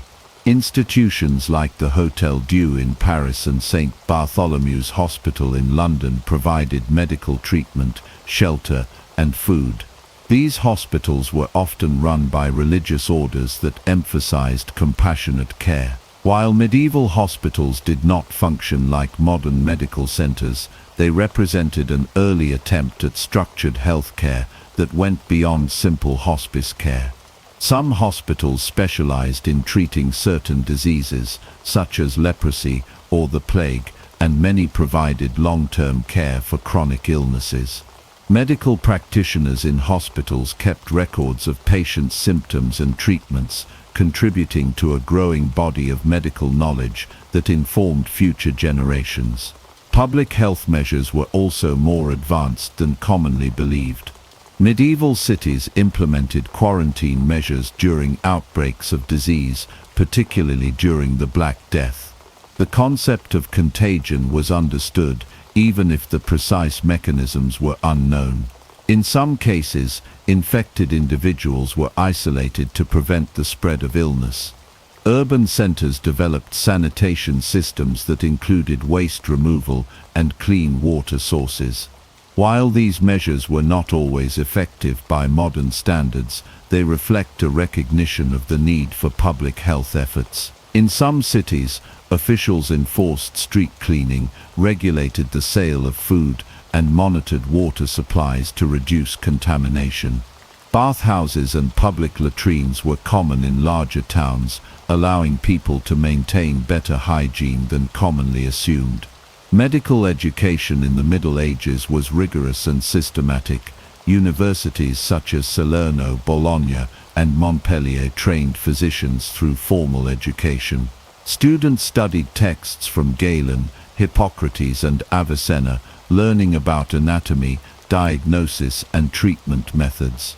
The curriculum was structured with examinations required for medical degrees. While some medical theories such as the four humours were incorrect, medieval doctors engaged in scholarly debate and empirical observation, laying the groundwork for later medical advancements. Medical students often practiced dissections on animals or, in some cases, human cadavers, contributing to an evolving understanding of anatomy. Universities also fostered medical innovation, with scholars experimenting with new techniques and questioning outdated theories. The medieval period was not a dark age of ignorance in medicine. It was a time of learning, adaptation, and the preservation of medical knowledge. While many treatments were limited by the lack of scientific understanding, medieval physicians and healers worked within the best knowledge available to them. Their contributions to surgery, herbal medicine, hospital care, and public health helped shape the medical practices that would evolve in later centuries. The idea that medieval medicine was entirely backward is a myth that overlooks the remarkable progress made during this period. In fact, many medieval medical advancements laid the foundation for discoveries in the Renaissance and beyond, proving that the pursuit of medical knowledge never truly stagnated. The Middle Ages are often portrayed as a time of ignorance and intellectual stagnation, but this perception is far from accurate. In reality, medieval society placed a significant emphasis on education, and learning was far more widespread than many people assume. The period saw the establishment of universities, monastic schools, and cathedral schools, which laid the foundation for modern education systems. While literacy rates varied across social classes, education was not limited to the clergy or the nobility. Many members of the emerging middle class also had access to schooling. One of the most important developments in medieval education was the rise of universities. The first European universities, such as those in Bologna, Paris, and Oxford, emerged in the 12th and 13th centuries. These institutions became centers of higher learning, offering instruction in law, medicine, theology, and the liberal arts. The university model, with its structured curriculum and degrees, provided an educational framework that still influences modern academia. Students studied classical texts from scholars such as Aristotle and Cicero, as well as works from Islamic and Jewish scholars like Avicenna and Maimonides. Despite the challenges of medieval life, these universities produced some of the greatest intellectuals of the time, including Thomas Aquinas and Albertus Magnus. Education was not limited to universities. Monastic schools played a crucial role in preserving and transmitting knowledge. Monks meticulously copied and studied ancient manuscripts, ensuring the survival of Greek and Roman literature, scientific texts, and theological works. These schools provided education to young boys, primarily those training for the clergy, but also to lay students in some cases. Cathedral schools, often attached to large churches, also became important centers of learning. They trained future clerics but sometimes accepted students from wealthy or influential families who sought a broader education. Subjects taught included Latin, logic, rhetoric, arithmetic and music, forming the basis of the medieval curriculum known as the trivium and quadrivium. Contrary to the belief that only the elite had access to education, many towns and cities had grammar schools where children of merchants and artisans could receive instruction. These schools focused on literacy, numeracy and practical skills needed for trade and administration. Apprenticeship systems also functioned as an alternative form of education, with young people learning specialized crafts under the guidance of master artisans. This hands-on training was essential for professions such as blacksmithing, weaving, and bookkeeping. Women's education in the Middle Ages was more common than often assumed, though opportunities varied by social class. While most formal education was directed at men, noble women were frequently taught reading, writing, and mathematics, particularly if they were expected to manage estates or engage in correspondence. Some women, particularly in convents, received extensive education in Latin, theology, and even medicine. Figures like Hildegard of Bingen and Christine de Pizan demonstrate that medieval women could be scholars, writers, and intellectuals in their own right. The influence of medieval education extended beyond the classroom. The rise of literacy contributed to the spread of knowledge through books and manuscripts, fostering a growing intellectual culture. The development of libraries, both in monasteries and universities, allowed scholars to access and build upon previous works. Additionally, the increasing use of the vernacular in literature and legal documents expanded education beyond Latin-speaking scholars to a broader audience. The idea that the Middle Ages were a time of intellectual darkness is a misconception. Instead, it was a period of educational development that laid the groundwork for the Renaissance and the modern university system. From the rigorous scholarship of medieval universities to the practical learning of apprenticeships, education was a vital part of medieval life. The widespread efforts to teach, learn, and preserve knowledge ensured that intellectual progress did not stall but rather evolved, setting the stage for the advancements that followed in later centuries. The common perception of women in the Middle Ages is that they were entirely subordinate, voiceless, and without power. While it is true that medieval society was largely patriarchal, the reality was far more complex.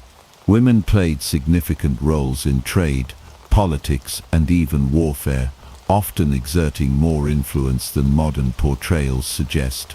Across medieval Europe, women could be merchants, landowners, scholars, and even rulers, shaping their communities in ways that defy simplistic stereotypes.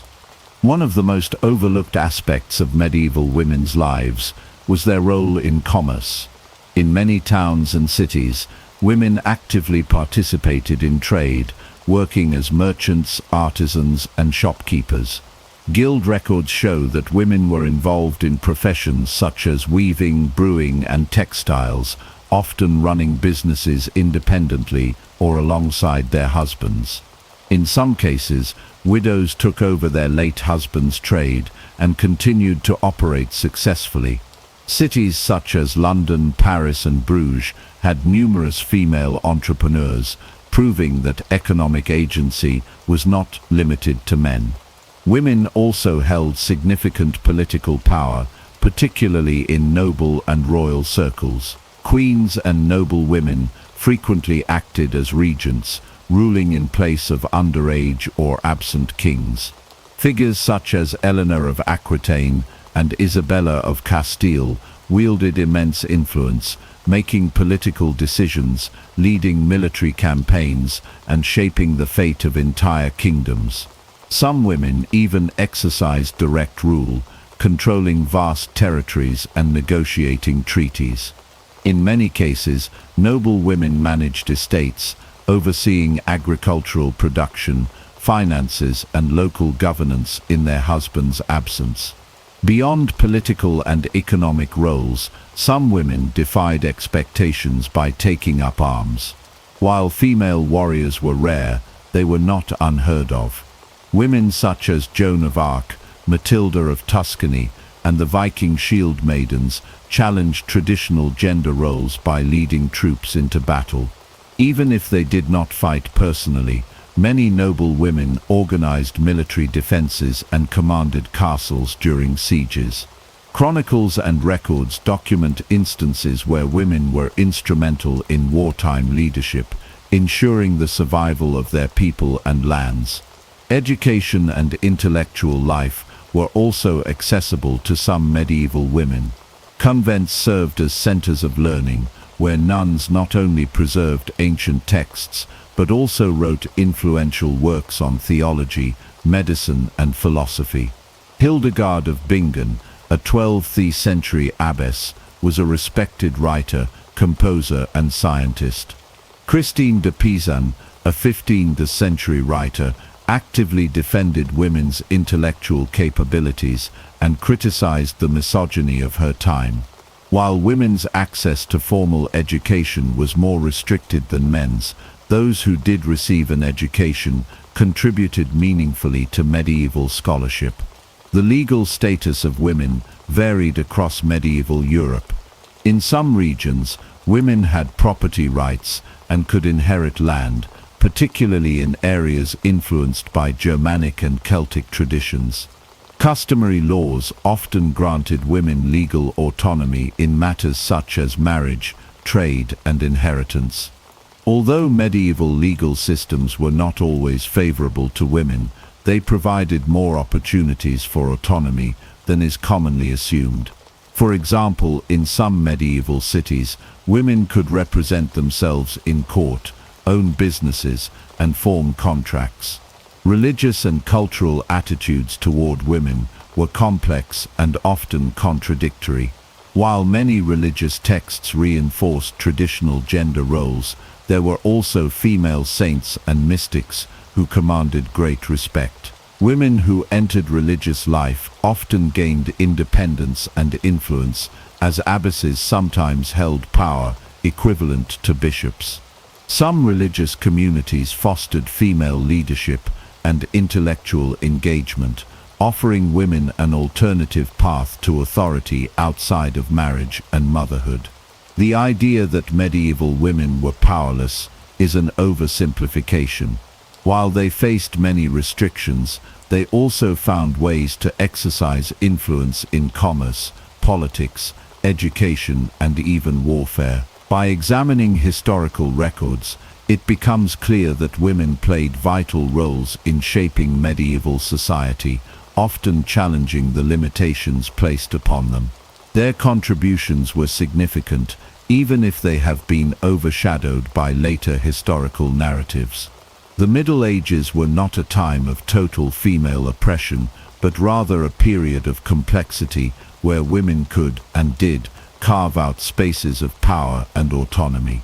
The image of the medieval knight is often reduced to that of a brutish warrior, clad in heavy armor, wielding a sword, and engaging in endless battles. While knights were indeed warriors, their role in medieval society was far more complex than simple combat. They were not just fighters but also poets, diplomats, and philosophers, bound by a strict code of honor known as chivalry. The ideals of knighthood, emphasized not only martial prowess, but also loyalty, courtly manners, and a dedication to justice. Their position in society required them to be as refined in the court as they were fierce on the battlefield. Knighthood was a long and arduous journey that began in childhood. Boys of noble birth were typically sent to a lord's household at a young age to train as pages. They learned the basics of combat, horsemanship, and weaponry, but they also studied literature, music, and etiquette. Pages were expected to serve at feasts, learn to read and write, and become well-versed in courtly behavior. By their teenage years, they became squires, serving a knight directly and refining their skills in battle. They were responsible for maintaining their knight's armor and weapons, caring for the horses, and accompanying their mentor into skirmishes. Only after proving themselves in both combat and character could they be dubbed knights in a formal ceremony, which often had deep religious significance. The dubbing ritual was more than symbolic. It solidified their social standing and responsibilities. One of the defining features of knights was their commitment to chivalry, a code that dictated how they should behave both on and off the battlefield. This code emphasized bravery, loyalty to one's lord, protection of the weak, and respect toward women. While not all knights lived up to these ideals, historical records show that many took their vows seriously. Chivalry was not just about fighting honorably, but also about acting as a just and virtuous leader. Knights were expected to resolve disputes, uphold justice, and serve as protectors of the people. This is evident in medieval literature, where knights are often portrayed as noble figures who strive to do what is right, even at great personal cost. Many knights acted as judges or arbitrators in legal matters, settling feuds and ensuring that laws were enforced in their territories. Beyond their roles as warriors, knights were also patrons of the arts, and sometimes artists themselves. Many knights composed poetry and music, particularly within the tradition of courtly love. Troubadours, often knights themselves, wrote and performed songs celebrating love, honor, and adventure. Figures such as William IX of Aquitaine, one of the earliest known troubadours, demonstrated that knights could be both fierce warriors and refined poets. Chivalric romances, which told tales of heroic knights and noble quests, were among the most popular forms of literature in the medieval world. Knights were expected to appreciate the arts, sponsor artists, and participate in elaborate tournaments that combined martial skill with theatrical performance. Diplomacy was another essential aspect of a knight's role. Many knights served as envoys and advisors to kings and lords, negotiating treaties, forging alliances, and maintaining peace between warring factions.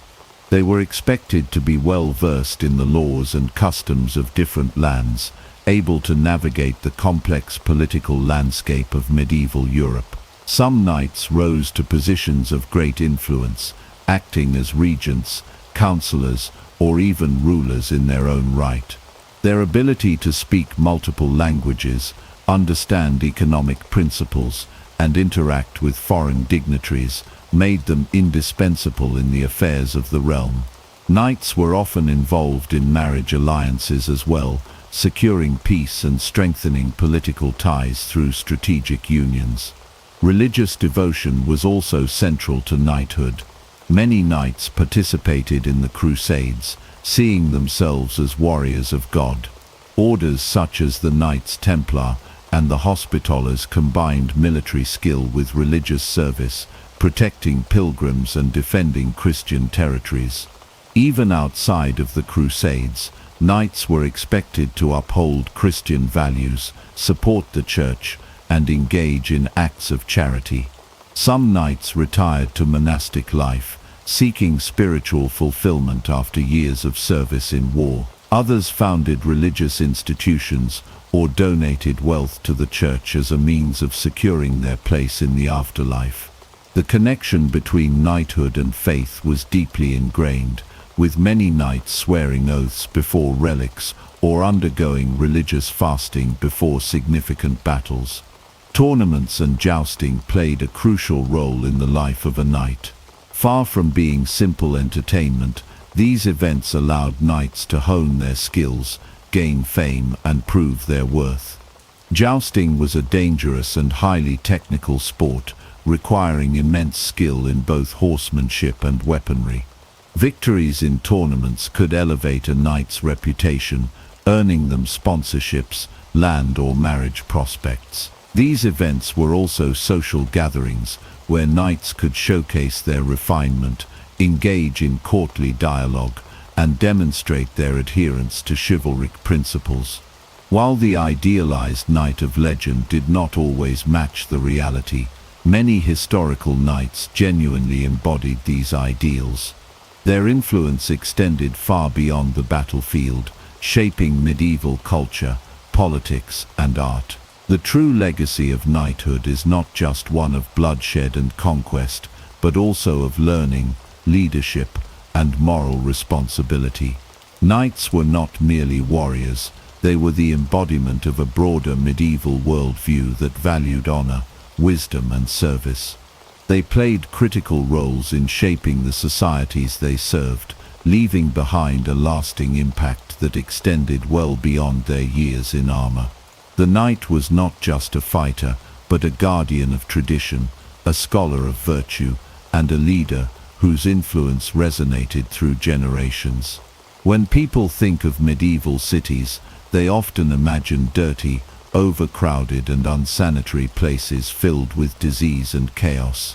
However, this image is far from the truth. Many medieval cities were highly organized, boasting intricate administrative systems, bustling markets, and impressive architectural feats. From London to Paris, medieval cities functioned as centers of commerce, governance, and culture, demonstrating a level of sophistication that is often overlooked. Medieval cities were not simply clusters of houses haphazardly built around castles or monasteries. They were planned and structured with a clear sense of organization. Many cities had walls for defense, intricate road networks, and designated districts for different trades and professions. Guilds played a crucial role in regulating business, ensuring quality standards, and protecting the rights of artisans and merchants. These guilds formed an early version of professional associations and helped maintain economic stability within the city. One of the most significant features of medieval cities was their market systems. Weekly markets and large annual fairs brought people from surrounding villages and towns, allowing for the exchange of goods, ideas, and technologies. Merchants traded everything from textiles and spices to metals and livestock. Some cities, like Venice and Bruges, became major trade hubs, connecting Europe with distant regions such as the Middle East and Asia. These thriving economies encouraged innovation and financial advancements, including the early use of banking systems and credit. Despite common misconceptions, medieval cities had surprisingly sophisticated sanitation and infrastructure. Many cities implemented rudimentary but effective sewer systems, with waste disposal regulations enforced by local authorities. Wells and public fountains provided access to clean water, and bathhouses were common in many urban centers. In places like London and Paris, street cleaning regulations were in place to maintain hygiene, and designated officials monitored food markets to prevent the sale of spoiled goods. Governance in medieval cities was also more structured than one might assume. Many cities were granted charters that allowed them a degree of self-rule, separate from feudal lords. City councils, often composed of wealthy merchants and influential citizens, made important decisions regarding laws, taxes, and public projects. Some cities operated under elected mayors or magistrates, providing an early example of municipal government. This system allowed cities to maintain stability and ensure that commerce and daily life ran smoothly. Culturally, medieval cities were vibrant places filled with artistic and intellectual activity. Universities such as those in Bologna, Paris, and Oxford flourished and attracted scholars from across Europe. These institutions laid the foundation for modern academia, fostering advancements in philosophy, science, and medicine. Additionally, cathedrals and town halls stood as architectural marvels, showcasing the craftsmanship and ambition of medieval builders. Cities became hubs of literature, theatre, and music, with poets, playwrights, and musicians entertaining both nobility and common folk alike. In conclusion, medieval cities were far from the primitive and chaotic settlements often depicted in popular media. They were well-organized, economically dynamic, and culturally rich centers of human activity.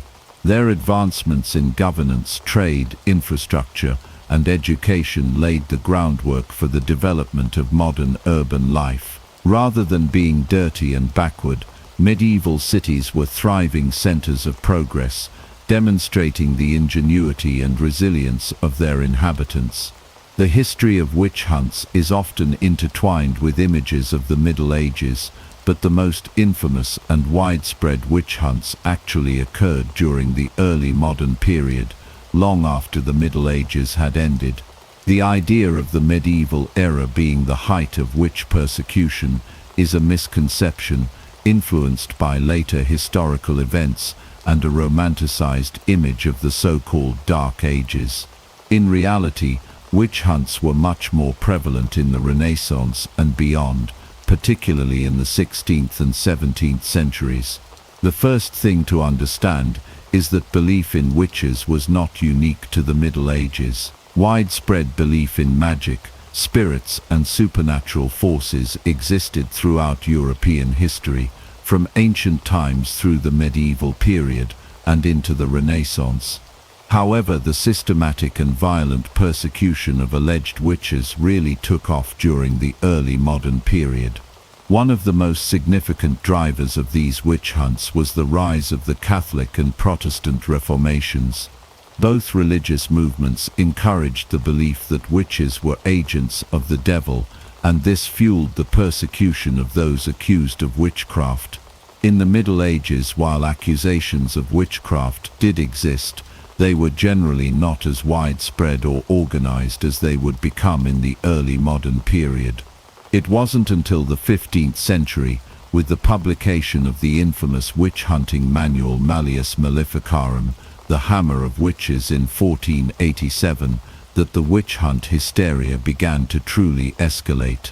Written by two Dominican inquisitors, Heinrich Kramer and Jacob Sprenger, the Malleus Maleficarum argued that witches were real and dangerous, and that they were often women who had made pacts with the devil.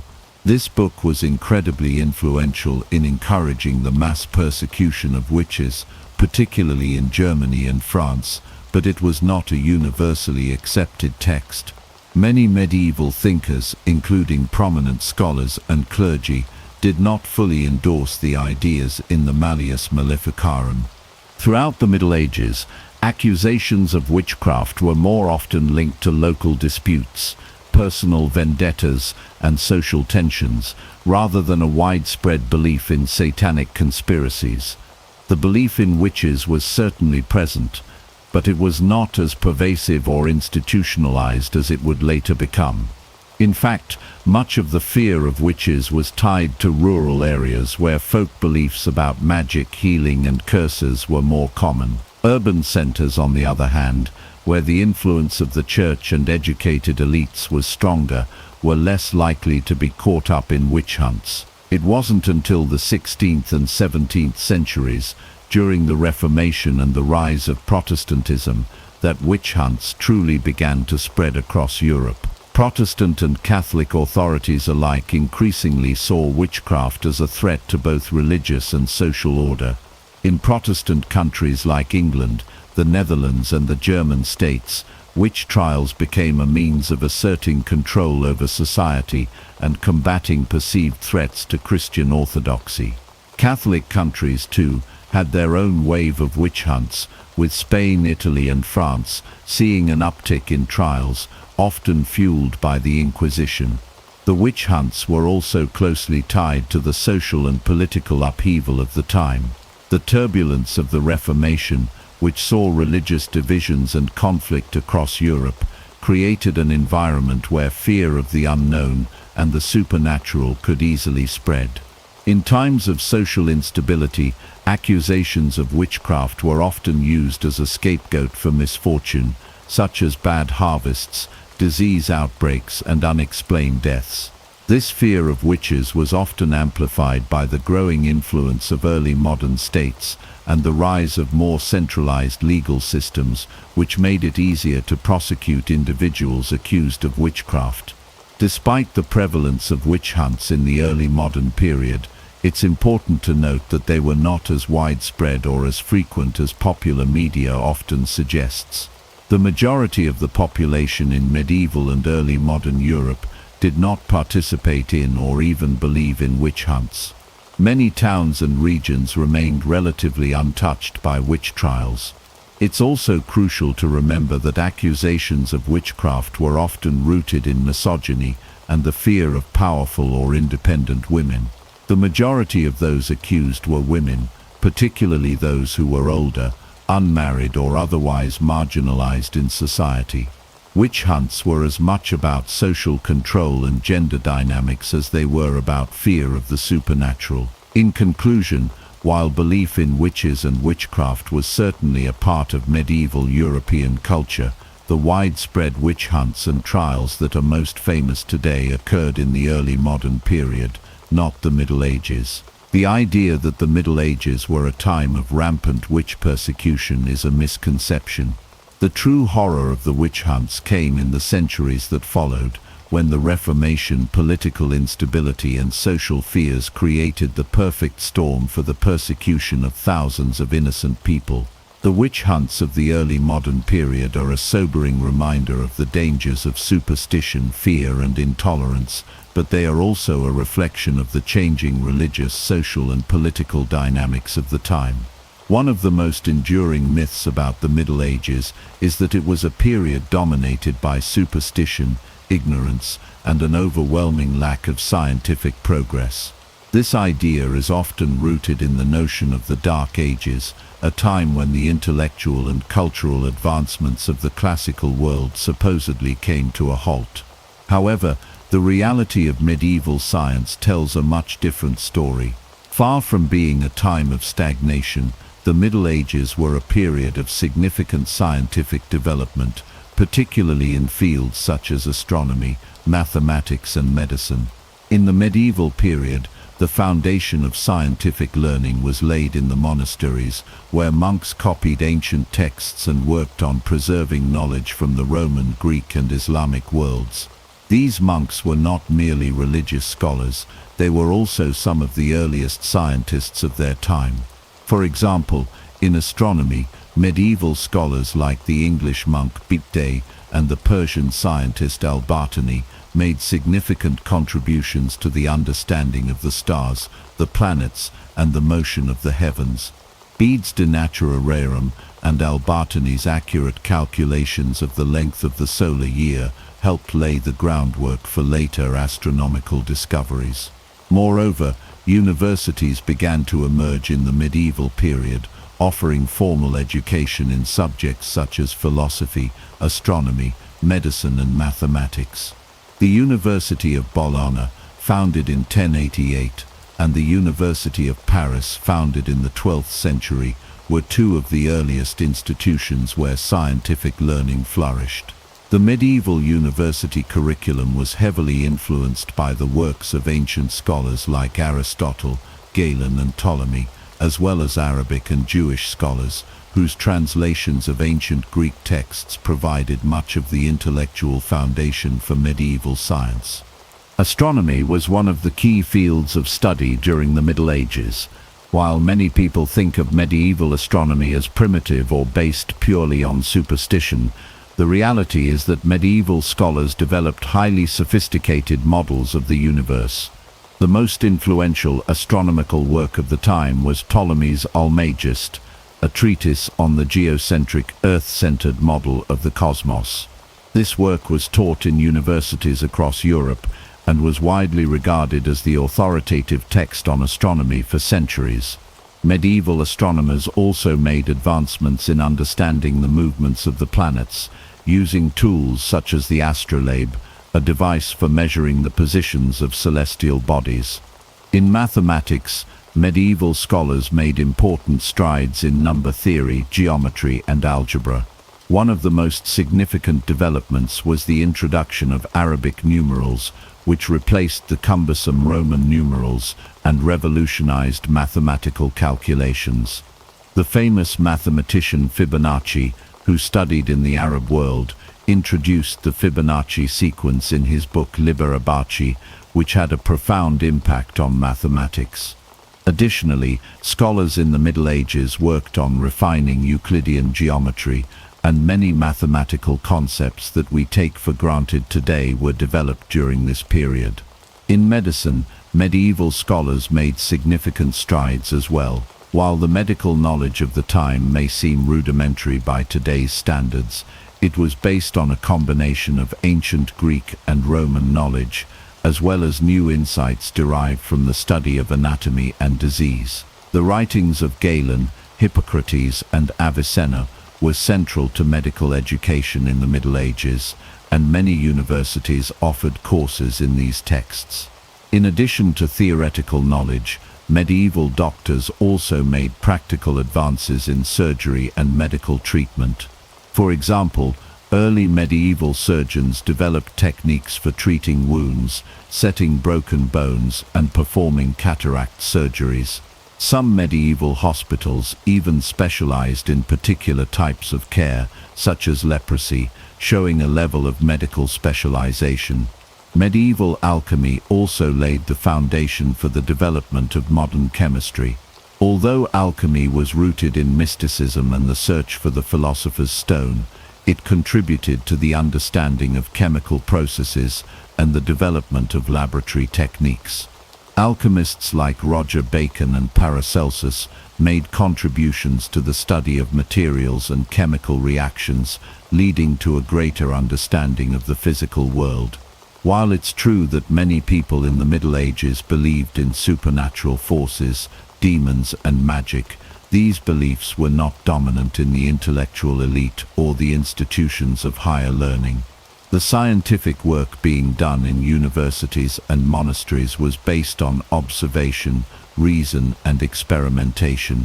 Far from being a time of ignorance, the medieval period was one of intellectual exploration and scientific inquiry. The idea that the Middle Ages were a time of scientific backwardness is an oversimplification that ignores the significant contributions made by medieval scholars in many fields. In conclusion, the Middle Ages were far from a period of scientific darkness. In fact, they were a time of significant scientific advancement in astronomy, mathematics, medicine, and alchemy. Universities played a central role in preserving and advancing knowledge, and many of the foundational discoveries of modern science were made during this time. The myth of the Dark Ages and the idea that medieval society was dominated by superstition and ignorance overlooks the true intellectual achievements of this period. Instead of being a time of stagnation, the Middle Ages laid the groundwork for the scientific revolution that would follow in the Renaissance and beyond. The idea of the Middle Ages as a time of isolation and stagnation is a common misconception. In reality, the medieval period was marked by the rise of complex trade networks that connected Europe to the rest of the world. Far from being cut off from other parts of the globe, Europe was part of a vast and intricate trading system that spanned across continents, bringing goods from Asia, Africa, and the Middle East to European markets. This interconnected world was built on ancient trade routes, as well as new networks established during the medieval period. One of the most important aspects of medieval trade was the Silk Road, a series of overland routes connecting China, Central Asia, the Middle East and Europe. Although the Silk Road had been in use for centuries, it remained a crucial trade route throughout the medieval period. Goods such as silk, porcelain, spices and tea were transported from the east to the west, while European merchants traded products like wool, glass and metalwork in exchange. This exchange of goods also facilitated the movement of ideas, technologies and even disease, linking different cultures and societies in ways that would shape the course of history. In addition to the Silk Road, maritime trade routes played an increasingly important role in medieval commerce. The Mediterranean Sea, for example, was a central hub for trade between Europe, North Africa, and the Middle East. Italian city-states such as Venice, Genoa, and Pisa were particularly active in maritime trade, establishing powerful fleets that dominated Mediterranean commerce. Venetian merchants, for example, brought luxury goods such as spices, silks, and precious metals from the East and sold them to customers across Europe. This maritime network was vital not only for the flow of goods, but also for the exchange of knowledge, as merchants and travelers brought back new ideas and innovations from the farthest reaches of the known world. By the 12th and 13th centuries, trade routes connected Europe to even more distant lands. The Crusades, while primarily military campaigns, also opened up new avenues for trade, particularly with the Middle East. Crusaders brought back valuable goods like sugar, citrus fruits, and exotic textiles, all of which became highly sought after in Europe. The Crusades also helped establish trade links between Europe and the Islamic world, where goods and knowledge from ancient Greece, Rome, and the farthest reaches of Asia were preserved and shared. The rise of powerful trade cities and the development of banking and financial systems further contributed to the growth of medieval commerce. In cities like Florence, Venice, and Bruges, merchants and bankers created a financial infrastructure that allowed for the efficient exchange of goods across great distances. The Medici family in Florence, for example, became immensely wealthy through their banking empire, which financed trade ventures across Europe and beyond. The development of letters of credit, bills of exchange, and early forms of banking allowed merchants to conduct business without the need to carry large amounts of cash, making trade safer and more efficient. Medieval Europe was not only connected to Asia and Africa, but also engaged in trade with sub-Saharan Africa. The kingdoms of West Africa, such as Mali, Ghana, and Songhai, were major players in the trans-Saharan trade. These kingdoms were rich in gold, salt, and other valuable resources that were traded for goods like textiles, metalwork, and weapons. The trade routes across the Sahara Desert were some of the most important in the medieval world, connecting the Islamic world in North Africa with the kingdoms of sub-Saharan Africa and beyond. The wealth generated by this trade helped fuel the rise of powerful empires and allowed for the exchange of cultures, technologies, and ideas. The flow of goods was not limited to luxury items. Everyday products such as grains, wool, and timber were traded across medieval Europe, facilitating the growth of urban centers and the development of a money economy. The rise of a merchant class and the increasing importance of towns and cities transformed European society, providing opportunities for social mobility and the spread of new ideas. Despite the numerous challenges of the medieval period, such as political instability, war, and disease, trade continued to thrive. The movement of goods, people, and ideas helped create a more interconnected world and laid the foundation for the globalized economy that would emerge in the centuries to come. The medieval period, far from being a time of isolation, was a time of dynamic exchange and growth, where merchants, travelers and scholars connected different parts of the world and helped shape the development of the modern global economy. In conclusion, the Middle Ages were a time of remarkable global trade.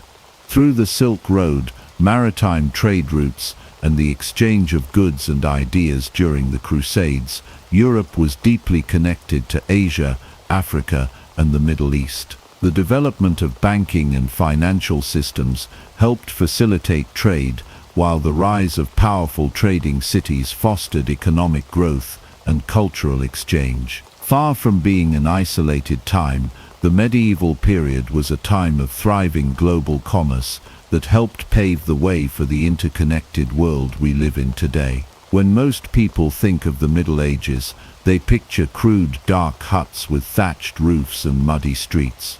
However, this image doesn't do justice to the incredible artistic and architectural achievements of the period. The Middle Ages were not just about surviving in a harsh world, they were a time of immense creativity, especially in the fields of art and architecture. The Gothic period, in particular, was one of the greatest artistic movements in history, giving rise to some of the most magnificent buildings ever created. Gothic architecture, which flourished from the 12th to the 16th centuries, was a revolutionary style that radically transformed the design of churches, cathedrals, and castles across Europe. Unlike the Romanesque style that preceded it, which featured thick walls and small windows, Gothic architecture sought to reach towards the heavens. This was achieved through the innovative use of flying buttresses, ribbed vaults, and pointed arches, which allowed for the creation of tall, airy structures with expansive windows. These innovations gave rise to some of the most awe-inspiring cathedrals ever built, such as the Notre Dame de Paris, Chartres Cathedral, and the Cologne Cathedral.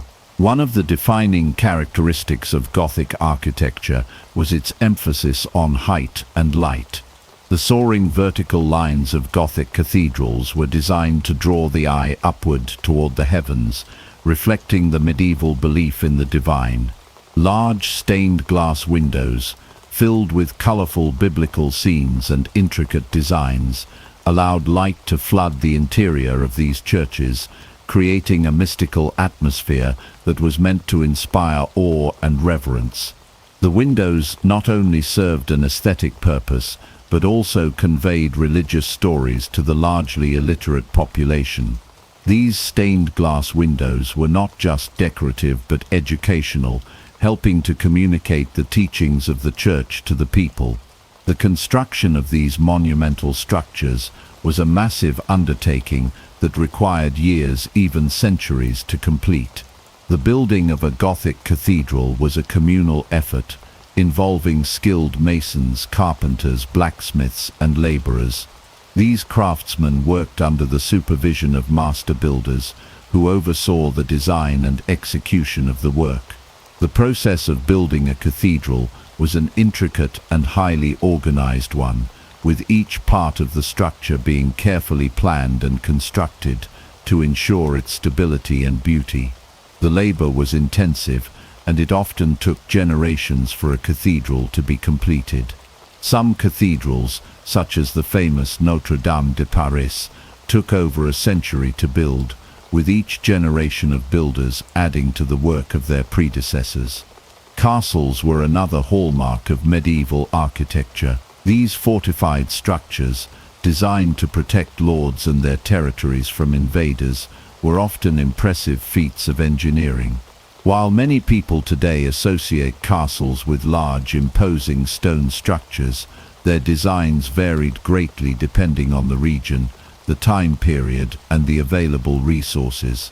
Early castles were simple wooden motte and bailey structures, but over time they evolved into sophisticated stone fortresses, complete with drawbridges, moats, and high walls. Some castles, like the Tower of London and Château de Chillon, became symbols of power and authority, while others, such as the castles built along the Rhine River in Germany, were built for defense and control over strategic locations.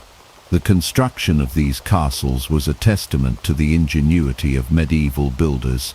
They were designed to withstand attacks, with features such as thick walls, narrow windows, and a system of internal defenses that could be used to repel invaders.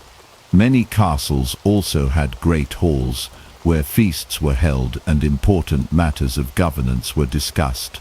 These halls were often decorated with tapestries, wooden carvings and fine furniture, reflecting the wealth and power of the lords who resided there. Medieval cities also displayed impressive feats of architecture. While they may not have had the grandeur of cathedrals or castles, medieval cities were often carefully planned and organized. Streets were laid out with a clear sense of order, with markets, guild halls, and homes arranged around central squares or plazas. Many cities had impressive town halls, which served as the centers of governance and civic life. In places like Florence, Bruges, and Prague, the architectural development of cities reflected the growing importance of trade and commerce during the medieval period. The design of these cities was influenced by both Roman and Byzantine architectural traditions, as well as the emerging Gothic style. Beyond architecture, the art of the Middle Ages was also rich and diverse. Illuminated manuscripts, which were painstakingly created by monks in scriptoriums, were one of the most important forms of artistic expression during this time. These manuscripts, often made from vellum or parchment, were decorated with intricate designs and vibrant colors, showcasing both religious and secular themes. The artwork in these manuscripts ranged from depictions of biblical scenes to the portrayal of courtly love and chivalric ideals. Medieval art also flourished in the form of frescoes, mosaics, and sculptures. Churches and cathedrals were often adorned with elaborate paintings and carvings that told religious stories, while sculptures of saints, angels, and biblical figures adorned altars and facades. The artwork of the period was deeply religious, reflecting the central role that the church played in medieval life. However, it also celebrated the ideals of chivalry and knighthood, and many works of art depicted knights in battle or performing heroic deeds. In conclusion, the Middle Ages were far from a time of artistic stagnation or crude, primitive construction. The Gothic period, in particular, was a golden age of architecture and art, giving rise to some of the most awe-inspiring structures in the world.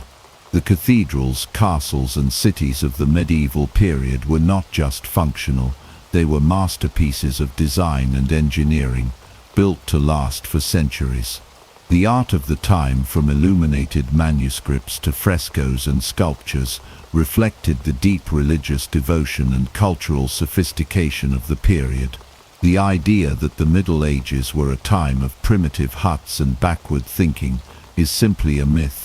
The Middle Ages were a time of remarkable artistic and architectural achievement. When we think of medieval food, it's easy to picture dull, bland meals consisting of stale bread and porridge. However, the reality is far more intriguing. Medieval cuisine was actually much healthier, more diverse, and more flavorful than many people realize, and in some ways, it was even better than modern fast food. Contrary to popular belief, medieval diets were based on fresh, locally sourced ingredients, a wide variety of meats, fish, fruits, vegetables, and even exotic spices from far-off lands. The medieval diet was heavily influenced by geography and social class. Peasants typically ate simple foods like bread, porridge, and vegetables, while the nobility enjoyed elaborate feasts with meats, exotic fruits, and highly refined dishes. Despite these differences, both groups enjoyed a surprising level of variety in their diets. For example, medieval Europeans regularly consumed different types of grains, including barley, oats, and rye. Wheat was common among the wealthier classes, while peasants might have eaten bread made from coarser grains. In addition to grains, vegetables played a significant role in the medieval diet. Common vegetables included cabbage, onions, leeks, beans, carrots, and peas. Root vegetables, such as turnips and parsnips, were staples in winter months, providing important sources of vitamins and fiber. The variety of vegetables available was much greater than many people assume, and they were often prepared in creative and flavorful ways. Meat was an important part of medieval cuisine, especially for the wealthy. Game meats like venison, wild boar and rabbit were prized, and domestic animals such as cows, pigs and sheep were commonly raised for their meat. Poultry, such as chickens, geese and ducks, was also enjoyed, and fish was a significant part of the diet, especially in coastal areas or for religious reasons, when eating meat was restricted during certain periods. While the lower classes typically consumed less meat, they still enjoyed occasional servings of bacon, sausages, and other preserved meats. What made medieval food truly stand out, however, was the abundance of spices and flavors. The spice trade flourished in the Middle Ages, and merchants brought exotic ingredients like pepper, cinnamon, cloves, ginger, and saffron from the Far East, Africa, and India. These spices were highly valued, not just for their flavor, but also for their medicinal properties. Spices were used in both sweet and savory dishes, creating a unique blend of flavors that would be considered gourmet by today's standards. Medieval cooks were also adept at using herbs, which were often grown in household gardens or monasteries. Fresh herbs like parsley, rosemary, thyme, mint and sage were commonly used to season food.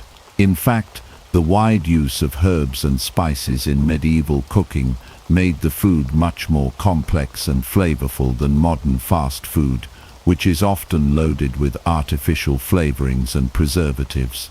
Cooking techniques were another area in which medieval cuisine excelled. Stews, roasts, pies and pastries were common dishes, and many of these were cooked slowly to allow the flavors to develop and meld together. For instance, roasted meats were often flavored with a mix of herbs, wine and spices, creating a rich and savory meal. Dishes like pottage, a type of thick soup or stew, were staples of medieval cooking, made from a wide range of ingredients such as vegetables, legumes and meats, and often flavored with a variety of spices. The complexity of these dishes contrasts with the simple and often repetitive meals found in modern fast food. Another surprising aspect of medieval cuisine was its emphasis on fresh, seasonal ingredients. In contrast to the mass-produced, preservative-laden fast food we consume today, medieval meals were based on what was available at the time, which meant that fruits, vegetables and meats were often consumed at their peak freshness. The medieval period also saw the development of early preservation techniques, such as salting, pickling, drying and smoking, allowing people to enjoy a variety of foods year-round. These preservation methods also helped reduce food waste, ensuring that food was used more efficiently and sparingly. Moreover, the medieval diet was typically much more balanced and nutritious than the modern diet, especially compared to the highly processed and nutrient-poor fast food that many people rely on today. While the wealthy had access to a greater variety of food, both the upper and lower classes consumed a range of fresh produce, grains and protein sources that provided important vitamins, minerals and fibers. One area in which medieval food was far superior to modern fast food was its lack of artificial ingredients. While medieval cooks relied on fresh, natural ingredients, fast food is often filled with artificial preservatives, flavor enhancers, and food coloring. Additionally, medieval cooking emphasized whole foods, such as fresh vegetables, meats, and grains, rather than the highly processed and refined products commonly used in modern fast food. In conclusion, medieval food was not just bland or basic, it was diverse, flavorful, and often healthier than many of the fast food options available today. From exotic spices to fresh vegetables, meats and herbs, medieval cuisine had much more to offer than we often give it credit for. The wide variety of ingredients and cooking methods, along with the emphasis on fresh, seasonal food, made medieval meals far more satisfying and nutritious than the mass-produced options we often consume in modern times. So the next time you think about medieval food, remember that it was a time of culinary creativity, with a rich and diverse food culture that stands in stark contrast to today's processed fast food. The image of medieval peasants often conjures up a bleak existence filled with endless toil, crushing poverty, and subjugation under merciless lords. However, while the life of a medieval peasant was certainly challenging, it was far from hopeless. In fact, many peasants enjoyed a sense of community, stability, and even leisure that we often overlook. Today, we are going to explore the reality of peasant life in the Middle Ages and see why it wasn't as miserable as movies and TV shows often suggest. First, let's talk about work. Peasants did work hard, especially during planting and harvest seasons, but they were not constantly laboring from sunrise to sunset every single day. The medieval calendar was filled with religious holidays and festivals, many of which provided days off from work. Some estimates suggest that peasants in medieval Europe actually had more holidays than modern workers. In addition, work was often communal, meaning tasks like plowing fields or harvesting crops were shared among villagers, making them more manageable and even social. Speaking of community, the village was the heart of peasant life. Unlike the isolated and downtrodden figures we often see in historical dramas, medieval peasants were part of tight-knit communities. They worked together, celebrated together, and supported one another in difficult times. Many villages had communal lands, where peasants could graze their animals or gather firewood, and disputes were often settled locally, rather than through distant lords or kings. Another common misconception is that peasants had no personal freedom, while some were serfs, meaning they were legally bound to the land they worked. Many were free peasants who owned or rented their land. Even serfs were not slaves. They had rights, including protection from their lords, the ability to farm their own small plots of land, and in some cases the ability to buy their freedom. Lords depended on their peasants, and while the relationship was not always fair, it was not purely oppressive either. Food was also better than many assume. While peasants did not eat the luxurious meals of the nobility, their diet was relatively balanced. Bread was a staple, but they also ate vegetables, dairy products, and occasionally meat or fish. Beer and ale were common, as water was not always safe to drink. Many peasants had small gardens where they grew herbs and additional crops, supplementing their diet and providing a degree of self-sufficiency. Fairs and festivals were a major part of peasant life. Church holidays often involved feasts, dancing and entertainment, giving peasants a break from their labor. Some festivals included games, performances, and competitions that brought entire communities together. Traveling merchants and entertainers brought goods and stories from faraway places, adding excitement to what many imagine as a monotonous existence. Marriage and family life also provided stability. While arranged marriages were common, many medieval records suggest that personal choice played a larger role than often assumed. Peasants married within their communities, and families worked together to maintain their farms and livelihoods. Women, while often expected to manage household duties, also worked in the fields and had an active role in village life. Some even ran businesses or inherited land. While medieval peasants faced hardships like poor harvests, disease and taxation, their lives were not defined solely by suffering. They had social bonds, traditions and periods of rest that balance their labor. Understanding the reality of peasant life helps us appreciate the resilience and resourcefulness of those who lived during the Middle Ages. Far from being powerless victims, they were the backbone of medieval society, shaping the world in ways that are often overlooked. The role of the Church in the Middle Ages is often misunderstood. Many imagine it as a force that stifled progress, suppressed knowledge and controlled society with an iron grip.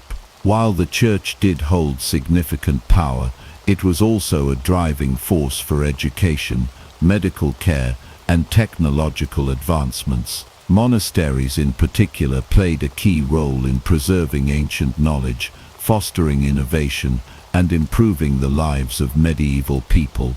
The Church was more than a religious institution. It was a center of learning, a provider of social welfare, and a promoter of advancements that shaped European civilization. One of the Church's most important contributions was the preservation of classical knowledge. After the fall of the Western Roman Empire, much of Europe faced instability, and many classical texts could have been lost forever. Monastic communities across Europe painstakingly copied and preserved works from ancient Greece and Rome, including texts on philosophy, medicine, and science. Without their efforts, the Renaissance may never have had the foundation it needed to flourish centuries later. These monasteries didn't merely preserve texts, they studied them, annotated them, and passed them down to future generations. The famous scriptoriums, where monks worked diligently to transcribe manuscripts, were hubs of intellectual activity that ensured knowledge was not only safeguarded, but expanded upon. Education was another area where the Church had a significant impact. While universities were not exclusive to the Church, many of Europe's first universities, including those in Paris, Oxford, and Bologna, were founded with Church support. These institutions trained scholars in theology, law, medicine, and philosophy, ensuring that intellectual life continued to evolve. The medieval university system laid the groundwork for the modern higher education system, introducing structured curricula, degrees, and academic debate. Far from opposing science, many medieval scholars sought to reconcile faith and reason, leading to important developments in fields such as astronomy, mathematics, and natural philosophy. Figures like Albertus Magnus and Roger Bacon made strides in scientific inquiry, proving that religious faith and intellectual curiosity could coexist. The Church also played a crucial role in providing medical care. Monastic hospitals were some of the earliest organized medical facilities in Europe. Monks and nuns cared for the sick, often using herbal remedies and treatments based on ancient medical texts. While medieval medicine had its limitations, these religious institutions provided care to those who had nowhere else to turn. Some monasteries even conducted early forms of medical research, experimenting with different treatments and documenting their findings. They applied knowledge from the ancient Greek and Islamic medical traditions, helping to improve medical practice over time. The concept of charity hospitals, which would later evolve into modern healthcare systems, was pioneered by the Church's commitment to aiding the sick and the poor. Technological innovation flourished in monastic communities as well. Monks developed improved agricultural techniques, such as crop rotation and irrigation systems, which helped increase food production and prevent famine. Many monasteries had their own mills, breweries, and workshops, refining production methods for everything from textiles to metallurgy. Some monks even contributed to mechanical advancements, designing clocks and water-powered machinery that would later influence European industry. The Cistercian order, for example, was known for its expertise in hydraulic engineering, developing sophisticated water management systems that powered mills and increased agricultural efficiency. Their innovations in architecture, particularly in the construction of churches and cathedrals, also set new engineering standards that influenced later generations. Beyond practical innovations, the church also played a role in social organization and charity. Many monasteries provided food and shelter to the poor, and church institutions often mediated disputes, helping maintain social stability. The idea that the church was purely an oppressive force ignores the countless ways in which it improved medieval society. In times of famine or crisis, the church often acted as a safety net, distributing food and offering aid to those in need. Monastic communities were self-sustaining, but also functioned as centers of economic activity, producing goods that were traded locally and internationally. The Benedictine rule, which emphasized labor alongside prayer, created a model where religious life and economic productivity went hand in hand. Art and culture also thrived under the church's influence. The church was the primary patron of the arts, commissioning stunning frescoes, illuminated manuscripts, and monumental architecture. Gothic cathedrals, with their towering spires and intricate stained glass, were not just places of worship but also showcases of artistic and engineering mastery. Music, too, was deeply shaped by the church, with Gregorian chant evolving into more complex forms of polyphony, setting the stage for the rich musical traditions of later periods. While the church was not without its flaws, it was far more than just an obstacle to progress. Through its monasteries, universities, and charitable efforts, it helped preserve knowledge, advance medicine, and even drive technological innovation. The Middle Ages were not an era of intellectual darkness, and the church was one of the key reasons why. By fostering education, supporting scientific inquiry, and ensuring that knowledge was passed down through generations, the church played a foundational role in shaping the modern world. The Crusades are often remembered as a brutal series of wars driven by religious fanaticism, conquest, and bloodshed. While it is true that they were marked by violence and conflict, this narrow view overlooks their profound impact on cultural exchange, trade, and scientific advancement. Far from being mere military campaigns, the Crusades played a significant role in shaping medieval Europe and the broader world by fostering connections between different civilizations. They were a complex phenomenon that not only reshaped the political landscape of the time, but also left a lasting mark on the development of knowledge, commerce, and cross-cultural interactions. One of the most overlooked aspects of the Crusades is the immense cultural exchange they facilitated. When European crusaders traveled to the Near East, they encountered the advanced civilizations of the Islamic world, which had preserved and expanded upon the knowledge of the ancient Greeks and Romans. Islamic scholars had made great strides in fields such as medicine, mathematics, astronomy, and philosophy, areas in which medieval Europe had largely stagnated following the fall of the Western Roman Empire. Crusaders brought back new ideas that had been lost or forgotten in Europe, including the use of Arabic numerals, algebra, and advanced medical practices. The rediscovery and assimilation of these ideas laid the groundwork for the later Renaissance and helped bridge the intellectual gap between antiquity and the modern era. Trade was another major consequence of the Crusades. Contact with the Middle East introduced Europeans to goods and materials previously unknown or scarce in the West, such as spices, silk, sugar, cotton, exotic fruits, and glassware. The demand for these commodities led to the expansion of trade routes, which not only enriched European economies, but also led to the rise of powerful merchant cities like Venice, Genoa, and Pisa. These cities became major centers of commerce, connecting Europe with the Mediterranean, the Middle East, and beyond. The economic impact of these new trade connections continued to shape European markets for centuries, fueling commercial expansion, urbanization, and the eventual rise of a powerful merchant class that would challenge the dominance of the feudal aristocracy.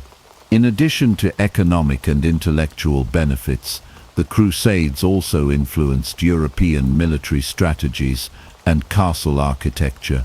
Exposure to Islamic fortifications, such as concentric castles, towering stone walls, and advanced defensive structures, led to innovations in European castle design.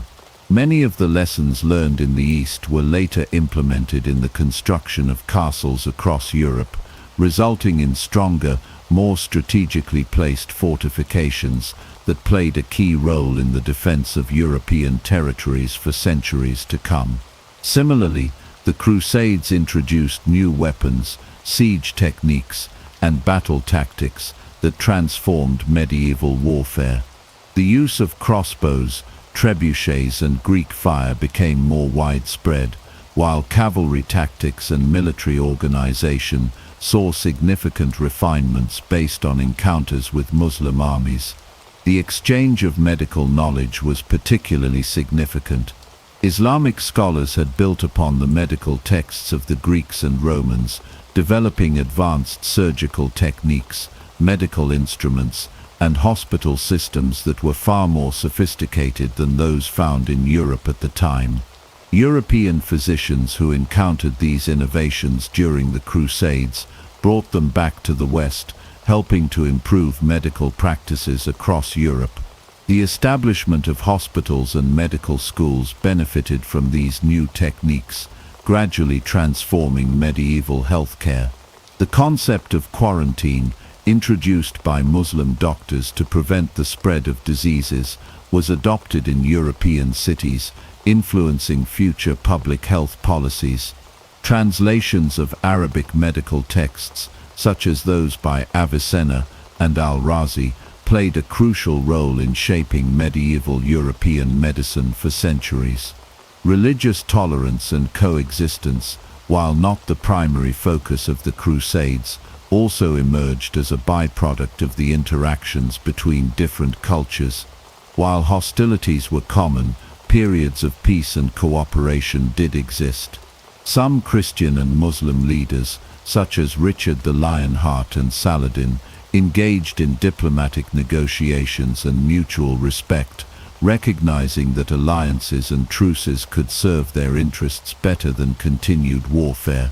In cities where different faiths coexisted, intellectual and commercial exchanges flourished, leading to a blending of artistic styles, architectural influences, and even culinary traditions.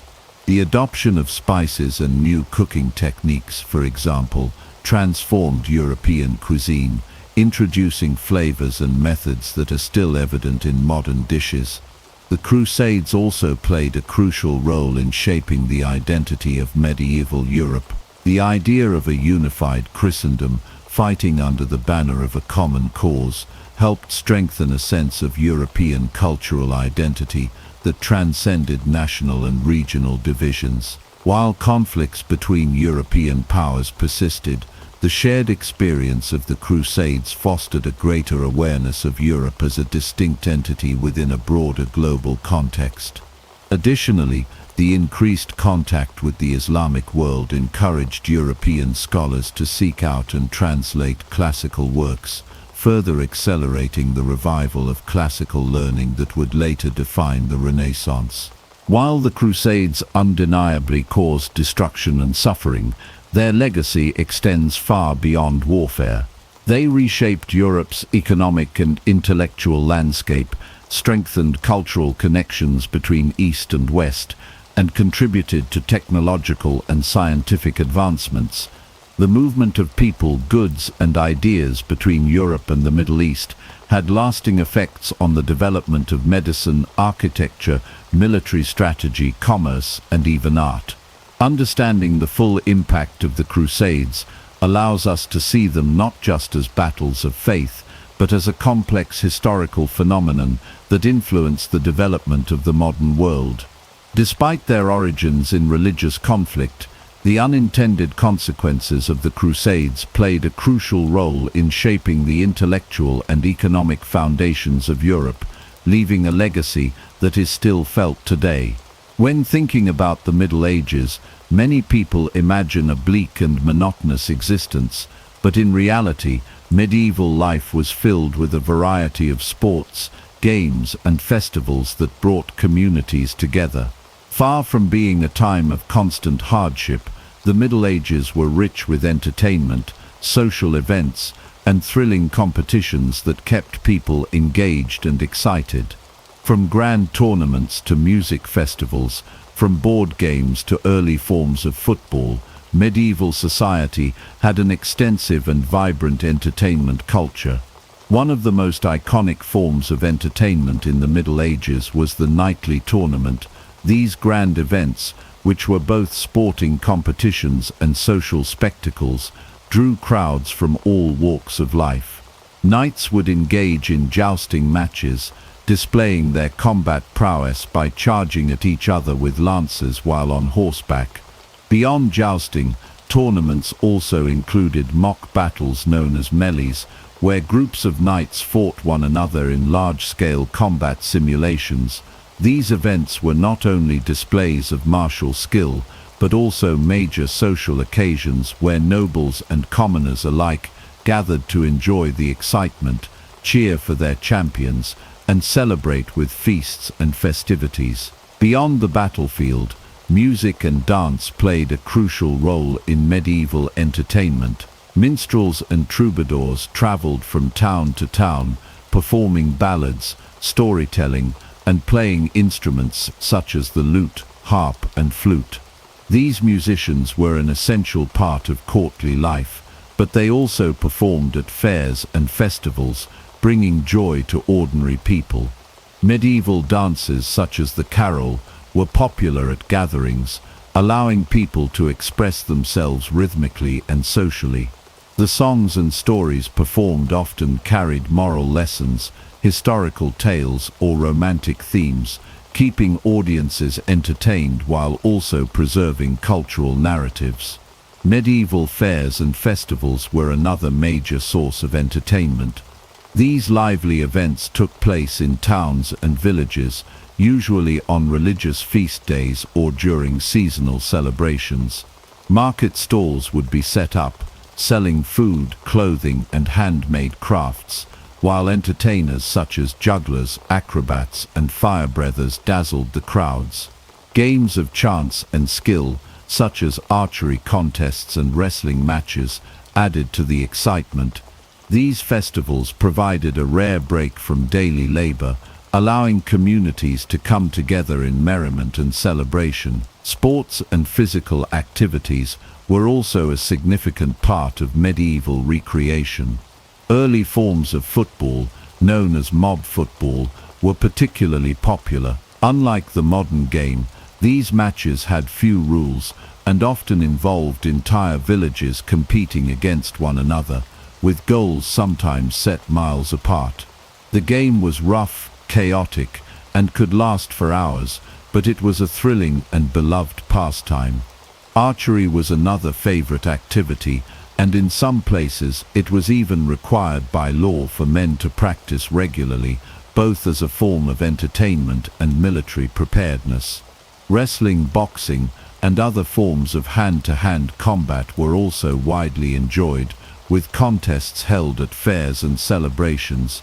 Board games and gambling were common among people of all social classes. Chess, which had been introduced to Europe from the Islamic world, became a favorite pastime of the nobility. The game of tables, an early version of backgammon, was another popular choice. Dice games, often played for money, were common in taverns and at festivals, despite repeated attempts by the church to discourage gambling. These games not only provided entertainment, but also helped develop strategic thinking and social interaction. Even in monasteries where religious devotion was central to life, forms of entertainment existed. Monks engaged in writing and illustrating manuscripts, a highly skilled and artistic activity that could also be deeply enjoyable. They also played board games, engaged in philosophical debates, and occasionally participated in athletic competitions. The notion that medieval life was devoid of pleasure and amusement is far from accurate. The Middle Ages were a time of excitement, social bonding, and creative expression.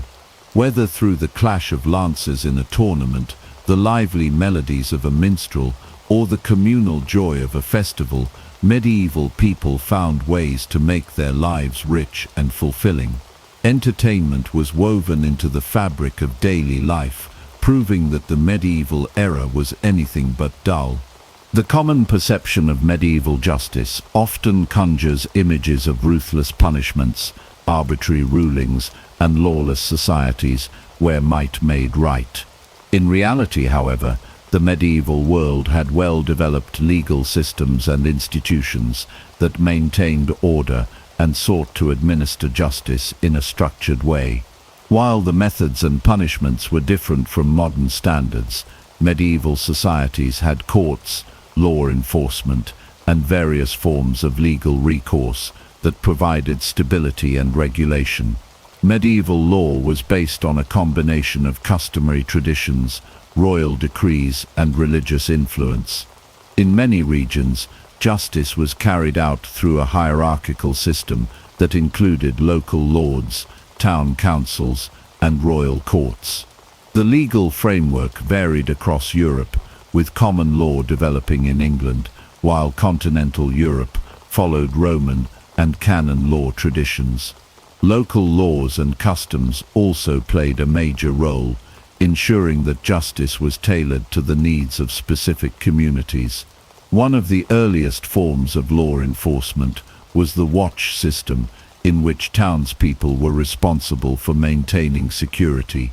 Many cities and towns had officials, such as reeves or bailiffs, who acted as early forms of police officers, enforcing laws and ensuring that criminals were brought to justice. In England, the position of the sheriff emerged as a key enforcer of royal law, responsible for maintaining order within a shire and overseeing the local courts. Similarly, in the Holy Roman Empire and France, provosts and other officials carried out similar duties. Contrary to popular belief, not all crimes were met with brutal punishments. While serious offenses such as murder, treason, and highway robbery could lead to executions, many crimes were dealt with through fines, restitution, or public shaming. For instance, theft was often punished with a fine or the return of stolen goods, rather than immediate execution. In some cases, repeat offenders faced harsher penalties, but the idea of proportional justice was present in many legal systems. Trial by ordeal, a method in which the accused underwent physical tests, such as holding a hot iron to determine guilt, was gradually replaced by more structured legal procedures by the late medieval period. The court system itself was more sophisticated than commonly assumed. Local courts, often presided over by lords or town officials, handled minor disputes and petty crimes, while higher courts addressed more serious cases. In England, the system of royal courts helped establish legal consistency, and the practice of jury trials began to emerge. Instead of relying solely on a lord's judgment, some cases were decided by panels of local men who swore to judge fairly based on their knowledge of the accused and the circumstances.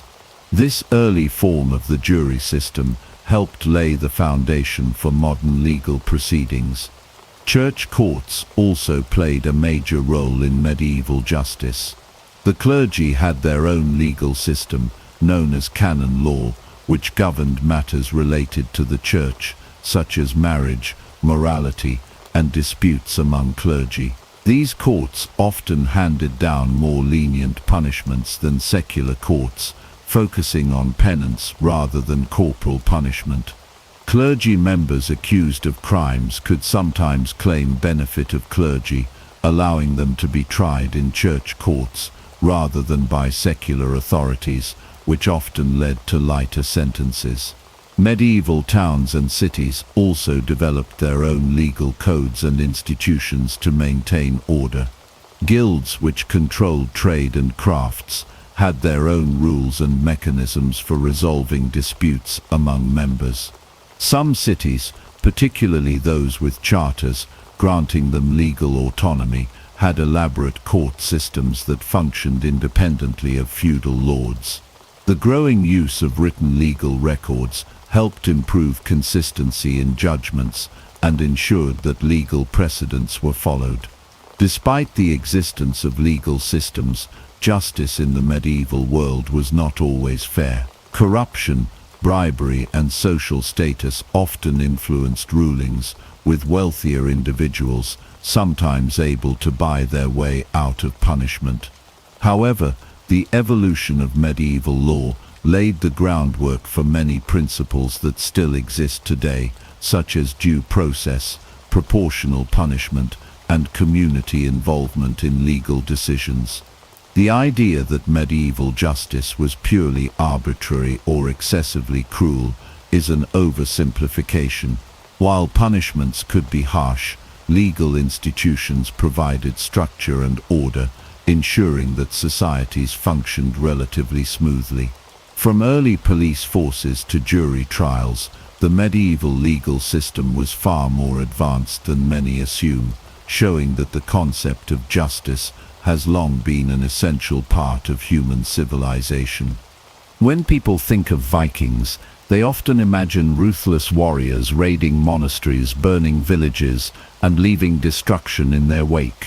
While the Vikings were indeed fierce fighters and skilled raiders, this one-dimensional portrayal overlooks their crucial roles as traders, explorers, and innovators. The Viking Age, which lasted roughly from the late 8th to the early 11th century, was not just an era of conquest, but also one of remarkable cultural and economic exchange, maritime advancements, and exploration that left a lasting impact on the world. One of the most overlooked aspects of Viking society was their role as traders. Viking merchants traveled far and wide, establishing trade routes that stretched from Scandinavia to the Middle East. They brought goods such as furs, amber, and walrus ivory from the north, and traded them for silk, spices, and silver from the Islamic caliphates and the Byzantine Empire.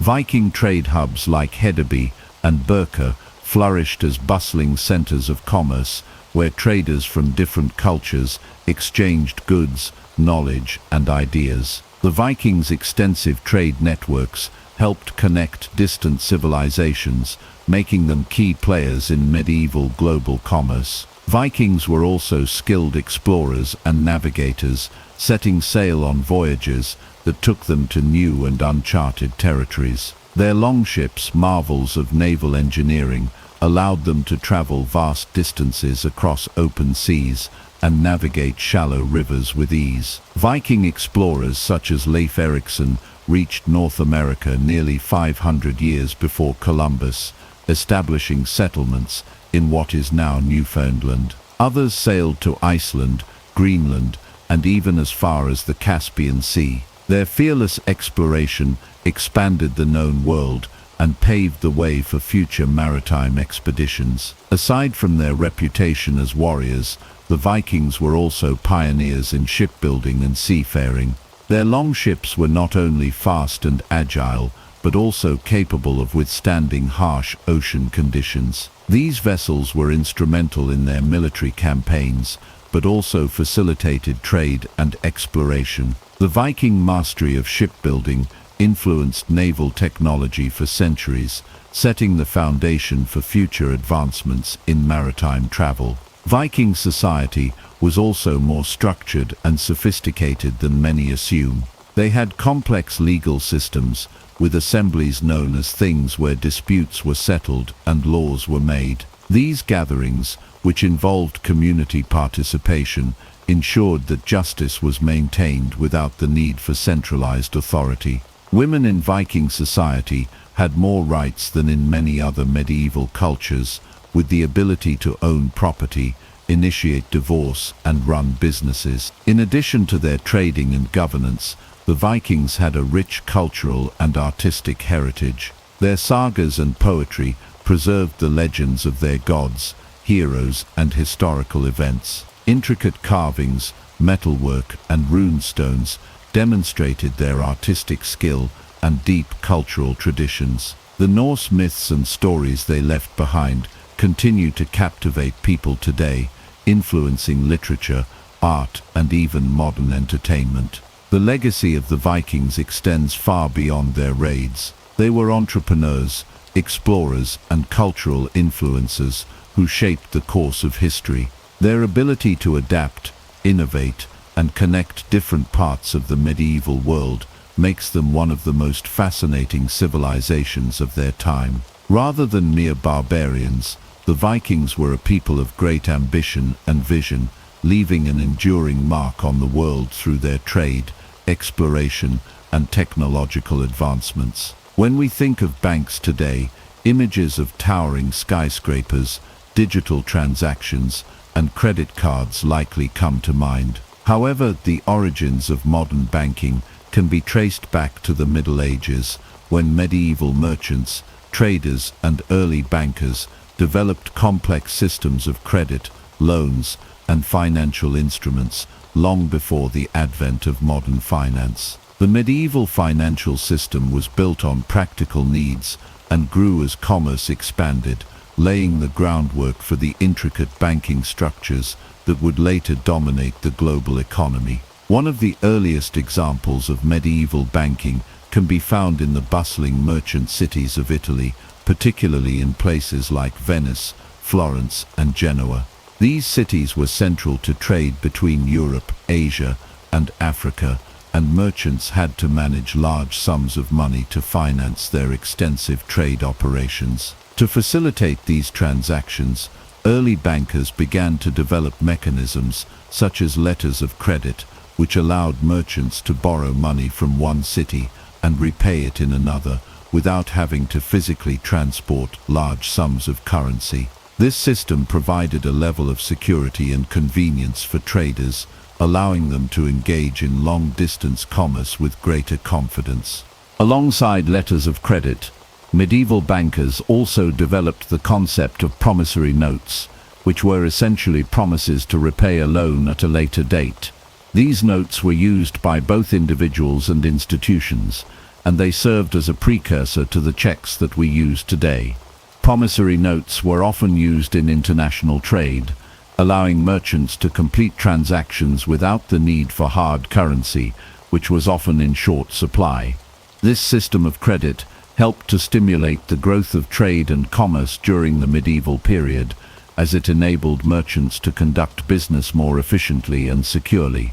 The Medici family, who rose to prominence in 15th century Florence, are perhaps the most famous example of medieval bankers.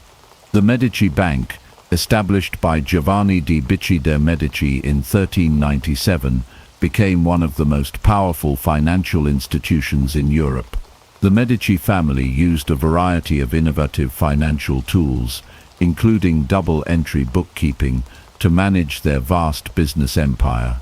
This system allowed for more accurate and efficient accounting, enabling them to track their profits, expenses, and debts with greater precision. The success of the Medici Bank laid the foundation for the development of modern banking practices and was instrumental in the financial growth of the Italian Renaissance.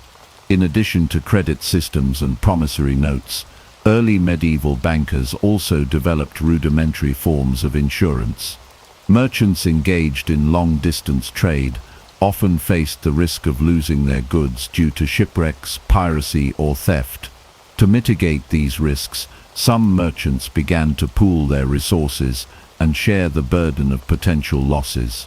This practice evolved into early forms of marine insurance, where merchants would pay a premium in exchange for protection against the loss of their cargo during transit. This form of insurance was particularly important for the growing trade routes across the Mediterranean, as it provided merchants with a safety net and encouraged further investment in trade. The rise of banking in the Middle Ages also led to the establishment of the first true banks, known as banca in Italian, which were often located in public squares or marketplaces. These early banks were operated by wealthy merchant families who provided loans to traders and entrepreneurs. The banks also acted as a place for depositors to safely store their money, offering a degree of security that was previously unavailable. While these medieval banks were not as complex as modern financial institutions, they played a crucial role in facilitating the flow of capital and supporting the growth of trade and commerce.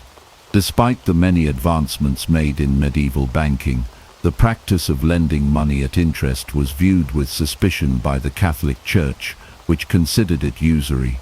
The Church's prohibition on charging interest created tension between religious and financial institutions, as bankers often had to navigate complex theological debates to justify their practices. Over time, however, the Church's stance on usury softened, and bankers found ways to work within the constraints of religious doctrine while continuing to develop their financial systems. The medieval banking system was not limited to Italy. In other parts of Europe, such as Spain, France, and England, Jewish and Lombard bankers played important roles in financing trade and providing loans.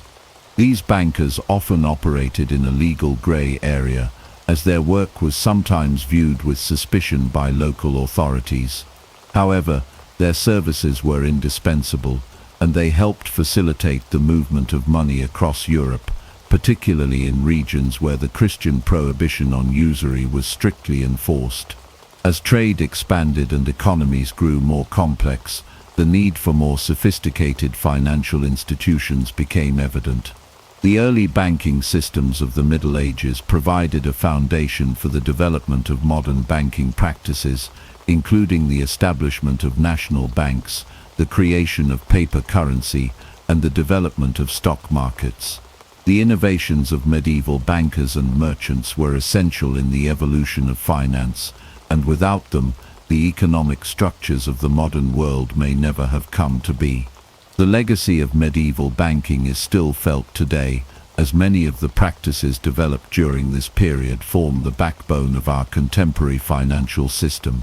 The use of credit, promissory notes, and even the concept of insurance all trace their roots to the Middle Ages, and without these early innovations, the modern banking world would be unrecognizable. The Middle Ages, far from being an era of economic stagnation, were a time of financial creativity and innovation, setting the stage for the economic revolutions that would follow in later centuries. The end of the Middle Ages is often seen as a dramatic shift, with the Renaissance standing in stark contrast to the so-called Dark Ages. This view suggests that the Renaissance was a sudden break from medieval life, ushering in a new era of humanism, science, and artistic achievement. However, the reality is much more complex. The transition from the medieval period to the Renaissance was not a sudden or abrupt change, but rather a gradual evolution, shaped by a multitude of factors that built upon the intellectual, cultural, and technological foundations laid in the Middle Ages. The term Renaissance, meaning rebirth, reflects the revival of interest in classical Greek and Roman culture, particularly in art, philosophy, and literature.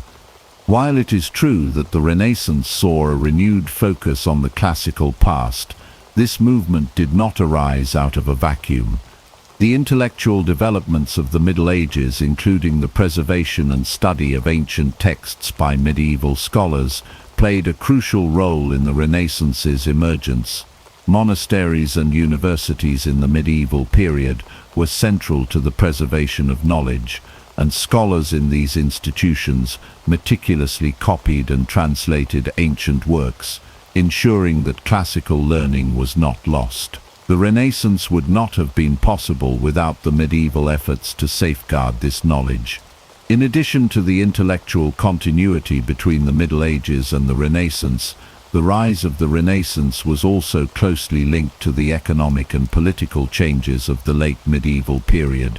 The economic expansion of the 12th and 13th centuries, fueled by increased trade, urbanization, and the growth of banking, created a more affluent and stable society.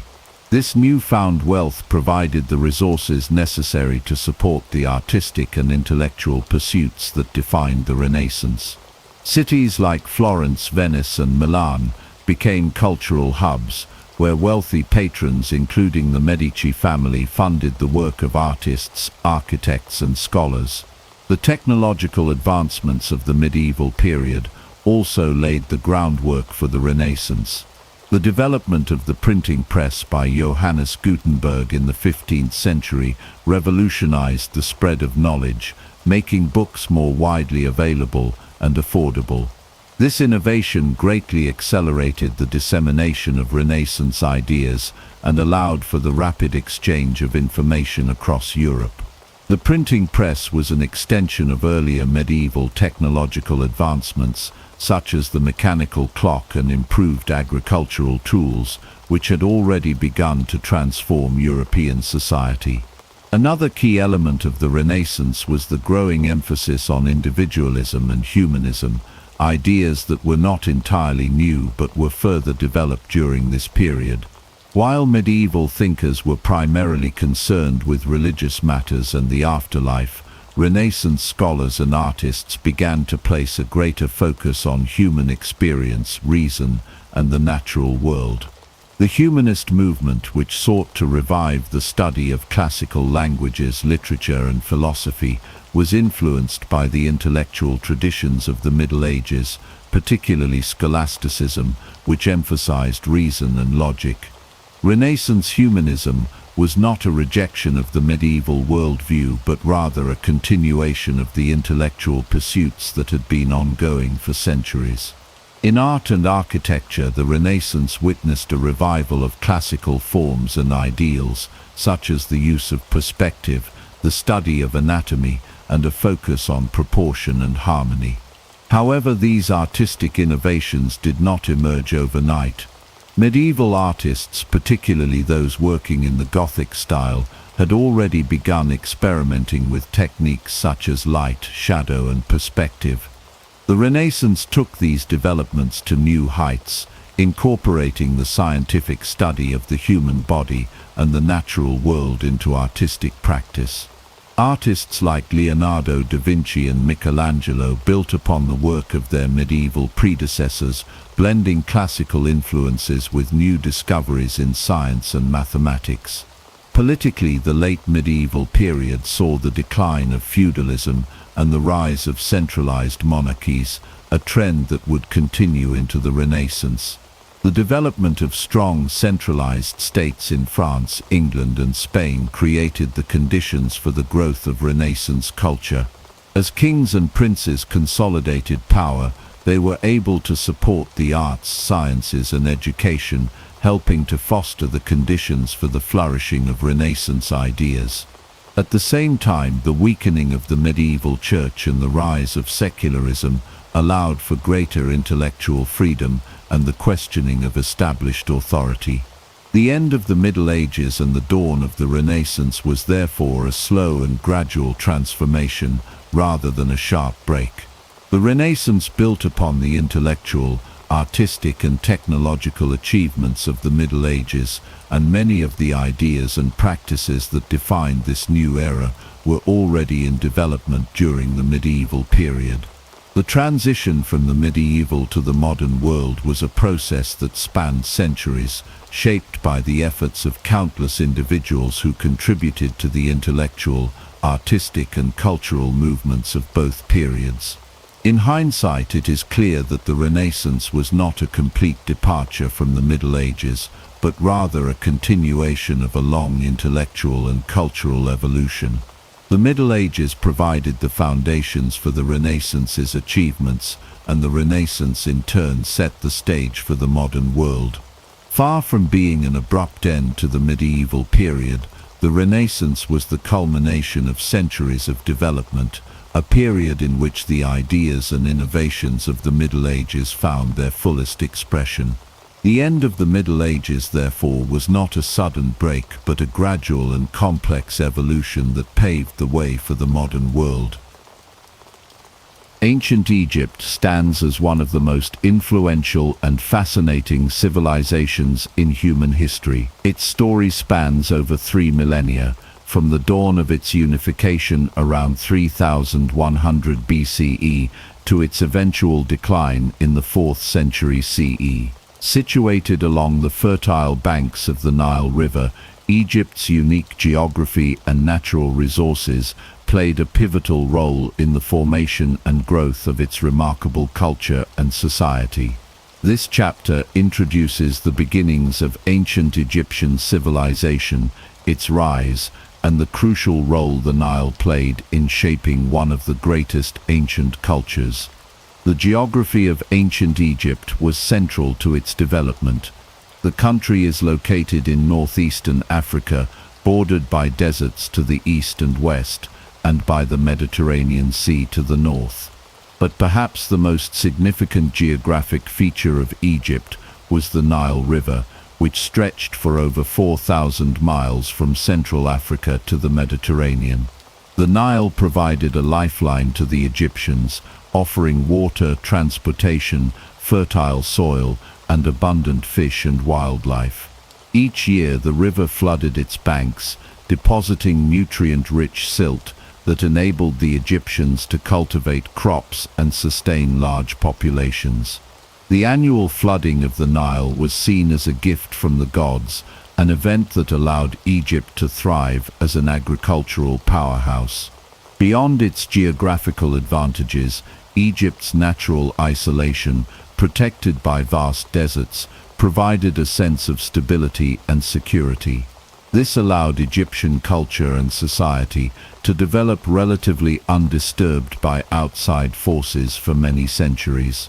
It was within this unique environment that one of the earliest great civilizations of antiquity would rise.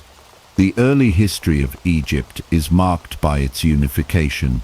Before around 3100 BCE, Egypt was divided into two kingdoms: Upper Egypt, located to the south, and Lower Egypt, located in the north around the Nile Delta.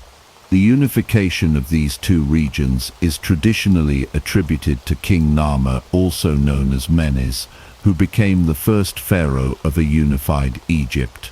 Narmer's unification marked the beginning of the dynastic period, a time when Egypt would be ruled by a succession of powerful and influential dynasties. With the establishment of the first dynasty around 3100 BCE, Egypt's political and religious structures began to take shape. The pharaoh, viewed as both a divine ruler and the earthly representative of the gods, was central to the government. Pharaohs would rule over Egypt for centuries, and their power and influence were supported by a class of officials, priests, and soldiers. In this early period, Egypt's distinct cultural and religious practices began to emerge, setting the stage for the monumental achievements that would follow. One of the most significant aspects of Egyptian civilization was its complex and enduring religious system. The Egyptians believed in a multitude of gods and goddesses, each of whom governed various aspects of nature and human life. Central to their belief system was the concept of Ma, which represented order, balance, and justice.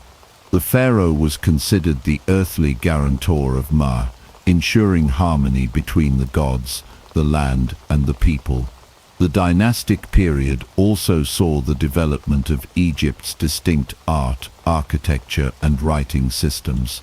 The Egyptians are perhaps best known for their monumental achievements in architecture, including the construction of the Great Pyramids of Giza, which were built as tombs for the pharaohs. These impressive structures, along with the vast temples, monuments, and obelisks that dotted the Egyptian landscape, serve as a testament to the engineering and artistic capabilities of the ancient Egyptians. In terms of writing, the Egyptians developed hieroglyphs, a system of pictorial symbols used to record religious texts, royal decrees, and historical events. This writing system played a key role in the preservation of Egypt's history and culture, allowing future generations to understand and learn from the accomplishments of their ancestors. Egypt's rise as a powerful civilization was also facilitated by its access to trade routes, which connected it to the broader Mediterranean world, the Near East and Africa. Egypt's wealth, culture and influence spread throughout the ancient world, and its legacy would continue to inspire civilizations for millennia. In summary, ancient Egypt was born out of its unique geography, the fertile Nile River, and the development of a strong, centralized government under the leadership of the Pharaohs. Over time, Egypt would rise to become one of the most enduring and influential civilizations in the ancient world. Its remarkable achievements in art, architecture, religion, and governance would shape the trajectory of history and leave a lasting legacy that continues to captivate the world today. The origins of Egyptian religion are deeply entwined with the development of Egyptian society itself. Religion was not just a system of beliefs in ancient Egypt. It was an integral part of daily life, governing everything from politics to social norms to individual actions. The ancient Egyptians believed that their gods were intimately involved in every aspect of their world, from the rising and setting of the sun to the flooding of the Nile. Understanding Egyptian religion requires us to explore how these beliefs emerged, how they evolved, and how they influenced the daily lives of the people. The roots of Egyptian religion are believed to stretch back to pre-dynastic times, long before the unification of Egypt in 3100 BCE. Early Egyptian religious beliefs were animistic, focusing on the worship of natural forces and deities associated with the elements, animals, and aspects of nature. Over time, these beliefs became more structured and began to form a coherent system. As communities grew and settled along the banks of the Nile, the Egyptians began to personify natural forces and the cycles of life and death, leading to the creation of a vast pantheon of gods and goddesses. The formation of the Egyptian pantheon was gradual, with local deities worshipped in specific regions, often associated with cities or natural features such as rivers, animals, or the sun. Over time, these regional gods merged and became part of a larger unified system. The gods in the Egyptian pantheon were typically anthropomorphic, meaning they had human-like features, though they often had animal characteristics as well. Some of the most important gods included Ra, the sun god, Osiris, the god of the afterlife, Isis, the mother goddess, Horus, the god of kingship, and Anubis, the god of mummification. These gods were believed to govern various aspects of the cosmos and were deeply connected to both the natural and supernatural worlds. In addition to the major gods and goddesses, the Egyptians also believed in a variety of spirits and lesser deities who influenced daily life. These included household gods, protective spirits, and deities associated with specific tasks, such as Thoth, the god of writing and knowledge. The importance of these gods in the everyday life of Egyptians cannot be overstated. Priests, temples, and rituals were a constant part of Egyptian society. Religious practices were central to political life as well, as the pharaohs were seen as divine rulers, intermediaries between the gods and the people. The pharaoh's role was not only as a political leader, but also as a religious figure, responsible for maintaining cosmic order and harmony. One of the most important concepts in Egyptian religion was Ma'at, which represented order, balance, and justice. Ma'at was seen as the fundamental force that maintained harmony in the universe, ensuring that everything in the world functioned according to divine will. Ma'at was personified as a goddess, often depicted with an ostrich feather on her head. This concept was central to Egyptian spirituality, influencing the actions of the pharaoh and every aspect of the kingdom. The pharaoh's primary duty was to uphold Ma'at, ensuring that justice and order prevailed both in the physical world and in the afterlife. Ma'at's role in Egyptian religion extended beyond the actions of the ruler. It was believed that every individual had a responsibility to live according to the principles of Ma'at, ensuring personal harmony and the well-being of society. This meant behaving in a morally upright manner, following the laws, and respecting the gods. The Egyptians believed that if Ma'at was disrupted, chaos and disorder would ensue. The concept of Ma'at was also connected to the idea of judgment in the afterlife. In the judgment hall of Osiris, the deceased's heart was weighed against the feather of Ma'at to determine whether they had lived a righteous life and could enter the afterlife. The daily rituals and religious observances of the Egyptians were intricately connected to their beliefs in Ma'at.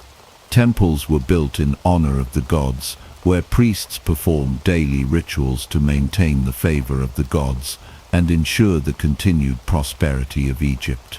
These rituals involved offerings of food, incense, and other gifts, and were intended to sustain the gods and keep cosmic balance intact. Major festivals and celebrations were held throughout the year to honor specific gods, with the most important being the Festival of the Opet, which celebrated the divine union of the gods and the pharaoh. The Egyptians also believed that their gods had human characteristics and could be both benevolent and wrathful. The gods were seen as protectors, guiding their people through difficult times, but they were also capable of punishing those who violated the principles of Ma'at. One of the most famous examples of divine wrath is the story of the sun god Ra, who sent the goddess Sekhmet to punish humanity for their disobedience. The balance between divine protection and retribution was an essential part of Egyptian religious thought. In conclusion, the origins of Egyptian religion were shaped by the need to understand and cope with the natural world and the forces that governed it. Over time, this evolved into a rich and complex system of beliefs centered around a pantheon of gods and the concept of Ma'at. Religion in Egypt was not a separate part of life. It was interwoven with every aspect of society, from governance to daily rituals. The gods and goddesses were seen as integral to the welfare of the state, and their influence extended into every corner of Egyptian life. As such, Egyptian religion played a fundamental role in the development of this great civilization, influencing its politics, culture, and spirituality for centuries. Ra, the sun god, is one of the most powerful and revered deities in ancient Egyptian mythology. As the central figure in Egypt's religious system, Ra was associated with life, light, warmth, and the very essence of creation. His influence was so profound that he became the cornerstone of Egyptian religious thought and was considered the king of all gods. This chapter delves into the myth of Ra's creation, his journey across the sky, and his significant role in Egyptian society and governance. Ra was believed to be the creator of the universe, responsible for bringing light and life to the world. In the Egyptian creation myth, Ra's emergence from the primordial waters of Nun marks the beginning of time and existence.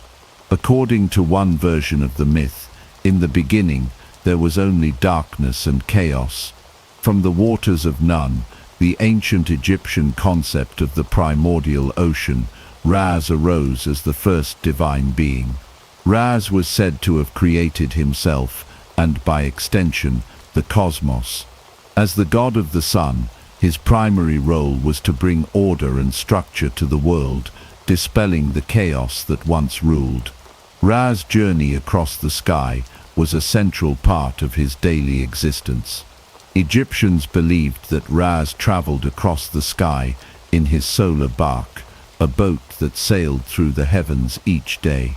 As the sun rose in the east, Ra began his journey, sailing from the horizon to the zenith of the sky, where he would reign supreme.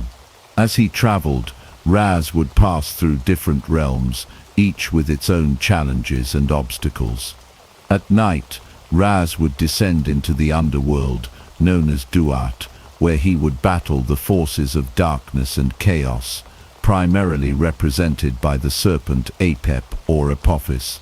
The struggle between Raz and Apep symbolized the eternal fight between order and chaos, light and darkness. The myth of Raz's nightly journey was not only a cosmological explanation for the cycle of day and night, but also a reflection of the ancient Egyptians' belief in the need to maintain harmony and balance in the universe. Ra's victory over Apep each night was seen as essential for the continuation of life and the preservation of Maat, the divine order. This daily cycle reinforced the idea that life itself was an ongoing struggle against disorder, and that divine intervention was necessary to maintain cosmic stability. Ra's association with the pharaohs of Egypt was another crucial aspect of his role in Egyptian religion. The pharaoh was considered not only a political leader, but also a divine ruler on earth, directly descended from Raz. This divine connection was vital for the legitimacy of the pharaoh's reign. Pharaohs were seen as living embodiments of Ra's power and as intermediaries between the gods and the people. As such, the pharaoh's role was to maintain Maat, the divine order, and ensure that Egypt remained protected and prosperous under Ra's watchful gaze. The association between Raz and the pharaohs is most evident in the royal titulary, which included the phrase "son of Raz." This title was a symbol of the pharaoh's divine right to rule and emphasized his close relationship with the sun god. Raz was seen as the ultimate source of royal authority, and the pharaoh's actions were believed to reflect the will of Raz. In this sense, the pharaoh was not just a political leader, but a manifestation of Ra's divine power and will on earth. One of the most important aspects of the relationship between Raz and the pharaoh was the pharaoh's role in maintaining the cosmic order. The pharaoh was seen as the protector of Maat, ensuring that the universe remained in balance and that the natural cycles of life continued uninterrupted. Just as Raz brought light and life to the world each day, it was the responsibility of the pharaoh to bring order, justice and prosperity to Egypt. The pharaoh's ability to maintain Maat was believed to directly affect the well-being of the country, its people and its rulers. Ra's influence extended beyond the political realm. He was also associated with various temples and monuments built in his honor. The most famous of these is the Temple of Raz at Heliopolis, which became a major center of worship. At the temple, priests would perform elaborate rituals and sacrifices to honor Raz and ensure his continued favor. Ra's image was often depicted as a man with the head of a hawk, crowned with a solar disk, which became one of the most recognizable symbols in Egyptian art. His presence was felt not only in religious contexts, but in every aspect of Egyptian culture, from art to architecture to daily life. The concept of Ra's eternal presence and power was also reflected in the Egyptian practice of sun worship. Temples dedicated to Raz were built throughout Egypt, and sun worship became an important part of Egyptian religious practice. The daily worship of Raz was not limited to the elite. The general population participated in various sun-related rituals and festivals, which were believed to invoke Ra's blessings for the country's prosperity. In summary, Ra was not only the sun god, but also the very essence of creation, light and life in ancient Egypt. His creation myth explained the origins of the world and the eternal struggle between order and chaos. Ra's daily journey across the sky symbolized the cyclical nature of life, while his battle with Apep represented the constant need to uphold Maat, the divine order. His association with the pharaohs emphasized the divine right to rule and the pharaohs themselves were seen as manifestations of Ra's power. Through the worship of Ra, the ancient Egyptians sought to ensure the continued prosperity and stability of their civilization, placing the sun god at the center of their religious, political, and cultural life. The myth of Osiris and Isis is one of the most powerful and influential stories in ancient Egyptian mythology. Osiris, the god of the afterlife, and his wife Isis are central figures in the Egyptian religious system, representing death, resurrection, and the eternal cycle of life. The story of Osiris's death and resurrection became a symbol of hope for the Egyptians, reinforcing their beliefs about the afterlife and the importance of moral behavior in life. Osiris was originally a god associated with fertility and agriculture. He was a beloved ruler of Egypt, bringing prosperity and abundance to the land. His wife Isis was a goddess of magic and wisdom, known for her devotion to Osiris and her powerful abilities to heal and protect. Together, they represented the harmonious balance of life, death, and rebirth. The myth takes a dark turn when Osiris's brother Set, the god of chaos and destruction, becomes jealous of Osiris's popularity and power. In his envy, Set devises a cunning plan to kill Osiris and take his throne.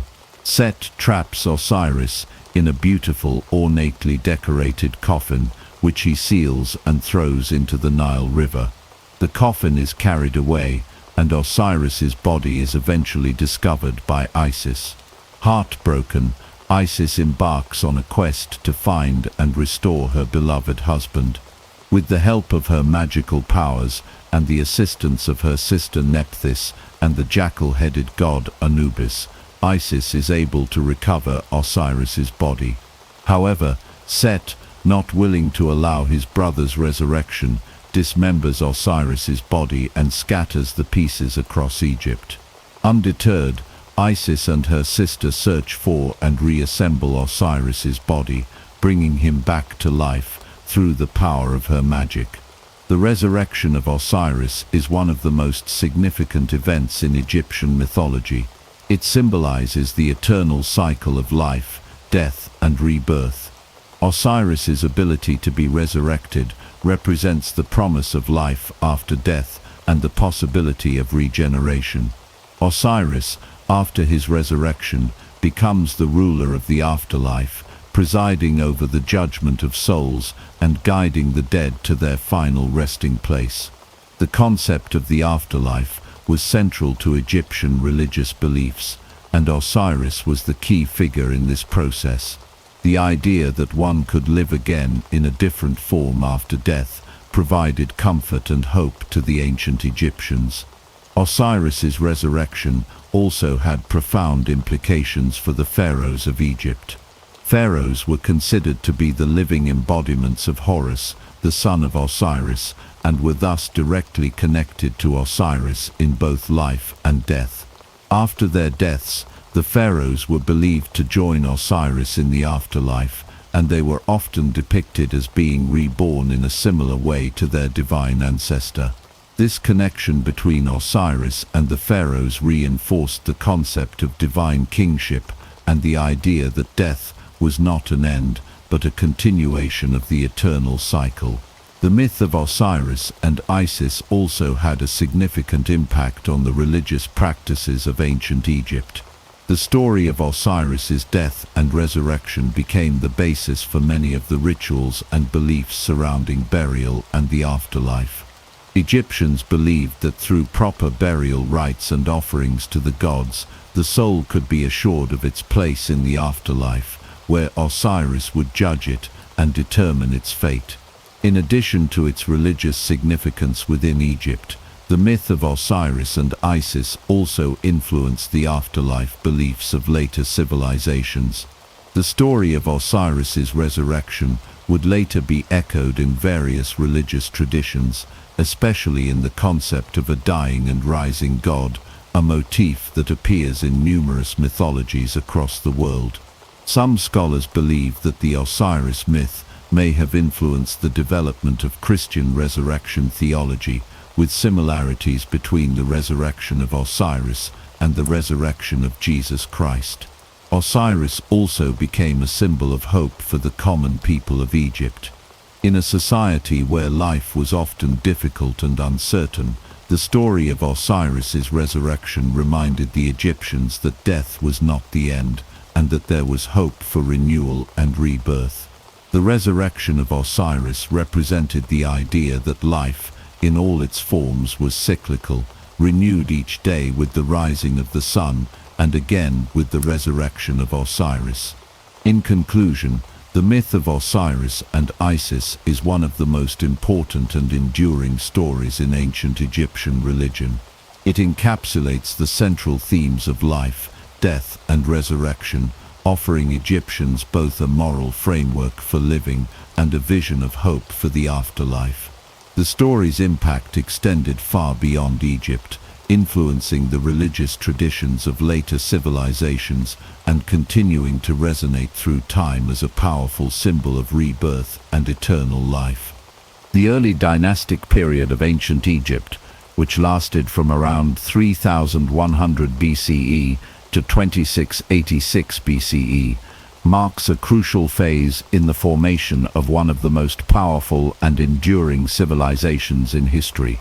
It is during this period that Upper and Lower Egypt were unified under the rule of the first pharaoh, Narmer, also known as Menes. This unification laid the foundation for Egypt's political structure and religious beliefs, while the establishment of the first dynasty helped to solidify the concept of divine kingship. The story of Narmer's unification of Egypt is one of the most important moments in the history of the ancient world. Narmer, who ruled around 3100 BCE, is believed to have been the king who succeeded in bringing together the two previously separate regions of Upper and Lower Egypt. The unification was symbolized by the creation of the famous Narmer palette, a ceremonial slate slab depicting Narmer wearing the crowns of both Upper and Lower Egypt. This image clearly shows Narmer as the supreme ruler of both regions, and the palette itself represents one of the earliest examples of Egyptian art that illustrates the idea of unified Egypt. Narmer's successful unification allowed him to establish the first dynasty, which marked the beginning of a long line of rulers that would dominate Egypt for the next 3 millennia. The title of pharaoh, which was used to refer to the king of Egypt, came to be associated with both political authority and divine status. Pharaohs were considered not only as the supreme political rulers, but also as divine intermediaries between the gods and the people. Their role as the earthly embodiment of the gods made them central to both the governance of Egypt and its religious practices. With the establishment of the first dynasty, the pharaohs became key figures in both the spiritual and political lives of the Egyptian people. Their divine status was reflected in their association with the gods, and their authority was seen as ordained by the divine forces. This connection to the gods played a crucial role in ensuring the pharaoh's legitimacy and power. The idea of divine kingship also helped to reinforce social order in Egypt, as the pharaoh was seen as a symbol of the gods' will on earth. Another key aspect of the early dynastic period was the beginning of pyramid-building projects. Early on, the pharaohs sought to demonstrate their power, wealth, and divine connection through monumental architecture. The construction of large-scale structures, including mastebous rectangular tombs and early pyramids, signaled the pharaohs' desire for eternal life and their role in the afterlife. The pyramids, as elaborate tombs for the pharaohs, also reflected the central role of religion in Egyptian life. These tombs were designed not only to house the pharaoh's body, but also to provide a space for their soul to reside in the afterlife. The earliest pyramid-building project was the Step Pyramid at Saqqara, built for Pharaoh Djoser during the Third Dynasty c. 2670 BCE. This pyramid, designed by the architect Imhotep, represented a major architectural innovation and marked the beginning of Egypt's pyramid-building tradition. The step pyramids construction demonstrated the pharaoh's ability to mobilize vast resources and labor forces, as well as the importance of religion in Egyptian society. It was also one of the first large stone structures built in Egypt, setting the stage for the later, more iconic pyramids of the Old Kingdom. The role of the pharaohs in Egyptian religion was intertwined with their political authority. As divine rulers, the pharaohs were seen as responsible for maintaining Ma'at, the ancient Egyptian concept of order, justice and harmony. Ma'at was not only a moral code but also a cosmic order that governed both the heavens and the earth. The pharaoh was expected to uphold Ma'at by maintaining peace and prosperity, overseeing the proper performance of religious rituals, and ensuring that Egypt was in balance with the gods. The pharaoh's ability to do this was believed to be essential for the continued welfare of the country. In addition to overseeing the rituals that ensured Egypt's continued prosperity, the pharaohs were also responsible for the construction of temples dedicated to the gods. These temples, which were often grand and lavish, served as the focal point for religious life in Egypt. Within these temples, the pharaohs performed rituals and made offerings to the gods to ensure the gods' favor and the prosperity of the land. The early dynastic period laid the groundwork for many of the religious and political practices that would define Egyptian civilization for centuries to come. It established the divine nature of the pharaoh's role and the importance of monumental architecture in expressing power and devotion to the gods. As Egypt moved into the Old Kingdom, the role of the pharaohs in both politics and religion would continue to evolve, leading to the creation of some of the most iconic structures in history, including the Great Pyramids of Giza. In conclusion, the early dynastic period was a foundational time in the history of Egypt. The unification of Upper and Lower Egypt under Nama, the establishment of the First Dynasty, and the rise of the pharaoh as a divine ruler set the stage for the grandeur and influence of Egyptian civilization. The early pyramid building projects and the central role of religion in political life shaped the trajectory of ancient Egypt for centuries, leaving a lasting legacy that continues to captivate the world today. The Fourth Dynasty of ancient Egypt, which lasted from around 2613 to 2494 BCE, is considered one of the most remarkable periods in the history of Egyptian civilization. This era saw the construction of the Great Pyramids of Giza, monumental achievements that not only symbolized the power and wealth of the pharaohs, but also reflected the deep religious beliefs that permeated ancient Egyptian society. It was a time when the pharaoh was seen as the divine ruler, a living god whose role was critical in ensuring the harmony of the cosmos and the prosperity of the nation.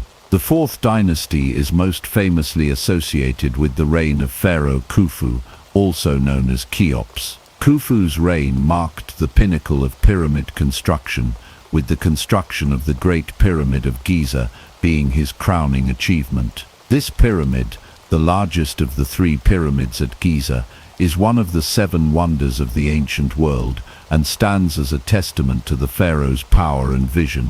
The Great Pyramid was originally 481 feet tall, and it remains the tallest man-made structure in the world for over 3,800 years. It was built with millions of limestone blocks, each weighing several tons, and the scale of the pyramid's construction required a massive workforce of laborers, engineers and craftsmen.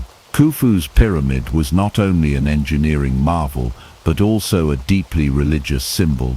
The pyramid was designed to be the pharaoh's tomb, but it was also meant to facilitate his journey to the afterlife. In ancient Egyptian belief, the pharaohs were not just kings, but were considered divine beings, living gods on earth. The construction of the pyramid was thus seen as a means of ensuring the pharaoh's immortality and divine favor in the afterlife. The pyramid, as well as the surrounding complex of temples and smaller pyramids for the pharaoh's family members, were designed to serve as places where the pharaoh's soul could rest in eternity. Pharaoh Khufu's divine status was not an isolated concept.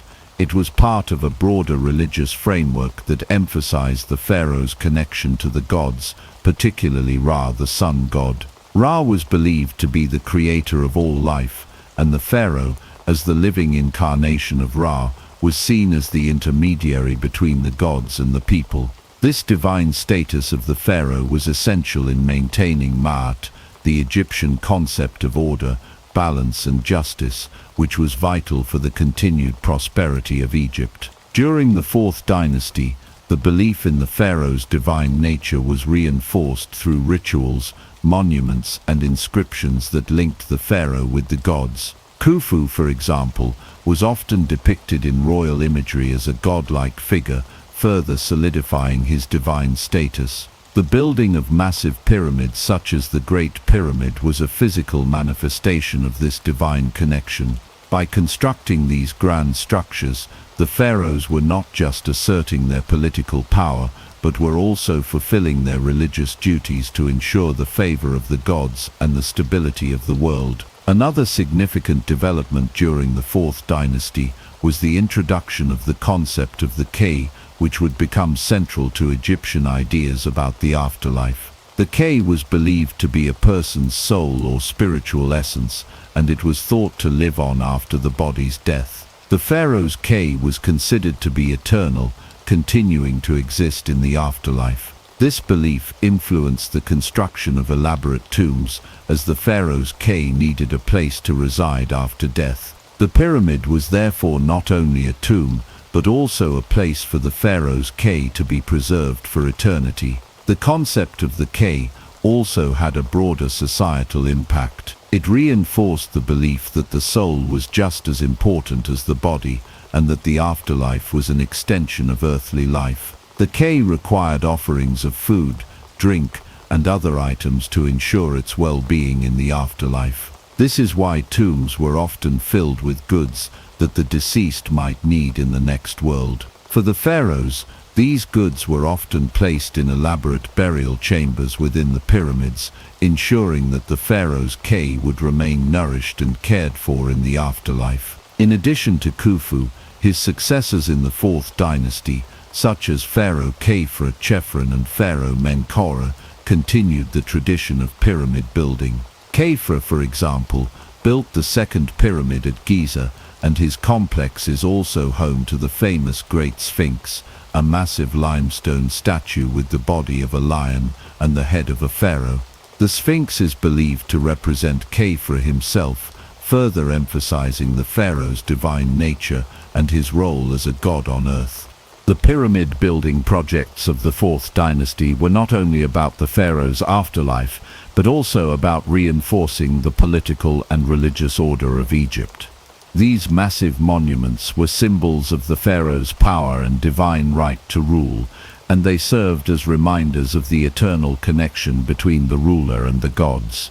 They were also expressions of Egypt's ability to mobilize labor, resources, and technology to create awe-inspiring structures that would stand for millennia.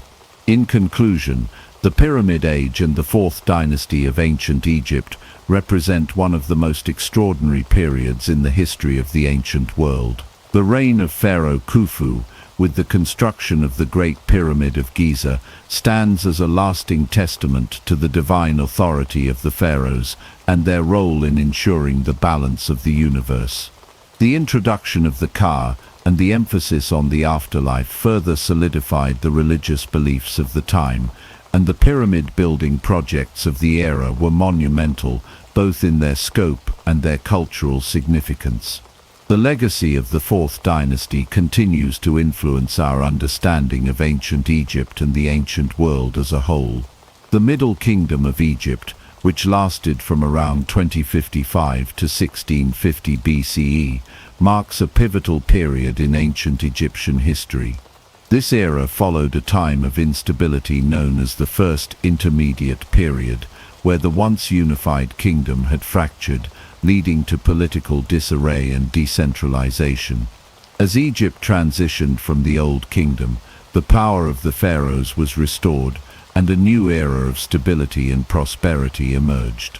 The Middle Kingdom would lay the groundwork for many of Egypt's most lasting achievements, both politically and religiously. The Middle Kingdom began with the reunification of Egypt under Pharaoh Mentuhotep II, who established the 11th dynasty. His victory over rival dynasties and his ability to restore centralized authority were crucial in bringing Egypt out of the chaos of the First Intermediate Period. Following his reign, the 12th dynasty, which included pharaohs like Amenemhat I and Senusret I, brought further stability to the nation. These pharaohs focused on administrative reforms, military campaigns, and large-scale building projects, which marked the beginning of the Golden Age of the Middle Kingdom. One of the most significant developments during the Middle Kingdom was the rise of the god Amun. Amun's emergence as a powerful deity reflects the broader religious transformations that took place during this period. Initially, Amun was a local god worshipped primarily in Thebes, a city in Upper Egypt. However, as the Middle Kingdom progressed, Amun's status was elevated, and he became one of the most important gods in the Egyptian pantheon. Amun's rise to prominence coincided with the growing political and religious power of Thebes. As the capital of the Middle Kingdom shifted back to Thebes, Amun became closely associated with the pharaohs, who sought to consolidate their political and divine power by aligning themselves with this powerful god. Amun's attributes as a creator god and his connection to the sun made him an appealing figure for the pharaohs, who were eager to strengthen their divine right to rule. Over time, Amun's role expanded, and he was associated with creation, fertility, and kingship. The role of Amun in religious life reached its peak during the reign of Pharaoh Amenemhat II, who ruled during the 12th dynasty. Amenemhat II, like his predecessors, worked to strengthen the political and religious unity of Egypt, and he did so in part by fostering the worship of Amun. This religious alliance between the pharaohs and Amun helped to solidify the legitimacy of the ruling family, as it reinforced the idea that the pharaoh's power came from divine favor. Amenemhat II and his successors built grand temples dedicated to Amun in Thebes, which became a center of religious worship and political authority. During the Middle Kingdom, pharaohs were often portrayed as the earthly representatives of the gods, and they used their connection to Amun to further strengthen their rule. Amun was seen as a protector of the pharaoh and the nation, and his favor was crucial for ensuring the pharaoh's success in both war and peace. As the pharaoh's association with Amun grew, the god's cult became increasingly influential, and his high priests gained significant power and wealth. This growing influence of Amun would have long-lasting consequences for Egyptian religion. By the New Kingdom period, Amun would be firmly established as the king of the gods, a status he would hold for centuries. The rise of Amun also led to the development of monumental religious architecture, including the vast temple complexes that would be built in his honor, such as the Temple of Karnak. The construction of these temples became a symbol of both the pharaoh's devotion to Amun and the pharaoh's divine right to rule Egypt. Another important aspect of the Middle Kingdom was the development of literature and culture. The pharaohs of the 12th dynasty were not only great military and political leaders, but also patrons of the arts. This period saw the production of some of the most famous works of Egyptian literature, including the wisdom literature and the Tale of Sinuhe, a narrative that explores themes of exile, identity, and the divine order.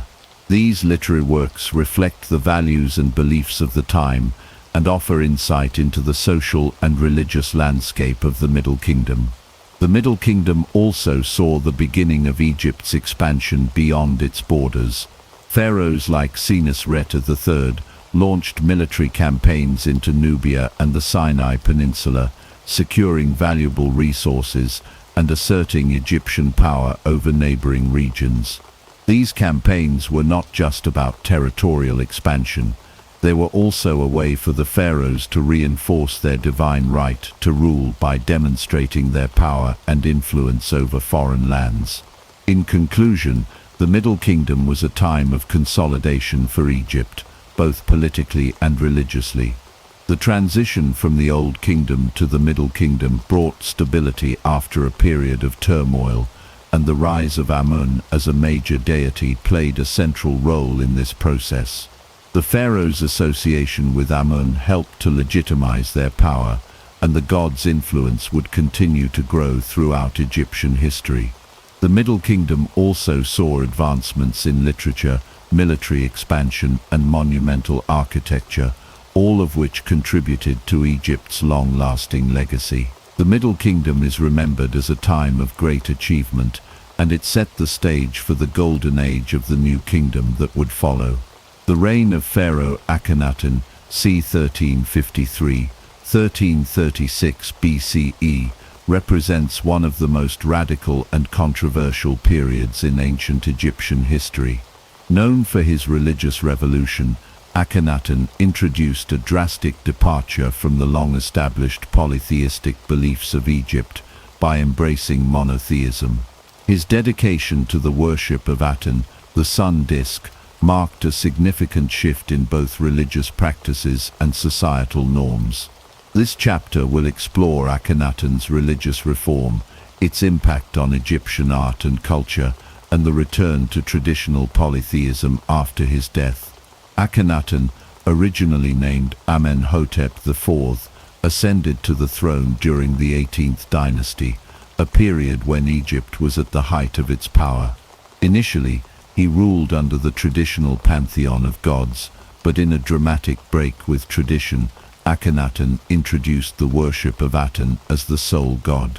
Aten, depicted as a sun disk with rays extending to the earth, became the central figure in Akhenaten's religious vision. Unlike the other gods, who were often represented in human or animal form, Aten was symbolized as a simple disk of light, emphasizing his abstract, all-encompassing nature. This religious revolution was not merely a change in the gods worshipped, it was an entire reorganization of Egyptian society and culture. Akhenaten built a new capital city, Akhenaten, modern-day Amarna, which was dedicated entirely to the worship of Aten. The city was designed with an open, airy layout, reflecting the god's association with the sun and the sky. Akhenaten's decision to move the capital away from Thebes, the traditional center of religious power, was a bold political statement as well.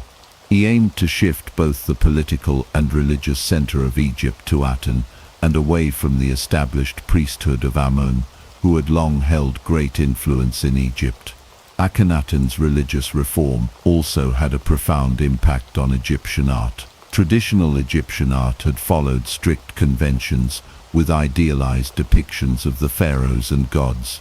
However, during Akhenaten's reign, there was a radical departure from these norms. In the art of the Amarna period, Akhenaten and his family were depicted with exaggerated features, such as elongated heads and necks, which may have symbolized their divine nature, or simply been a stylistic choice. These depictions were far more naturalistic than previous royal portrayals, which had adhered to rigid conventions of royal perfection. This shift in artistic style is seen as a reflection of Akhenaten's desire to emphasize a more personal and intimate connection with the divine, as opposed to the grand, idealized representations of past pharaohs. In addition to the religious and artistic changes, Akhenaten's reign also led to significant social and economic disruptions. The shift to the worship of Aten undermined the power of the priesthood of Amun, who had controlled vast wealth and influence.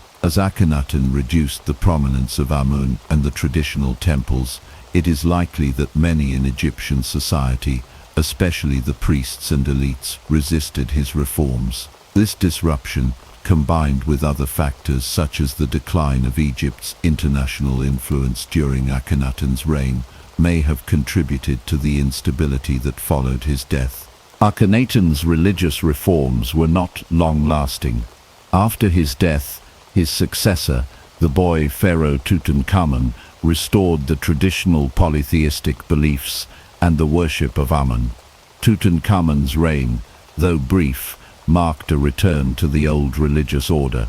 The city of Akhetamun was abandoned, and the focus of religious and political life returned to Thebes and the worship of the traditional gods. Akhenaten's successor, I, also continued this trend by erasing Akhenaten's name and legacy from monuments and inscriptions. The restoration of polytheism was followed by a return to the strong influence of the Amun priesthood. The power and wealth of the priesthood of Amun were quickly restored, and the gods of Egypt returned to their prominent positions in the religious hierarchy. Akhenaten's radical religious reforms were largely erased from memory, and his reign became an anomaly in Egyptian history. However, despite the eventual return to polytheism, Akhenaten's reign had a lasting impact on Egyptian art and culture. The artistic style of the Amun period influenced subsequent generations of Egyptian artists who incorporated elements of Akhenaten's more naturalistic approach into their work. Additionally, Akhenaten's attempt at monotheism sparked debates that would resurface in later periods of Egyptian history, as well as in other ancient civilizations. Akhenaten's religious revolution remains one of the most fascinating and perplexing episodes in ancient Egyptian history. His shift to monotheism and the worship of Akhenaten was a bold experiment in religious and political power, but it was ultimately short-lived. Nevertheless, his reign continues to capture the imagination of scholars and historians who debate the reasons behind his religious reforms and their impact on Egyptian society. In the end, Akhenaten's legacy is one of both innovation and rejection, a reminder of the complexity and fluidity of religious and cultural traditions in ancient Egypt. The discovery of King Tutankhamun's tomb in 1922 by British archaeologist Howard Carter remains one of the most significant archaeological finds in history. The tomb, located in the Valley of the Kings, contained an extraordinary wealth of treasures, including the famous gold mask of Tutankhamun, as well as countless artifacts that have provided invaluable insights into ancient Egyptian culture, art, and religion. This discovery not only brought King Tut to international fame, but also shed new light on the religious and political history of Egypt, particularly during the transition from the reign of Akhenaten to the restoration of traditional polytheistic worship. Tutankhamun ascended to the throne at a young age, likely around the age of 9 or 10, following the death of his father, Akhenaten, and the subsequent collapse of Akhenaten's religious reforms. Akhenaten's attempt to establish the worship of Akenes, the sole god, had been deeply controversial, and after his death, the return to the traditional religious order was inevitable. As pharaoh, Tutankhamun was a figurehead, with the real power lying in the hands of his advisors, such as the vizier I and General Horemheb. Despite his youth and relative inexperience, Tutankhamun's reign was marked by the restoration of the traditional polytheistic beliefs that had been disrupted by Akhenaten. Tutankhamun's most significant religious actions were his restoration of the worship of the old gods, particularly Amun, the chief deity in the Egyptian pantheon. Akhenaten's efforts to suppress the worship of Amun had caused widespread unrest, and the return to the traditional gods was seen as a necessary step to heal the divisions caused by Akhenaten's reign. Tutankhamun's restoration of Amun worship included the reopening of temples that had been closed during the Amun period and the reinstatement of the powerful Amun priesthood. The pharaoh also took steps to erase Akhenaten's name from monuments and inscriptions as part of the broader effort to undo his predecessor's religious changes. Although Tutankhamun's reign was short, he died around the age of 18 or 19. His restoration of the old gods had a profound impact on Egyptian religious life. The gods, such as Amun, Osiris, and Ra, returned to their central positions in the Egyptian religious system. Amun, in particular, regained his status as the king of the gods, and his cult based in Thebes flourished once again. The power of the priesthood of Amun was strengthened, and Egypt's religious and political landscape returned to the familiar order that had existed prior to Akhenaten's reforms. In addition to the religious changes, the afterlife beliefs of Egyptian pharaohs also played a central role in Tutankhamun's reign. Like all pharaohs, Tutankhamun's ultimate goal was to ensure a successful journey to the afterlife, where he would join the gods and continue his reign in a divine realm. Egyptian religion held that the pharaoh's soul, or Ka, was eternal, and it was the pharaoh's duty to maintain Ma'at, the cosmic order, during his reign. Upon death, the pharaoh's Ka was believed to journey through the underworld, facing various trials and challenges before ultimately reaching the realm of Osiris, the god of the afterlife. Osiris was one of the most important deities in the Egyptian pantheon, and his role in the afterlife was central to Egyptian religious beliefs. Osiris, originally a god of fertility and agriculture, became associated with death and resurrection. According to Egyptian mythology, Osiris was murdered by his brother Set and dismembered, but his wife, Isis, successfully reassembled his body, allowing him to be resurrected. This myth of death and rebirth was symbolic of the eternal cycle of life, death and renewal, and it was central to the pharaoh's understanding of the afterlife. The pharaoh's connection to Osiris was believed to ensure his immortality. Upon death, the pharaoh's body would be preserved through mummification, and his Ka would be placed in a tomb along with offerings for the afterlife. The tomb of Tutankhamun, for example, contained not only the pharaoh's mummy, but also a wealth of objects intended to ensure his comfort and survival in the afterlife. These items included furniture, clothing, jewelry, and food, as well as statues and representations of the gods, including Osiris and Amun. The tomb of Tutankhamun also revealed the pharaoh's close connection to the god Ra, the sun god, who was believed to journey through the sky each day, bringing light and life to the world. Ra's influence on Egyptian religion was profound, and the pharaoh's role as the living embodiment of Ra was a central part of his divine authority. In the afterlife, the pharaoh was thought to join Ra in the celestial realm, ensuring the continued order and prosperity of Egypt. The discovery of Tutankhamun's tomb not only provided a wealth of material culture, but also illuminated the religious and spiritual beliefs of ancient Egypt. The tomb's treasures, many of which were devoted to the gods of Egypt, reveal the deep reverence with which the pharaohs approached the divine realm. Tutankhamun's tomb contained numerous statues, amulets, and inscriptions that demonstrate the importance of the gods in his life and death. These artifacts highlight the belief in a divine order that transcended earthly existence and the pharaoh's essential role in maintaining that order.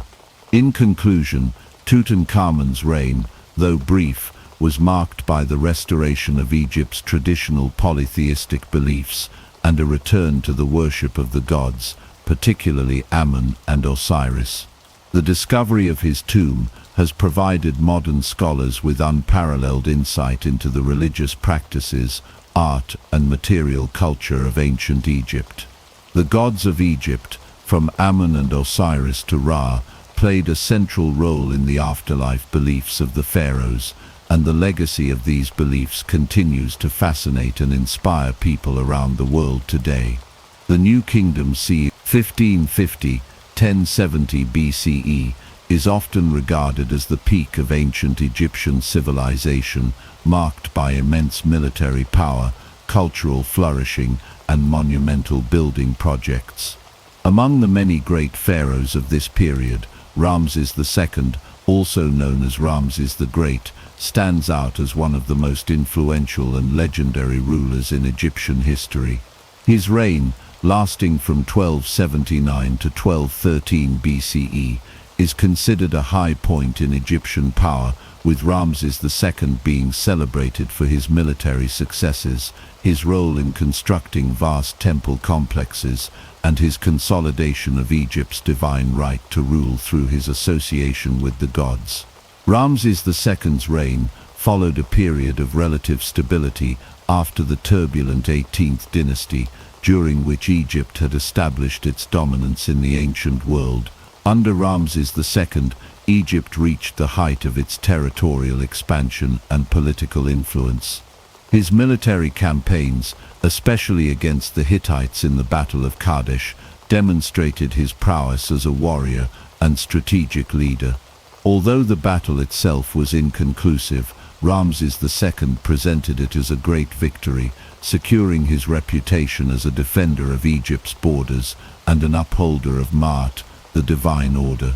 The gods played a central role in legitimizing Ramses II's reign, reinforcing his divine right to rule.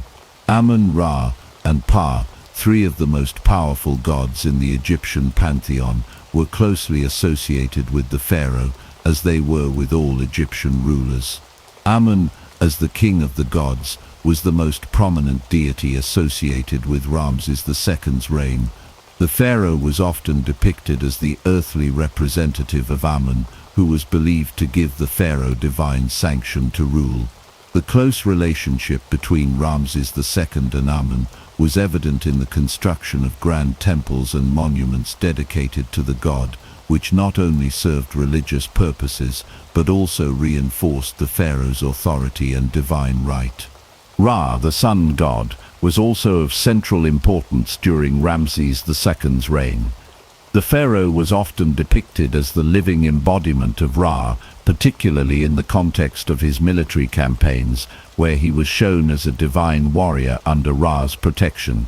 Ra's influence extended beyond the earthly realm, as the pharaoh was also believed to join Ra in the afterlife, continuing his rule in the celestial realm.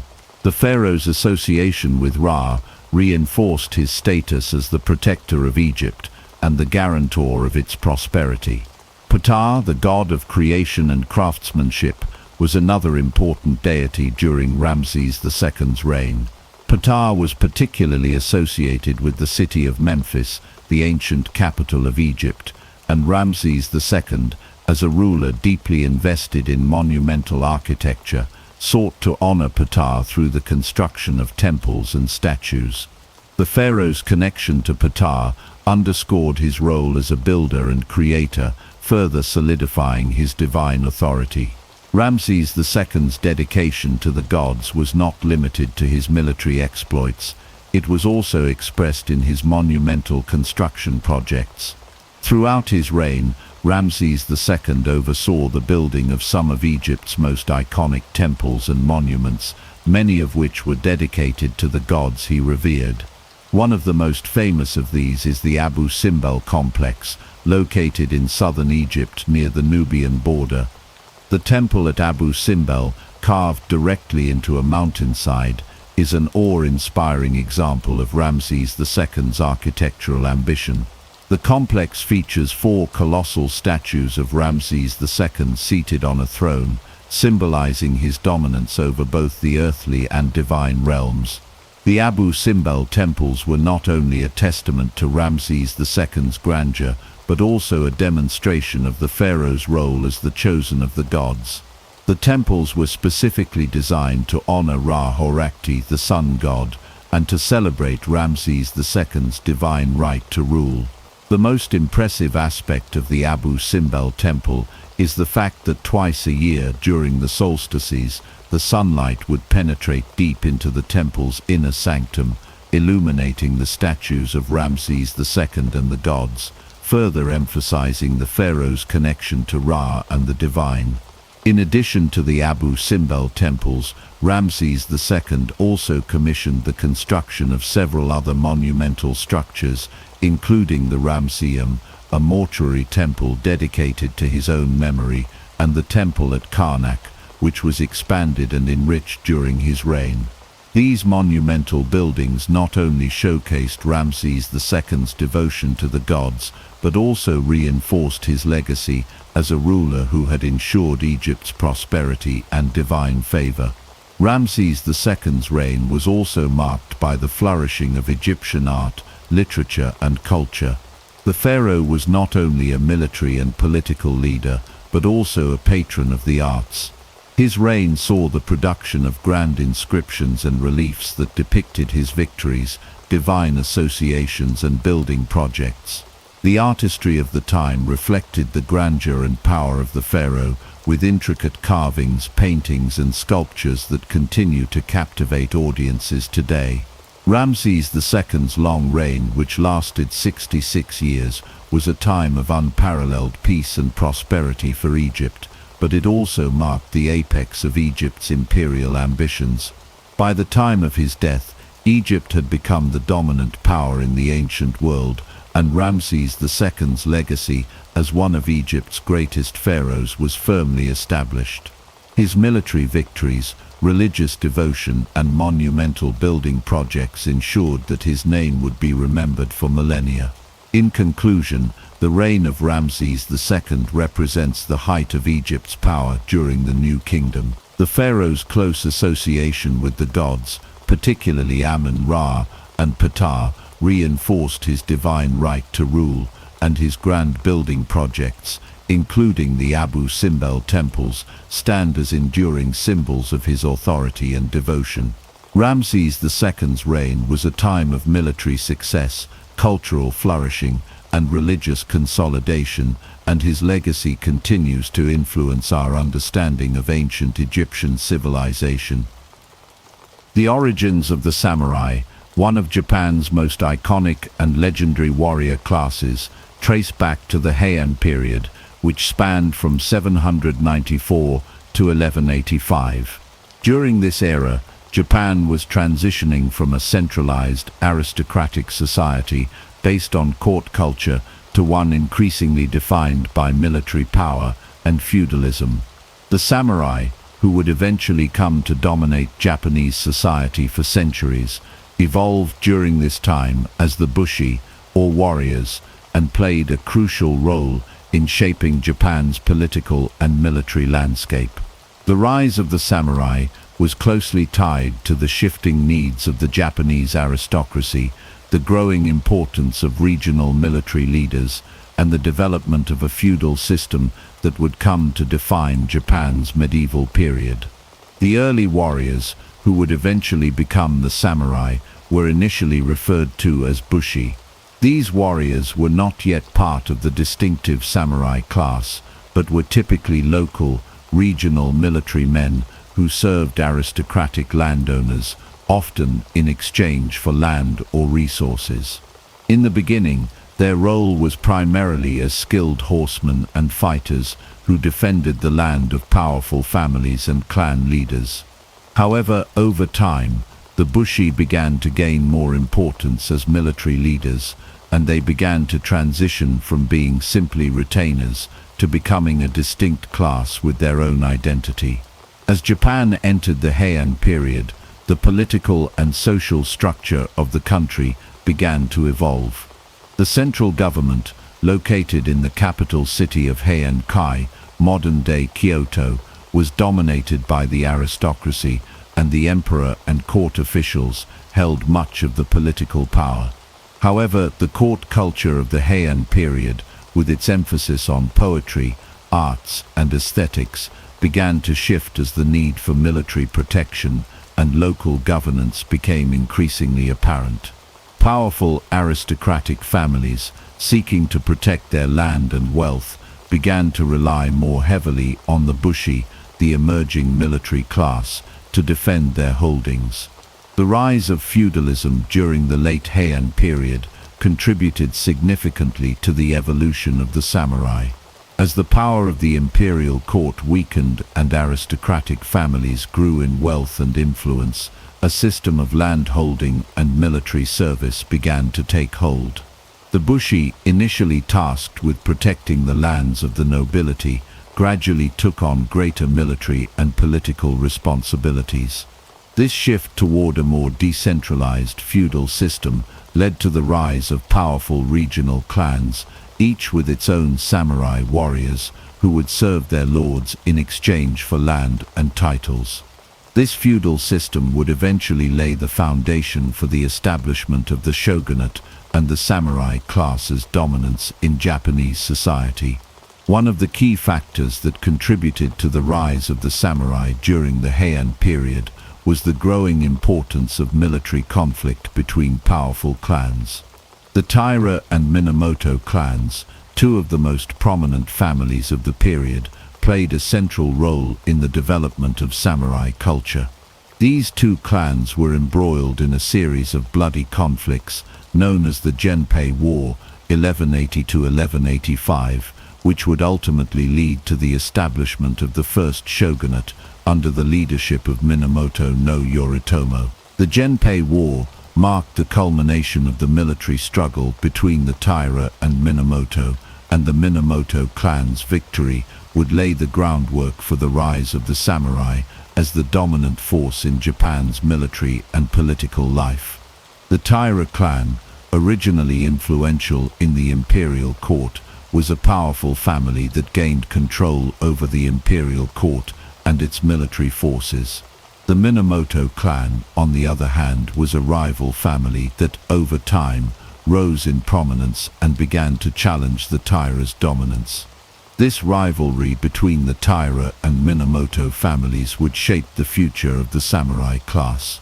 The samurai, who initially served these families in regional conflicts, would soon become the foundation of Japan's military power. The Heian period, while renowned for its cultural achievements, was also a time of significant political and military upheaval.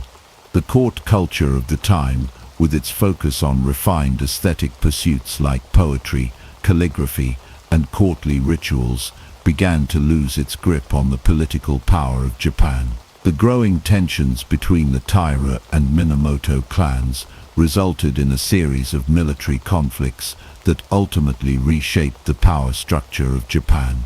As military leaders gained influence, the samurai class began to rise, not only as a military force, but as an important part of the governing structure of Japan. This shift from a court-centered aristocratic society to a more militarized and decentralized system was pivotal in the creation of the samurai as a distinct class with its own code of ethics, military structure and culture. In conclusion, the Heian period was crucial in the emergence of the samurai as a powerful and distinctive class in Japan.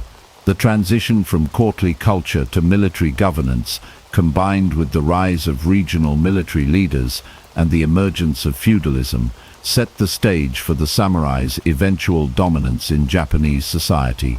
The Taira and Minamoto clans, along with the development of the Bushi into the samurai, played an essential role in this transformation.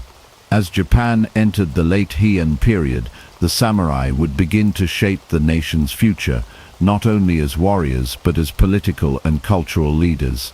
Their legacy would endure for centuries, making the samurai one of Japan's most enduring symbols of martial prowess and honor. The Kamakura shogunate, established in 1192 under the leadership of Minamoto no Yoritomo, marked the beginning of a new era in Japan's history, the birth of the shogunate rule. Following the decisive Genpei War 1180–1185, in which the Minamoto clan triumphed over their rivals, the Taira clan, the power dynamics in Japan shifted dramatically. No longer would the imperial court in Kyoto hold supreme authority. Instead, a military government, known as the Bakufu, would take center stage. This transition from imperial rule to military rule would lay the foundation for the dominance of the samurai class in Japan, changing the course of the nation's political and military structure for centuries. The Minamoto clan's victory in the Genpei War was a pivotal moment in Japanese history. For over a century, the Taira and Minamoto clans had been vying for control over the imperial court. With the defeat of the Taira, the Minamoto, led by Yoritomo, emerged as the preeminent military power in Japan. Rather than seizing control of the imperial throne itself, however, Minamoto no Yoritomo chose to establish a new form of governance. In 1192, he was granted the title of shogun, a military title that signified his authority over the armed forces of Japan, and thus the Kamakura shogunate was born. The Kamakura shogunate represented a dramatic departure from Japan's previous system of governance, where the emperor was the central figure of political and military power. The emperor, based in the capital city of Kyoto, had traditionally been seen as the divine ruler, holding both spiritual and temporal authority over the country. However, under the Kamakura shogunate, power shifted from the imperial court to the military leaders in Kamakura, a city located to the south of Kyoto. Yoritomo and his successors ruled Japan from Kamakura, while the emperor remained in Kyoto, relegated to a more symbolic ceremonial role. The rise of the Kamakura shogunate was deeply tied to the growing influence of the samurai class. As Japan transitioned from imperial rule to military rule, the samurai, who had played a crucial role in the Genpei War, became the dominant political and military force in the country. With their newfound power, the samurai became the core of the new political system, serving as the key agents of the shogunate in both military and administrative matters. The samurai were no longer mere warriors serving individual noble families. They had become the ruling class of Japan, overseeing land, people, and military affairs throughout the country. Under the Kamakura shogunate, the samurai were granted land and other privileges in exchange for their loyalty and service to the shogunate. The shogunate itself operated as a feudal system, where land was granted to samurai lords, known as daimyo, in return for their military service. The samurai class thus became deeply entrenched in both the political and military infrastructure of Japan, and their influence spread across the country.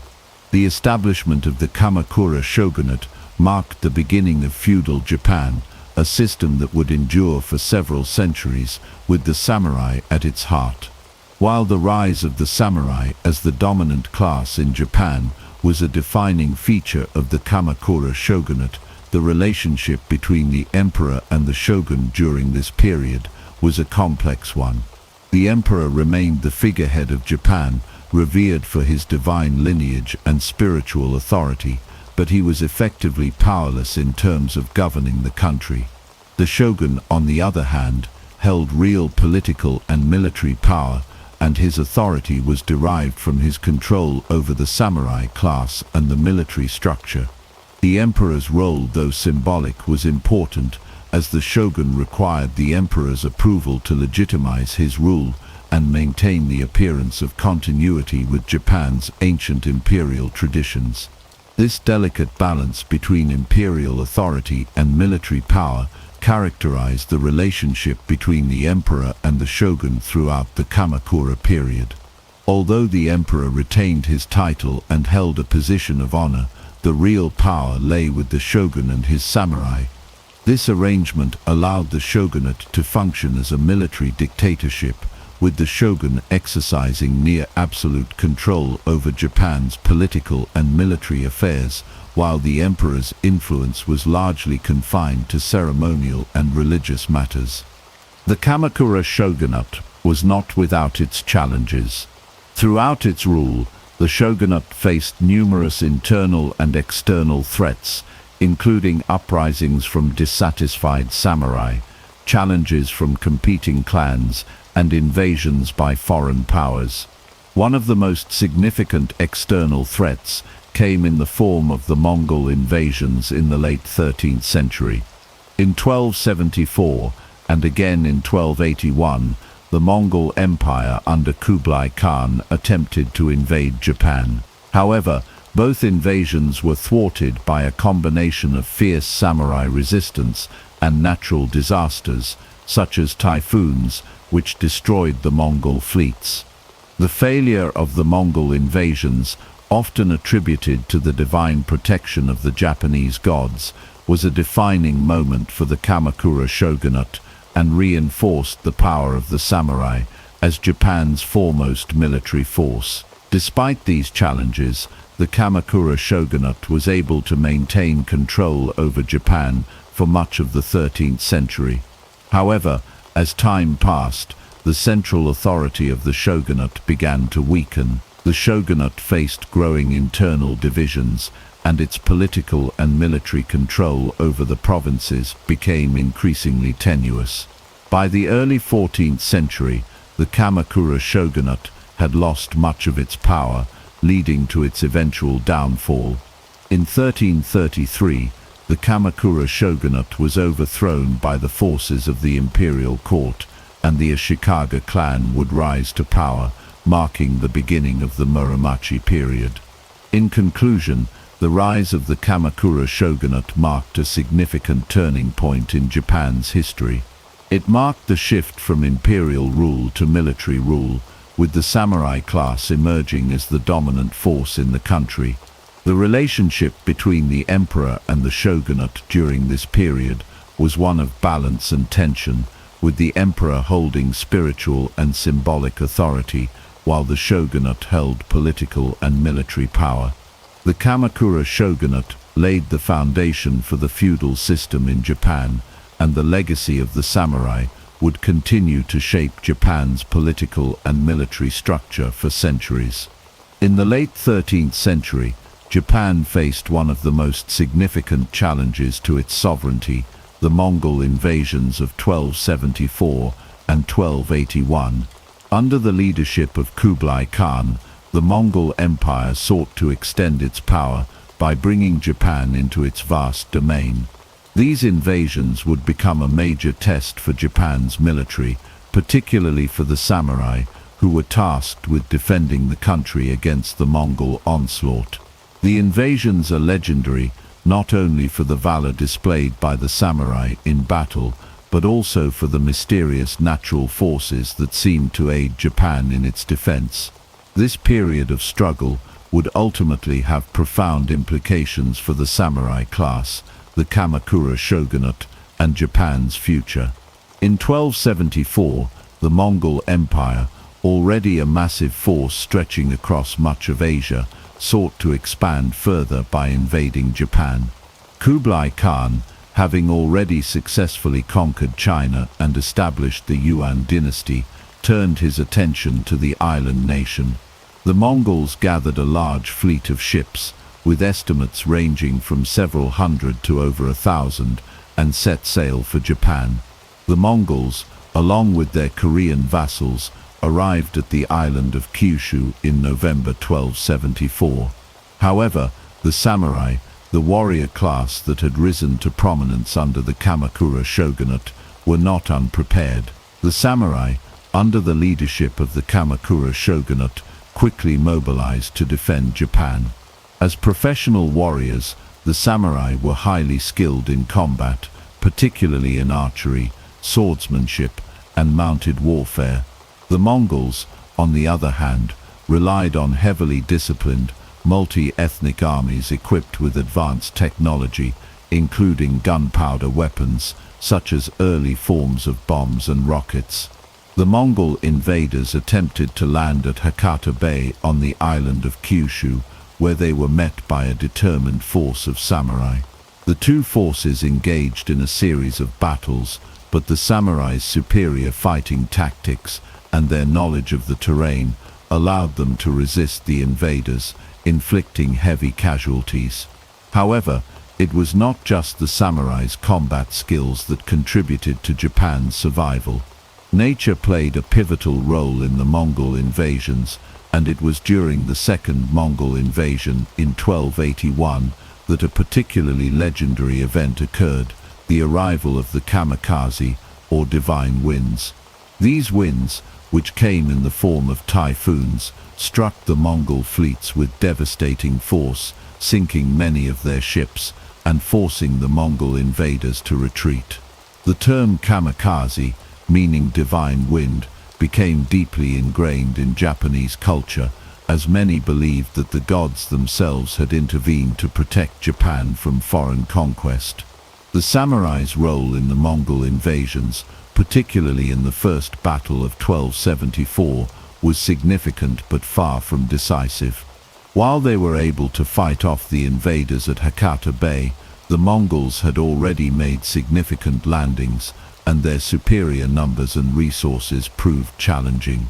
The samurai, under the leadership of the Kamakura shogunate, had to contend with an enemy that used tactics and technology unfamiliar to them.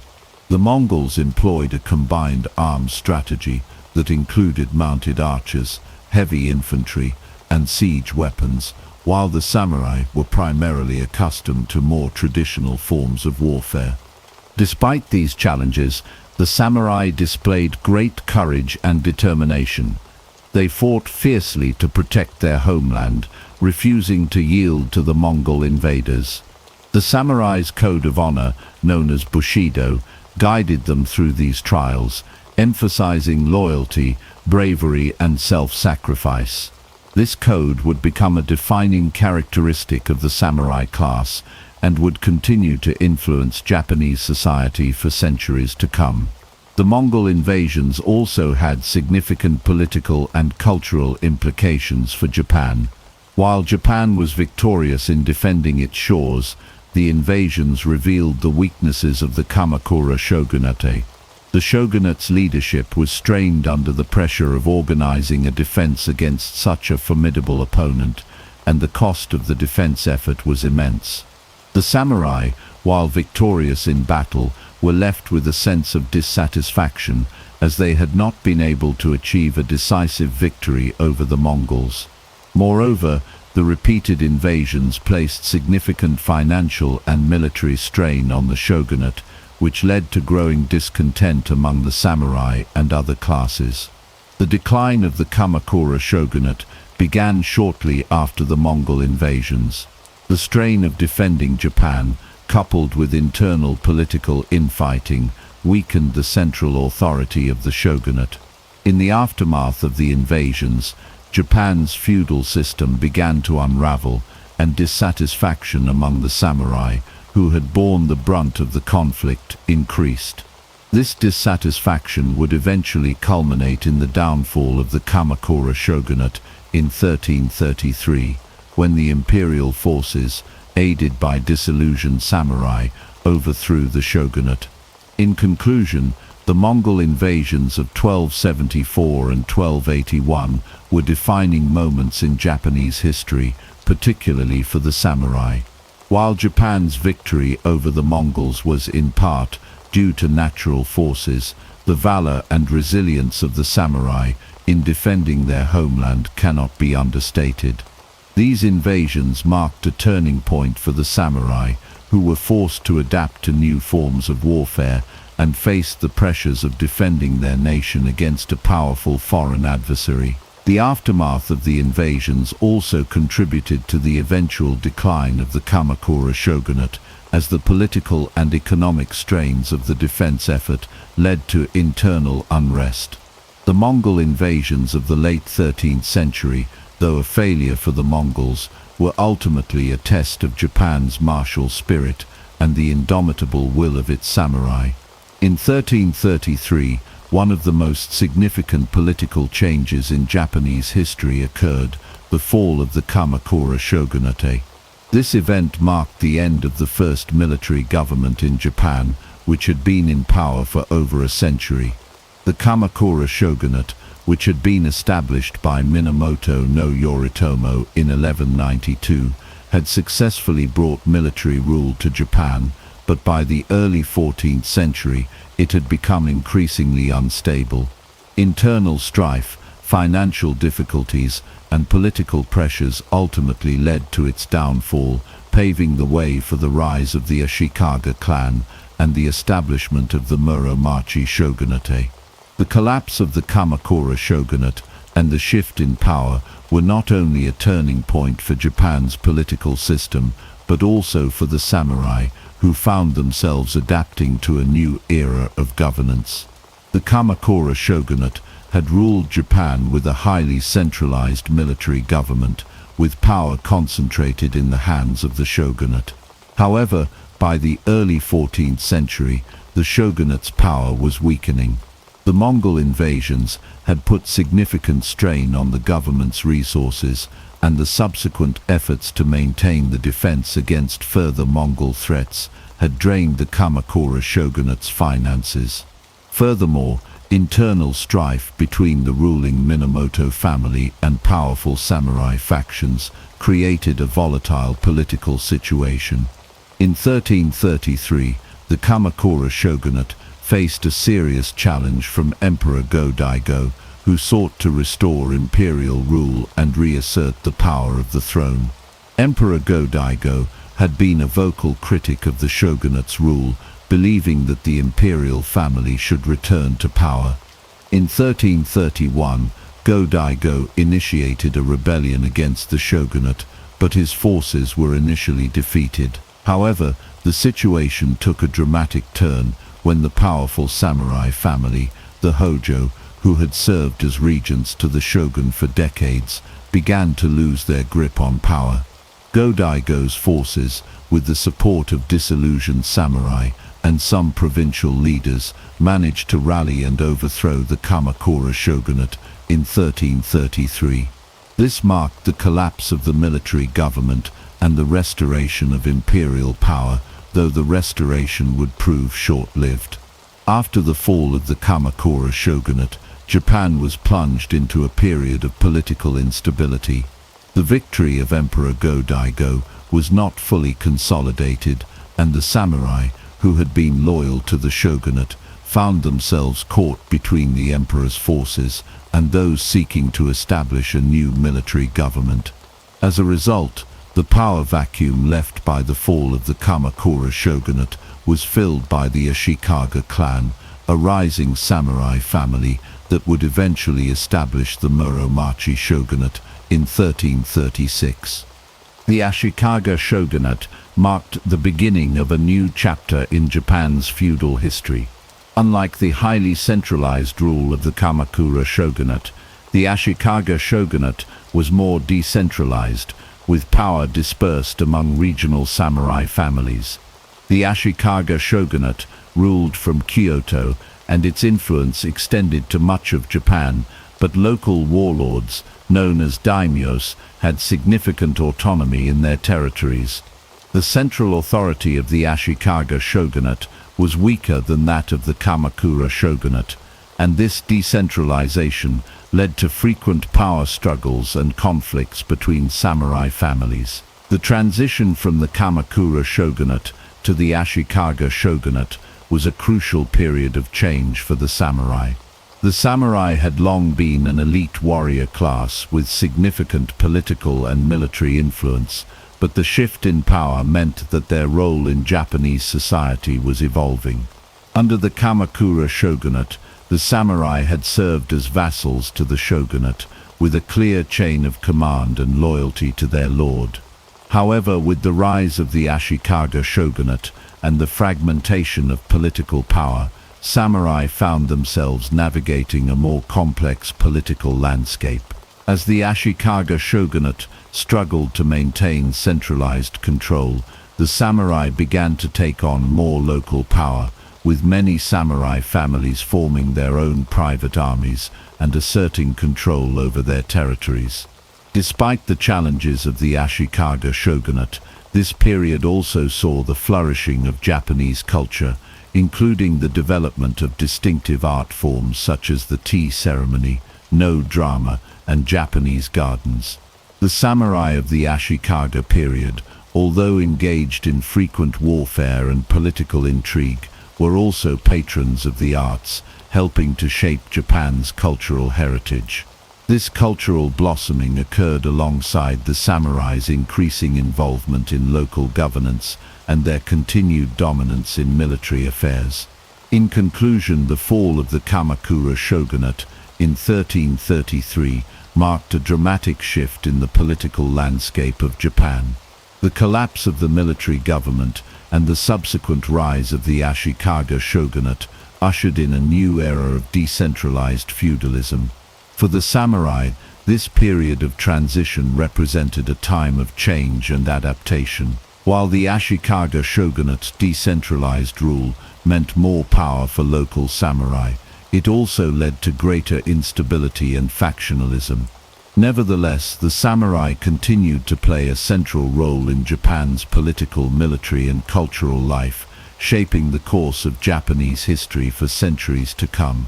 The Sengoku period, often referred to as the Warring States period, spanned from 1467 to 1603, and it was a time of intense military conflict, political fragmentation, and social upheaval in Japan. During this era, the country fractured into multiple competing domains, each ruled by powerful samurai lords known as daimyos, who fought relentlessly for power and territory. It was a time of immense change, as the samurai evolved from mere warriors into the dominant political and military force in Japan. The Sengoku period set the stage for the unification of Japan and the establishment of the Tokugawa shogunate, which would last for over 2.5 centuries. The Sengoku period was precipitated by the Onin War 1467-1477, which triggered a collapse in the authority of the Ashikaga shogunate, the ruling military government at the time. With the central authority weakened, various samurai clans began to fight for control of their own territories, often at the expense of neighboring domains. This fragmented landscape led to the rise of the daimyos, powerful regional warlords who commanded private armies of samurai and sought to expand their control over Japan. Each daimyo sought to solidify their power through warfare, alliances, and diplomacy, resulting in nearly constant conflict throughout the period. Amidst the chaos, several major figures rose to prominence, each playing a key role in shaping the course of Japan's history. Oda Nobunaga, one of the most influential figures of the period, began his rise to power in the late 16th century. Known for his ruthlessness, military innovation, and ambition, Nobunaga sought to unify Japan under his rule. He successfully defeated many rival daimyos and took control of a large portion of central Japan, including the capital city of Kyoto. Nobunaga's strategic genius, as well as his use of firearms, was key in several decisive battles, including the Battle of Nagashino in 1575, where his forces decisively defeated the Takeda clan by utilizing firearms to break their cavalry charge. Following Nobunaga's death in 1582, Toyotomi Hideyoshi, one of his most loyal generals, took up the mantle of unifying Japan. Hideyoshi completed what Nobunaga had started, bringing much of Japan under his control. A brilliant strategist and tactician, Hideyoshi is best known for his military campaigns in the 1580s, which included the conquest of Kyushu and the suppression of rebellious samurai. Hideyoshi also sought to solidify his power by instituting social and economic reforms, including the famous land surveys and the sword hunt to disarm the peasants. These actions helped him consolidate his rule and establish a new social order. Hideyoshi's reign marked a pivotal moment in Japan's transition from the chaos of the Sengoku period to a more centralized form of government. However, it was Tokugawa Ieyasu, Hideyoshi's trusted general, who would ultimately secure the lasting unification of Japan.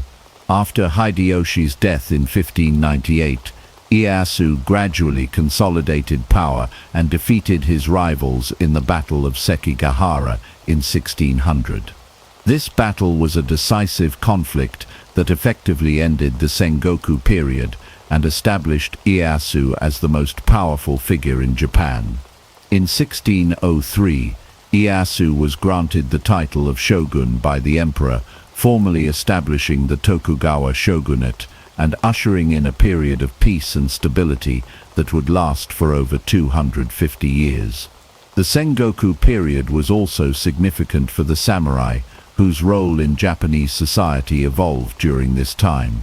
Samurai, once primarily battlefield warriors, became increasingly involved in politics, administration, and the management of domains. The daimyos, with their private armies of samurai, wielded tremendous power, and many samurai served as retainers in the courts of these warlords. The rise of the samurai, as both military leaders and political players, was one of the key characteristics of the Sengoku period. Their influence extended beyond the battlefield, as they played crucial roles in the governance of Japan's fractured domains. The Sengoku period also saw the rise of the Bushido Code, the samurai's moral and ethical code of conduct. Although the Bushido Code evolved over time, its principles of loyalty, honor, courage, and discipline were central to the samurai way of life during the Sengoku era. Samurai were expected to serve their lords with absolute loyalty, to fight with valor and honor, and to act with integrity both on and off the battlefield. The Bushido Code became a symbol of the samurai's identity and played a crucial role in shaping the culture and values of the period. Key battles during the Sengoku period shaped the course of history and demonstrated the military prowess of the samurai. The Battle of Nagashino, fought in 1575, was one of the most important battles of the era. Oda Nobunaga's use of firearms to decimate the cavalry of the Takeda clan marked a turning point in Japanese warfare, demonstrating the growing importance of firearms in battle. The Battle of Sekigahara, in 1600, was the final and decisive confrontation of the Sengoku period, as Tokugawa Ieyasu defeated his rivals and secured control of Japan. This victory laid the foundation for the Tokugawa shogunate and the subsequent period of peace known as the Edo period. In conclusion, the Sengoku period was a time of great turmoil, but it also laid the foundation for the unification of Japan and the rise of the samurai as the dominant political and military force. The period was defined by the rise and fall of powerful daimyos, the strategic brilliance of leaders like Oda Nobunaga, Toyotomi Hideyoshi, and Tokugawa Ieyasu, and the increasing role of the samurai in shaping Japan's future. The era also saw the solidification of the Bushido Code, which defined the samurai's way of life and left a lasting legacy on Japanese culture. The Sengoku period was a pivotal chapter in Japan's history, and the events and figures of this era continue to shape the identity of the samurai to this day. The rise of the Tokugawa shogunate marked the beginning of a new era in Japan's history. After decades of civil war and political fragmentation during the Sengoku period, Japan finally achieved unification under Tokugawa Ieyasu, a key figure in the final phase of the warring states. Tokugawa Ieyasu's decisive victory at the Battle of Sekigahara in 1600 was the turning point that allowed him to consolidate power and become the most influential figure in Japan. This victory effectively ended the Sengoku period and laid the foundation for the establishment of the Tokugawa shogunate, ushering in the Edo period, 1603–1868, a time of peace, stability, and cultural growth that would last for more than 2.5 centuries. The Battle of Sekigahara, fought on October 21, 1600, was a defining moment in Japanese history. Tokugawa Ieyasu, backed by his allies, including the Oda and Tokugawa clans, faced off against the forces of Ishida Mitsunari, a prominent general allied with the Toyotomi clan. The battle, which involved more than 100,000 soldiers, was fought in the plains of Sekigahara, located in present-day Gifu Prefecture. The conflict was a culmination of years of political maneuvering and shifting alliances, as both sides vied for control over Japan after the death of Toyotomi Hideyoshi, the last major warlord to have attempted to unify the country. Tokugawa Ieyasu's military genius and strategic prowess played a pivotal role in his victory at Sekigahara. By using his knowledge of the terrain and forging crucial alliances with other daimyos, Ieyasu was able to secure a decisive victory, despite being outnumbered by Mitsunari's forces. The battle was not only a military success but also a political one, as it allowed Ieyasu to consolidate control over Japan. In the aftermath of Sekigahara, Ieyasu systematically neutralized his remaining rivals and ensured his dominance by placing his supporters in key positions across the country. By 1603, Tokugawa Ieyasu was officially appointed shogun by the emperor, marking the formal establishment of the Tokugawa shogunate. The Tokugawa shogunate ushered in the Edo period, a time of peace and stability that was a stark contrast to the chaotic Sengoku era. Under the Tokugawa regime, Japan enjoyed more than 2 centuries of relative peace, largely due to the shogunate's ability to maintain control over the samurai class and the various daimyo's feudal lords. The Tokugawa system of government was a highly structured and hierarchical one, with Ieyasu's descendants serving as hereditary shoguns. Below the shogun, the country was divided into domains, each ruled by a daimyo, who were expected to remain loyal to the Tokugawa family. One of the most significant aspects of Tokugawa rule was the consolidation of power in the hands of the shogunate, which allowed for a more centralized government than ever before in Japan's history. The shogunate's control over the samurai class and its ability to regulate the military, political, and social aspects of life helped to ensure the stability and longevity of the Tokugawa regime. The samurai, once warlords in their own right, became the enforcers of Tokugawa law and policy, serving as bureaucrats, soldiers, and administrators in the new peace-focused society. The samurai, however, experienced significant changes in their role during the Tokugawa period. During the Sengoku era, samurai were primarily warriors engaged in battle and warfare. But with the establishment of peace under Tokugawa rule, the samurai's role shifted from warriors to civil servants. Many samurai were employed as bureaucrats, overseeing the administration of their lord's domain, while others served in local government positions. This shift in function had a profound impact on samurai culture, as the warrior class began to focus more on scholarly pursuits, such as education, ethics, and governance, rather than martial skills alone.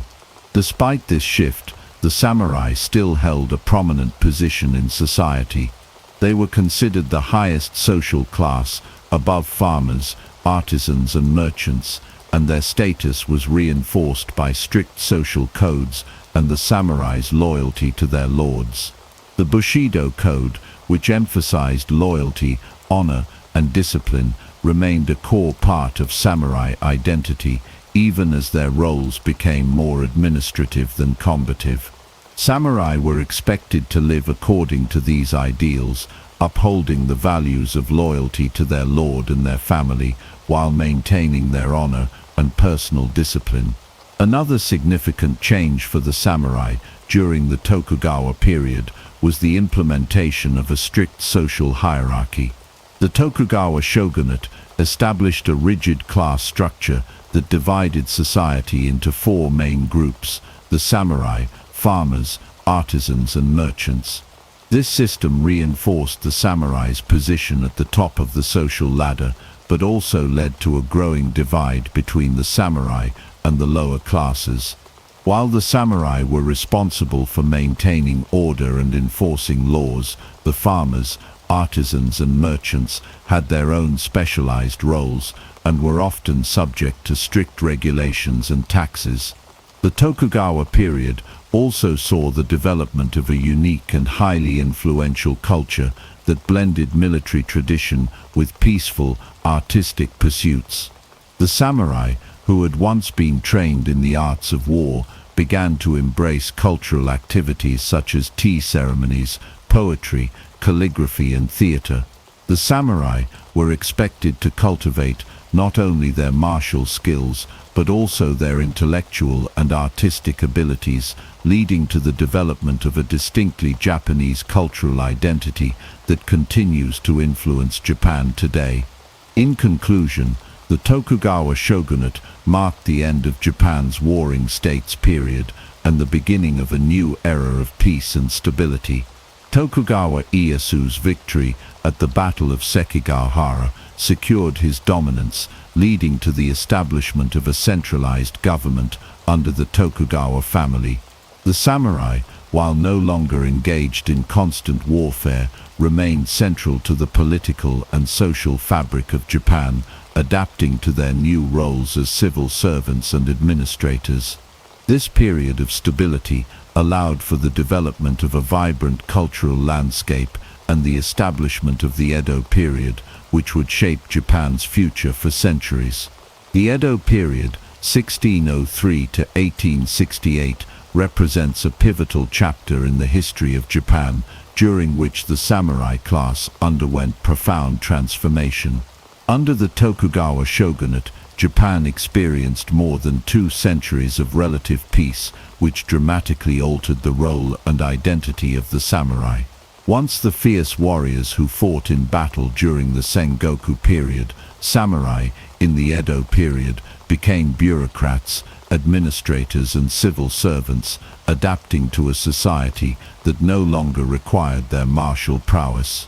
The transition from warriors to bureaucrats was a direct result of the lasting peace established by the Tokugawa shogunate. The military conflicts that had defined previous centuries faded into the background, and the samurai were no longer needed to fight wars or defend their domains. Instead, they were employed in roles that focused on governance and administration, overseeing the management of land, taxation, and law enforcement. As a result, the samurai became more integrated into the bureaucratic structures of the Tokugawa government, serving as officials who helped maintain order in their domains. This shift in role required the samurai to adopt new skills. Rather than focusing on the martial arts and battlefield strategies, the samurai began to prioritize education and administrative duties. They were expected to learn the art of governance, engage in intellectual pursuits, and contribute to the social order through their work as officials. This transition also led to the rise of the samurai as landowners and patrons of arts and culture, with many investing in the development of their domains and patronizing scholars, artists, and craftsmen. The concept of Bushido, the samurai code of conduct, also evolved during the Edo period. Originally centered around combat, honor, and loyalty to one's lord, Bushido gradually shifted to emphasize morality, governance, and self-discipline. With warfare no longer a constant part of samurai life, Bushido became more concerned with the ethics of ruling and administering justice, as well as maintaining personal integrity and discipline. The samurai were expected to act as moral exemplars, maintaining the highest standards of honesty, loyalty, and respect for authority. The teachings of Confucianism, which were increasingly influential during the Edo period, also had a significant impact on the samurai code. Confucian principles of duty, hierarchy, and respect for authority were integrated into the samurai ethos, shaping their views on governance and society. As bureaucrats and administrators, samurai were expected to adhere to these principles, reinforcing their role as moral leaders and stewards of their domains. Another significant aspect of the Edo period was Japan's increasing isolation from the outside world, a policy known as sakoku. Under Tokugawa rule, Japan closed its borders to foreign trade and contact, limiting interactions with Europe, China, and Korea. This policy was partly driven by the desire to maintain political stability and prevent foreign influence from disrupting the social order. For the samurai, this isolation meant that they were largely cut off from the wider world and the global conflicts that shaped it. With no external enemies to fight, the samurai were forced to focus on internal governance and the maintenance of peace within Japan's borders. As Japan became increasingly isolated, the samurai's role in society also began to shift. They were no longer solely concerned with warfare and conquest, but with the administration of their domains and the enforcement of peace. Samurai, who had once been accustomed to the rough and violent life of a soldier, now found themselves in roles that required diplomacy, management, and governance. The samurai were tasked with ensuring the smooth operation of society, maintaining order, and enforcing the laws of the Tokugawa shogunate. Despite the lack of military conflict, the samurai retained their privileged status in Japanese society. They were the highest social class, above farmers, artisans, and merchants, and their status was reinforced by strict social codes and expectations of behavior. Samurai were expected to maintain a sense of honor and discipline, even in times of peace. They adhered to the Bushido code, which emphasized loyalty to their lord, personal integrity, and the cultivation of virtues such as humility and self-control. However, this peaceful period also brought about challenges for the samurai. With little opportunity for military glory or advancement, many samurai struggled to maintain their status and financial stability. The Tokugawa shogunate imposed strict regulations on the samurai, limiting their ability to engage in business and trade. As a result, many samurai found themselves struggling to make a living, relying on stipends from their lords to support themselves and their families. Some samurai began to lose their traditional martial skills, and a growing sense of frustration began to simmer within the ranks of the warrior class. In the latter half of the Edo period, a number of samurai became involved in intellectual and political movements that sought to challenge the Tokugawa shogunate's policies.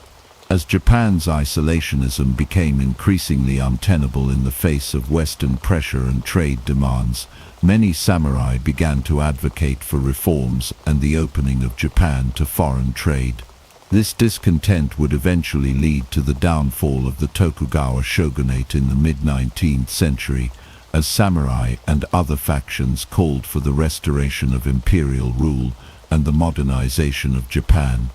In conclusion, the Edo period was a time of peace and stability in Japan, which fundamentally reshaped the role of the samurai. The warrior class transitioned from fighters to bureaucrats, focusing on governance, administration, and intellectual pursuits. The samurai adapted to a new, more peaceful society, but their code of Bushido remained central to their identity.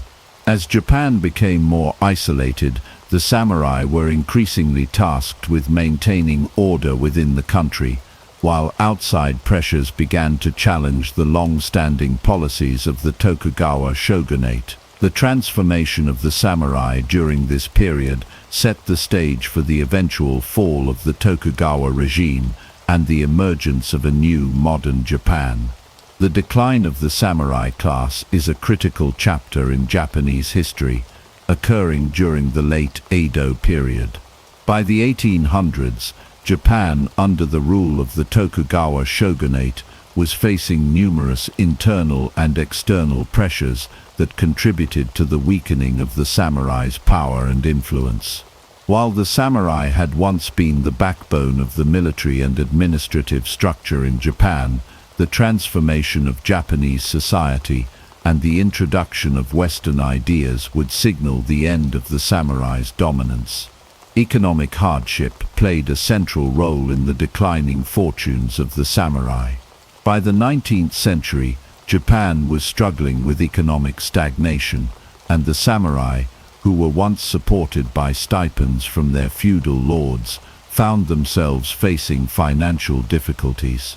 With the country's economy in decline, many samurai were unable to maintain their traditional lifestyle. The Tokugawa shogunate had imposed strict regulations on the samurai, preventing them from engaging in trade or commerce. This limited the samurai's ability to generate additional income, and as a result, many found themselves living in poverty. Samurai, who once held high social status, were now struggling to support their families. The economic difficulties contributed to a growing sense of discontent among the samurai. They became increasingly frustrated with their stagnant role in society, as their former military prowess was no longer required. Samurai began to lose their sense of purpose, and with it, their sense of honor. Many turned to intellectual pursuits or became involved in political movements, but the lack of opportunity for military advancement left many samurai feeling disenfranchised. Their social position, once the highest in Japan, was no longer secure, and their frustration boiled over into growing social unrest. This social unrest was compounded by the impact of Western influence, which began to challenge Japan's long-standing isolationist policies. The arrival of Commodore Matthew Perry from the United States in 1853, with his fleet of black ships, forced Japan to open its ports to foreign trade. This was a significant blow to the Tokugawa shogunate's control over Japan's foreign relations and marked the beginning of a new era of external pressure. The samurai, who had long been guardians of Japan's tradition and isolation, found themselves facing a new, powerful force that could not be ignored. The Western presence in Japan brought new ideas and technology that threatened the samurai's way of life. The introduction of firearms, modern ships, and Western-style military tactics made traditional samurai combat methods, which had relied on swords and cavalry, appear outdated. The samurai's military role was increasingly marginalized as Japan began to modernize in order to compete with Western powers. The rise of Western-style armies, with their use of guns and artillery, further diminished the samurai's relevance in warfare. The arrival of the West also brought with it the rise of modernization forces within Japan. The samurai, who had once been the elite military class, now found themselves in conflict with those advocating for the reform and modernization of Japan. Intellectuals, merchants, and young samurai began calling for the adoption of Western technologies, including modern weaponry, to strengthen Japan's military and economy. The growing influence of these reformers, along with dissatisfaction with the Tokugawa regime, sparked political movements that would ultimately lead to the downfall of the shogunate. The Boshin War of 1868, a civil war between the forces loyal to the Tokugawa shogunate and those advocating for the restoration of imperial rule, marked the final blow to the samurai's dominance. As the imperial forces, backed by modernized military forces, defeated the shogunate, the samurai's political and military power came to an end. The Tokugawa shogunate was overthrown, and the Meiji Restoration began, ushering in a new era of modernization and industrialization for Japan. The decline of the samurai was also symbolic of the broader changes taking place in Japan. The rise of industrialization, the adoption of Western-style governance, and the centralization of political power under the emperor led to the dismantling of the feudal system. Samurai, who had once been the military aristocracy, were gradually integrated into the broader fabric of Japanese society. Many samurai were forced to adapt to new roles in the emerging Meiji state, while others were left behind as Japan transformed into a modern nation. In conclusion, the decline of the samurai class was a result of various internal and external factors. Economic hardship, social unrest, and the impact of Western influence all contributed to the diminishing power of the samurai. The rise of modernizing forces in Japan, fueled by the desire to strengthen the country in the face of Western pressures, ultimately led to the fall of the Tokugawa shogunate and the end of the samurai's military role. The legacy of the samurai, however, would endure in Japanese culture, influencing everything from martial arts to the modern Japanese spirit. The Meiji Restoration in 1868 marked the definitive end of the samurai era, a significant turning point in Japanese history. This period saw the overthrow of the Tokugawa shogunate, the dismantling of the feudal system, and the restoration of imperial power under Emperor Meiji. The samurai, who had long held a central role in Japan's military, political, and social spheres, were officially abolished as a class. This chapter in Japan's history symbolizes the dramatic shift from an ancient warrior aristocracy to a modern industrialized nation. The Tokugawa shogunate, which had ruled Japan for over 250 years, was overthrown during a period of great internal unrest and external pressure. The arrival of Commodore Perry's black ships in 1853 and the subsequent opening of Japan to the outside world exposed the weaknesses of the Tokugawa government. The samurai, once the most powerful military class in Japan, were now disillusioned with the shogunate's inability to protect Japan from Western influence. Amid this unrest, a coalition of samurai from powerful domains like Satsuma, Choshu, and Tosa, who were dissatisfied with the shogunate's rule, began pushing for the restoration of imperial power.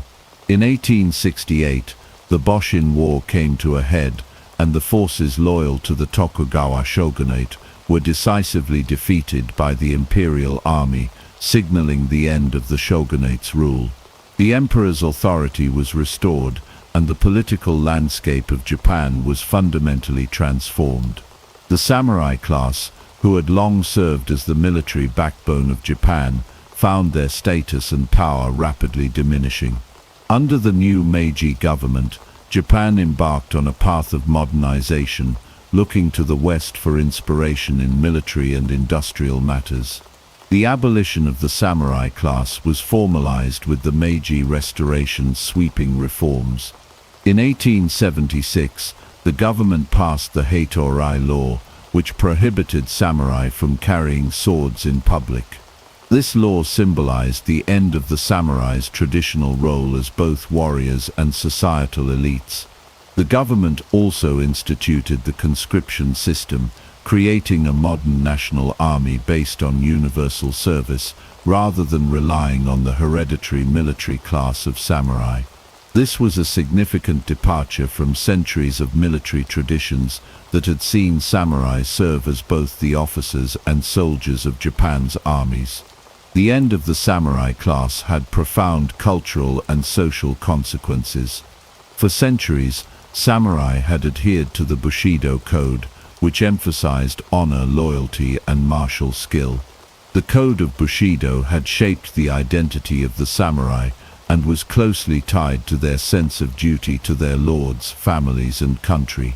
The abolition of the samurai class effectively ended their role as the moral and military exemplars of Japanese society. Many samurai found themselves without purpose in a society that was rapidly modernizing and industrializing. With the rise of the Meiji government, many former samurai found new roles as bureaucrats, politicians, and businessmen, but their traditional warrior identity was increasingly marginalized. For others, the transition to a more modern and centralized military was a difficult adjustment. The samurai class had prided itself on its warrior ethos, but in the new Japan, the focus shifted from martial prowess to administrative skills, modern governance, and economic development. The transition was also difficult for the samurai's families, who had long been supported by stipends granted by feudal lords. With the fall of the feudal system, these stipends were abolished, and many samurai found themselves in financial hardship. Some turned to new professions, while others faced poverty and social ostracism. Many samurai were forced to leave their homes and adapt to a rapidly changing world. The clash between the old feudal system and the new, more centralized state created deep tensions in Japanese society, particularly among those who had once held power. The end of the samurai era was not without its romanticization. Despite their official abolition, the legacy of the samurai continued to influence Japanese culture and identity. The samurai's values of loyalty, honor, and duty were integrated into the new national identity, and the Bushido Code would continue to serve as a cultural touchstone for future generations. The symbolism of the samurai was invoked in art, literature, and even the military, as the image of the noble warrior persisted in the national consciousness. In conclusion, the Meiji Restoration marked the end of the samurai as a dominant class in Japanese society. The samurai's role was replaced by a modernized military and bureaucratic system, but the cultural legacy of the samurai would live on in Japan's national identity. The abolition of the samurai class symbolized the shift from Japan's feudal past to its modern, industrialized future. The samurai's disappearance from the political and military landscape of Japan marked the end of an era, but their spirit and ideals would continue to influence the culture of Japan for generations to come. The legacy of samurai and shoguns continues to resonate deeply within Japan and beyond, influencing not only the country's cultural fabric, but also its global reputation. While the official abolition of the samurai class occurred during the Meiji Restoration in the late 19th century, their values, ideals, and spirit still shape modern Japanese society in various ways. From business practices to martial arts, the enduring principles of loyalty, honor, and discipline continue to define much of Japan's identity today. This chapter explores how samurai culture has been memorialized, romanticized, and maintained in both Japan and worldwide, becoming a powerful symbol of strength, resilience, and morality. One of the most lasting aspects of samurai culture is the influence of their core values, particularly loyalty, honor, and discipline, on modern Japanese society. Loyalty, for instance, remains a critical value in Japanese life, evident in both personal relationships and business practices. The strong emphasis on group harmony, respect for authority, and dedication to duty all trace their roots back to the ideals of the samurai, who believed that their loyalty to their lord or cause was paramount, often above all else. In modern Japan, this manifests in various forms, from the loyalty employees demonstrate to their companies to the dedication of students toward their academic goals. The Bushido Code, which guided the samurai, still serves as an ethical framework for many aspects of Japanese culture, teaching the importance of self-discipline, integrity, and a commitment to excellence. Honor, too, continues to play an essential role in modern Japan. While the extreme consequences of dishonor, such as seppuku ritual suicide, have long since faded, the concept of personal and familial honor still carries significant weight. In many areas of life, maintaining one's honor through responsible actions and moral behavior is viewed as a reflection of one's character. In the business world, for example, reputation is everything, and companies often go to great lengths to uphold their honor through ethical practices and customer satisfaction. The samurai's sense of honor also endures in the reverence for ancestral traditions and respect for one's family, which remains a cornerstone of Japanese society. Discipline is another value inherited from the samurai that continues to influence Japan today. From rigorous training in traditional martial arts like kendo and judo to the disciplined work ethic expected in schools and workplaces, samurai values permeate daily life. The idea of constantly striving to better oneself, pushing through adversity, and maintaining composure in the face of hardship is deeply rooted in the samurai tradition. This disciplined mindset is also evident in the pursuit of craftsmanship and perfection, a trait that has given rise to Japan's global reputation for precision engineering, meticulous artistry, and high standards in every field from technology to fashion. However, it is not just in daily life that samurai values have left their mark. Over time, samurai culture has been romanticized and memorialized in literature, film, and popular culture, transforming the image of the samurai into a global symbol of honor, bravery, and mystique. The samurai have been portrayed in countless novels, plays, and films, often as the noble warrior fighting for justice and upholding moral ideals. Classic works such as James Clavell's Shogun and Yukio Mishima's The Sea of Fertility explore the complex lives and internal struggles of samurai and the political and philosophical systems that shaped their world. In film, samurai have been immortalized through iconic portrayals from Akira Kurosawa's masterpieces like Seven Samurai and Rashomon to more modern films like The Last Samurai starring Tom Cruise. These films have contributed significantly to the romanticized image of the samurai, often emphasizing their loyalty, honor, and the tragic beauty of their lives. The samurai ethos in cinema conveys an idealized version of personal sacrifice and ethical integrity that continues to resonate with audiences worldwide. The visual impact of samurai, with their distinctive armor and katana swords, has also been a major influence on global pop culture, becoming instantly recognizable symbols of martial prowess and noble ideals.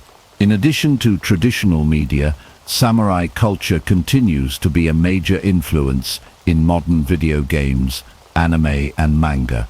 From Ghost of Tsushima, which immerses players in the world of a samurai during Japan's Mongol invasion, to Samurai Champloo and Rurouni Kenshin, anime and video games continue to draw inspiration from the samurai era, often portraying characters who struggle with questions of honor, duty, and the complex balance between tradition and personal freedom. These stories have introduced new generations to the samurai's rich cultural legacy, shaping how the world perceives these warriors. The samurai also play a role in shaping the narrative of anime and manga, two of Japan's most significant cultural exports. Characters like Luffy from One Piece or Naruto Uzumaki from Naruto reflect the samurai code's influence on their sense of honor, discipline, and loyalty. These values are reflected in their personal struggles and relationships, making the legacy of the samurai an integral part of modern Japanese storytelling. The fascination with samurai extends far beyond Japan, influencing the global imagination. International audiences are drawn to the samurai's mystique, finding appeal in their discipline, bravery, and adherence to a strict ethical code. This attraction has been reflected in everything from Hollywood films to global cosplay, where fans around the world embrace samurai-inspired costumes and aesthetics. The romanticized image of the samurai as warriors who fought not only with swords, but with a deep sense of moral duty continues to inspire a broad spectrum of cultures.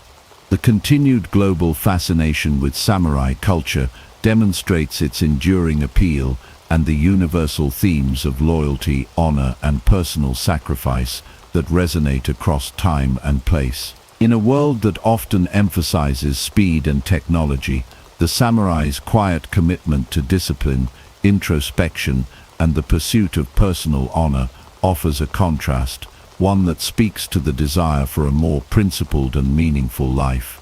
These ideals, rooted in a warrior class that lived by a strict code of ethics, still offer valuable lessons for modern society. In conclusion, the legacy of the samurai and the shogunate continues to shape modern Japan and has left an indelible mark on the wider world. Through their influence on Japanese values, their romanticization in literature and film, and their lasting impact on global pop culture, the samurai remain an enduring symbol of discipline, honor, and strength. The samurai's values have not only survived but thrived, influencing generations and cultures across the globe, proving that the spirit of the samurai continues to be relevant even in the modern era.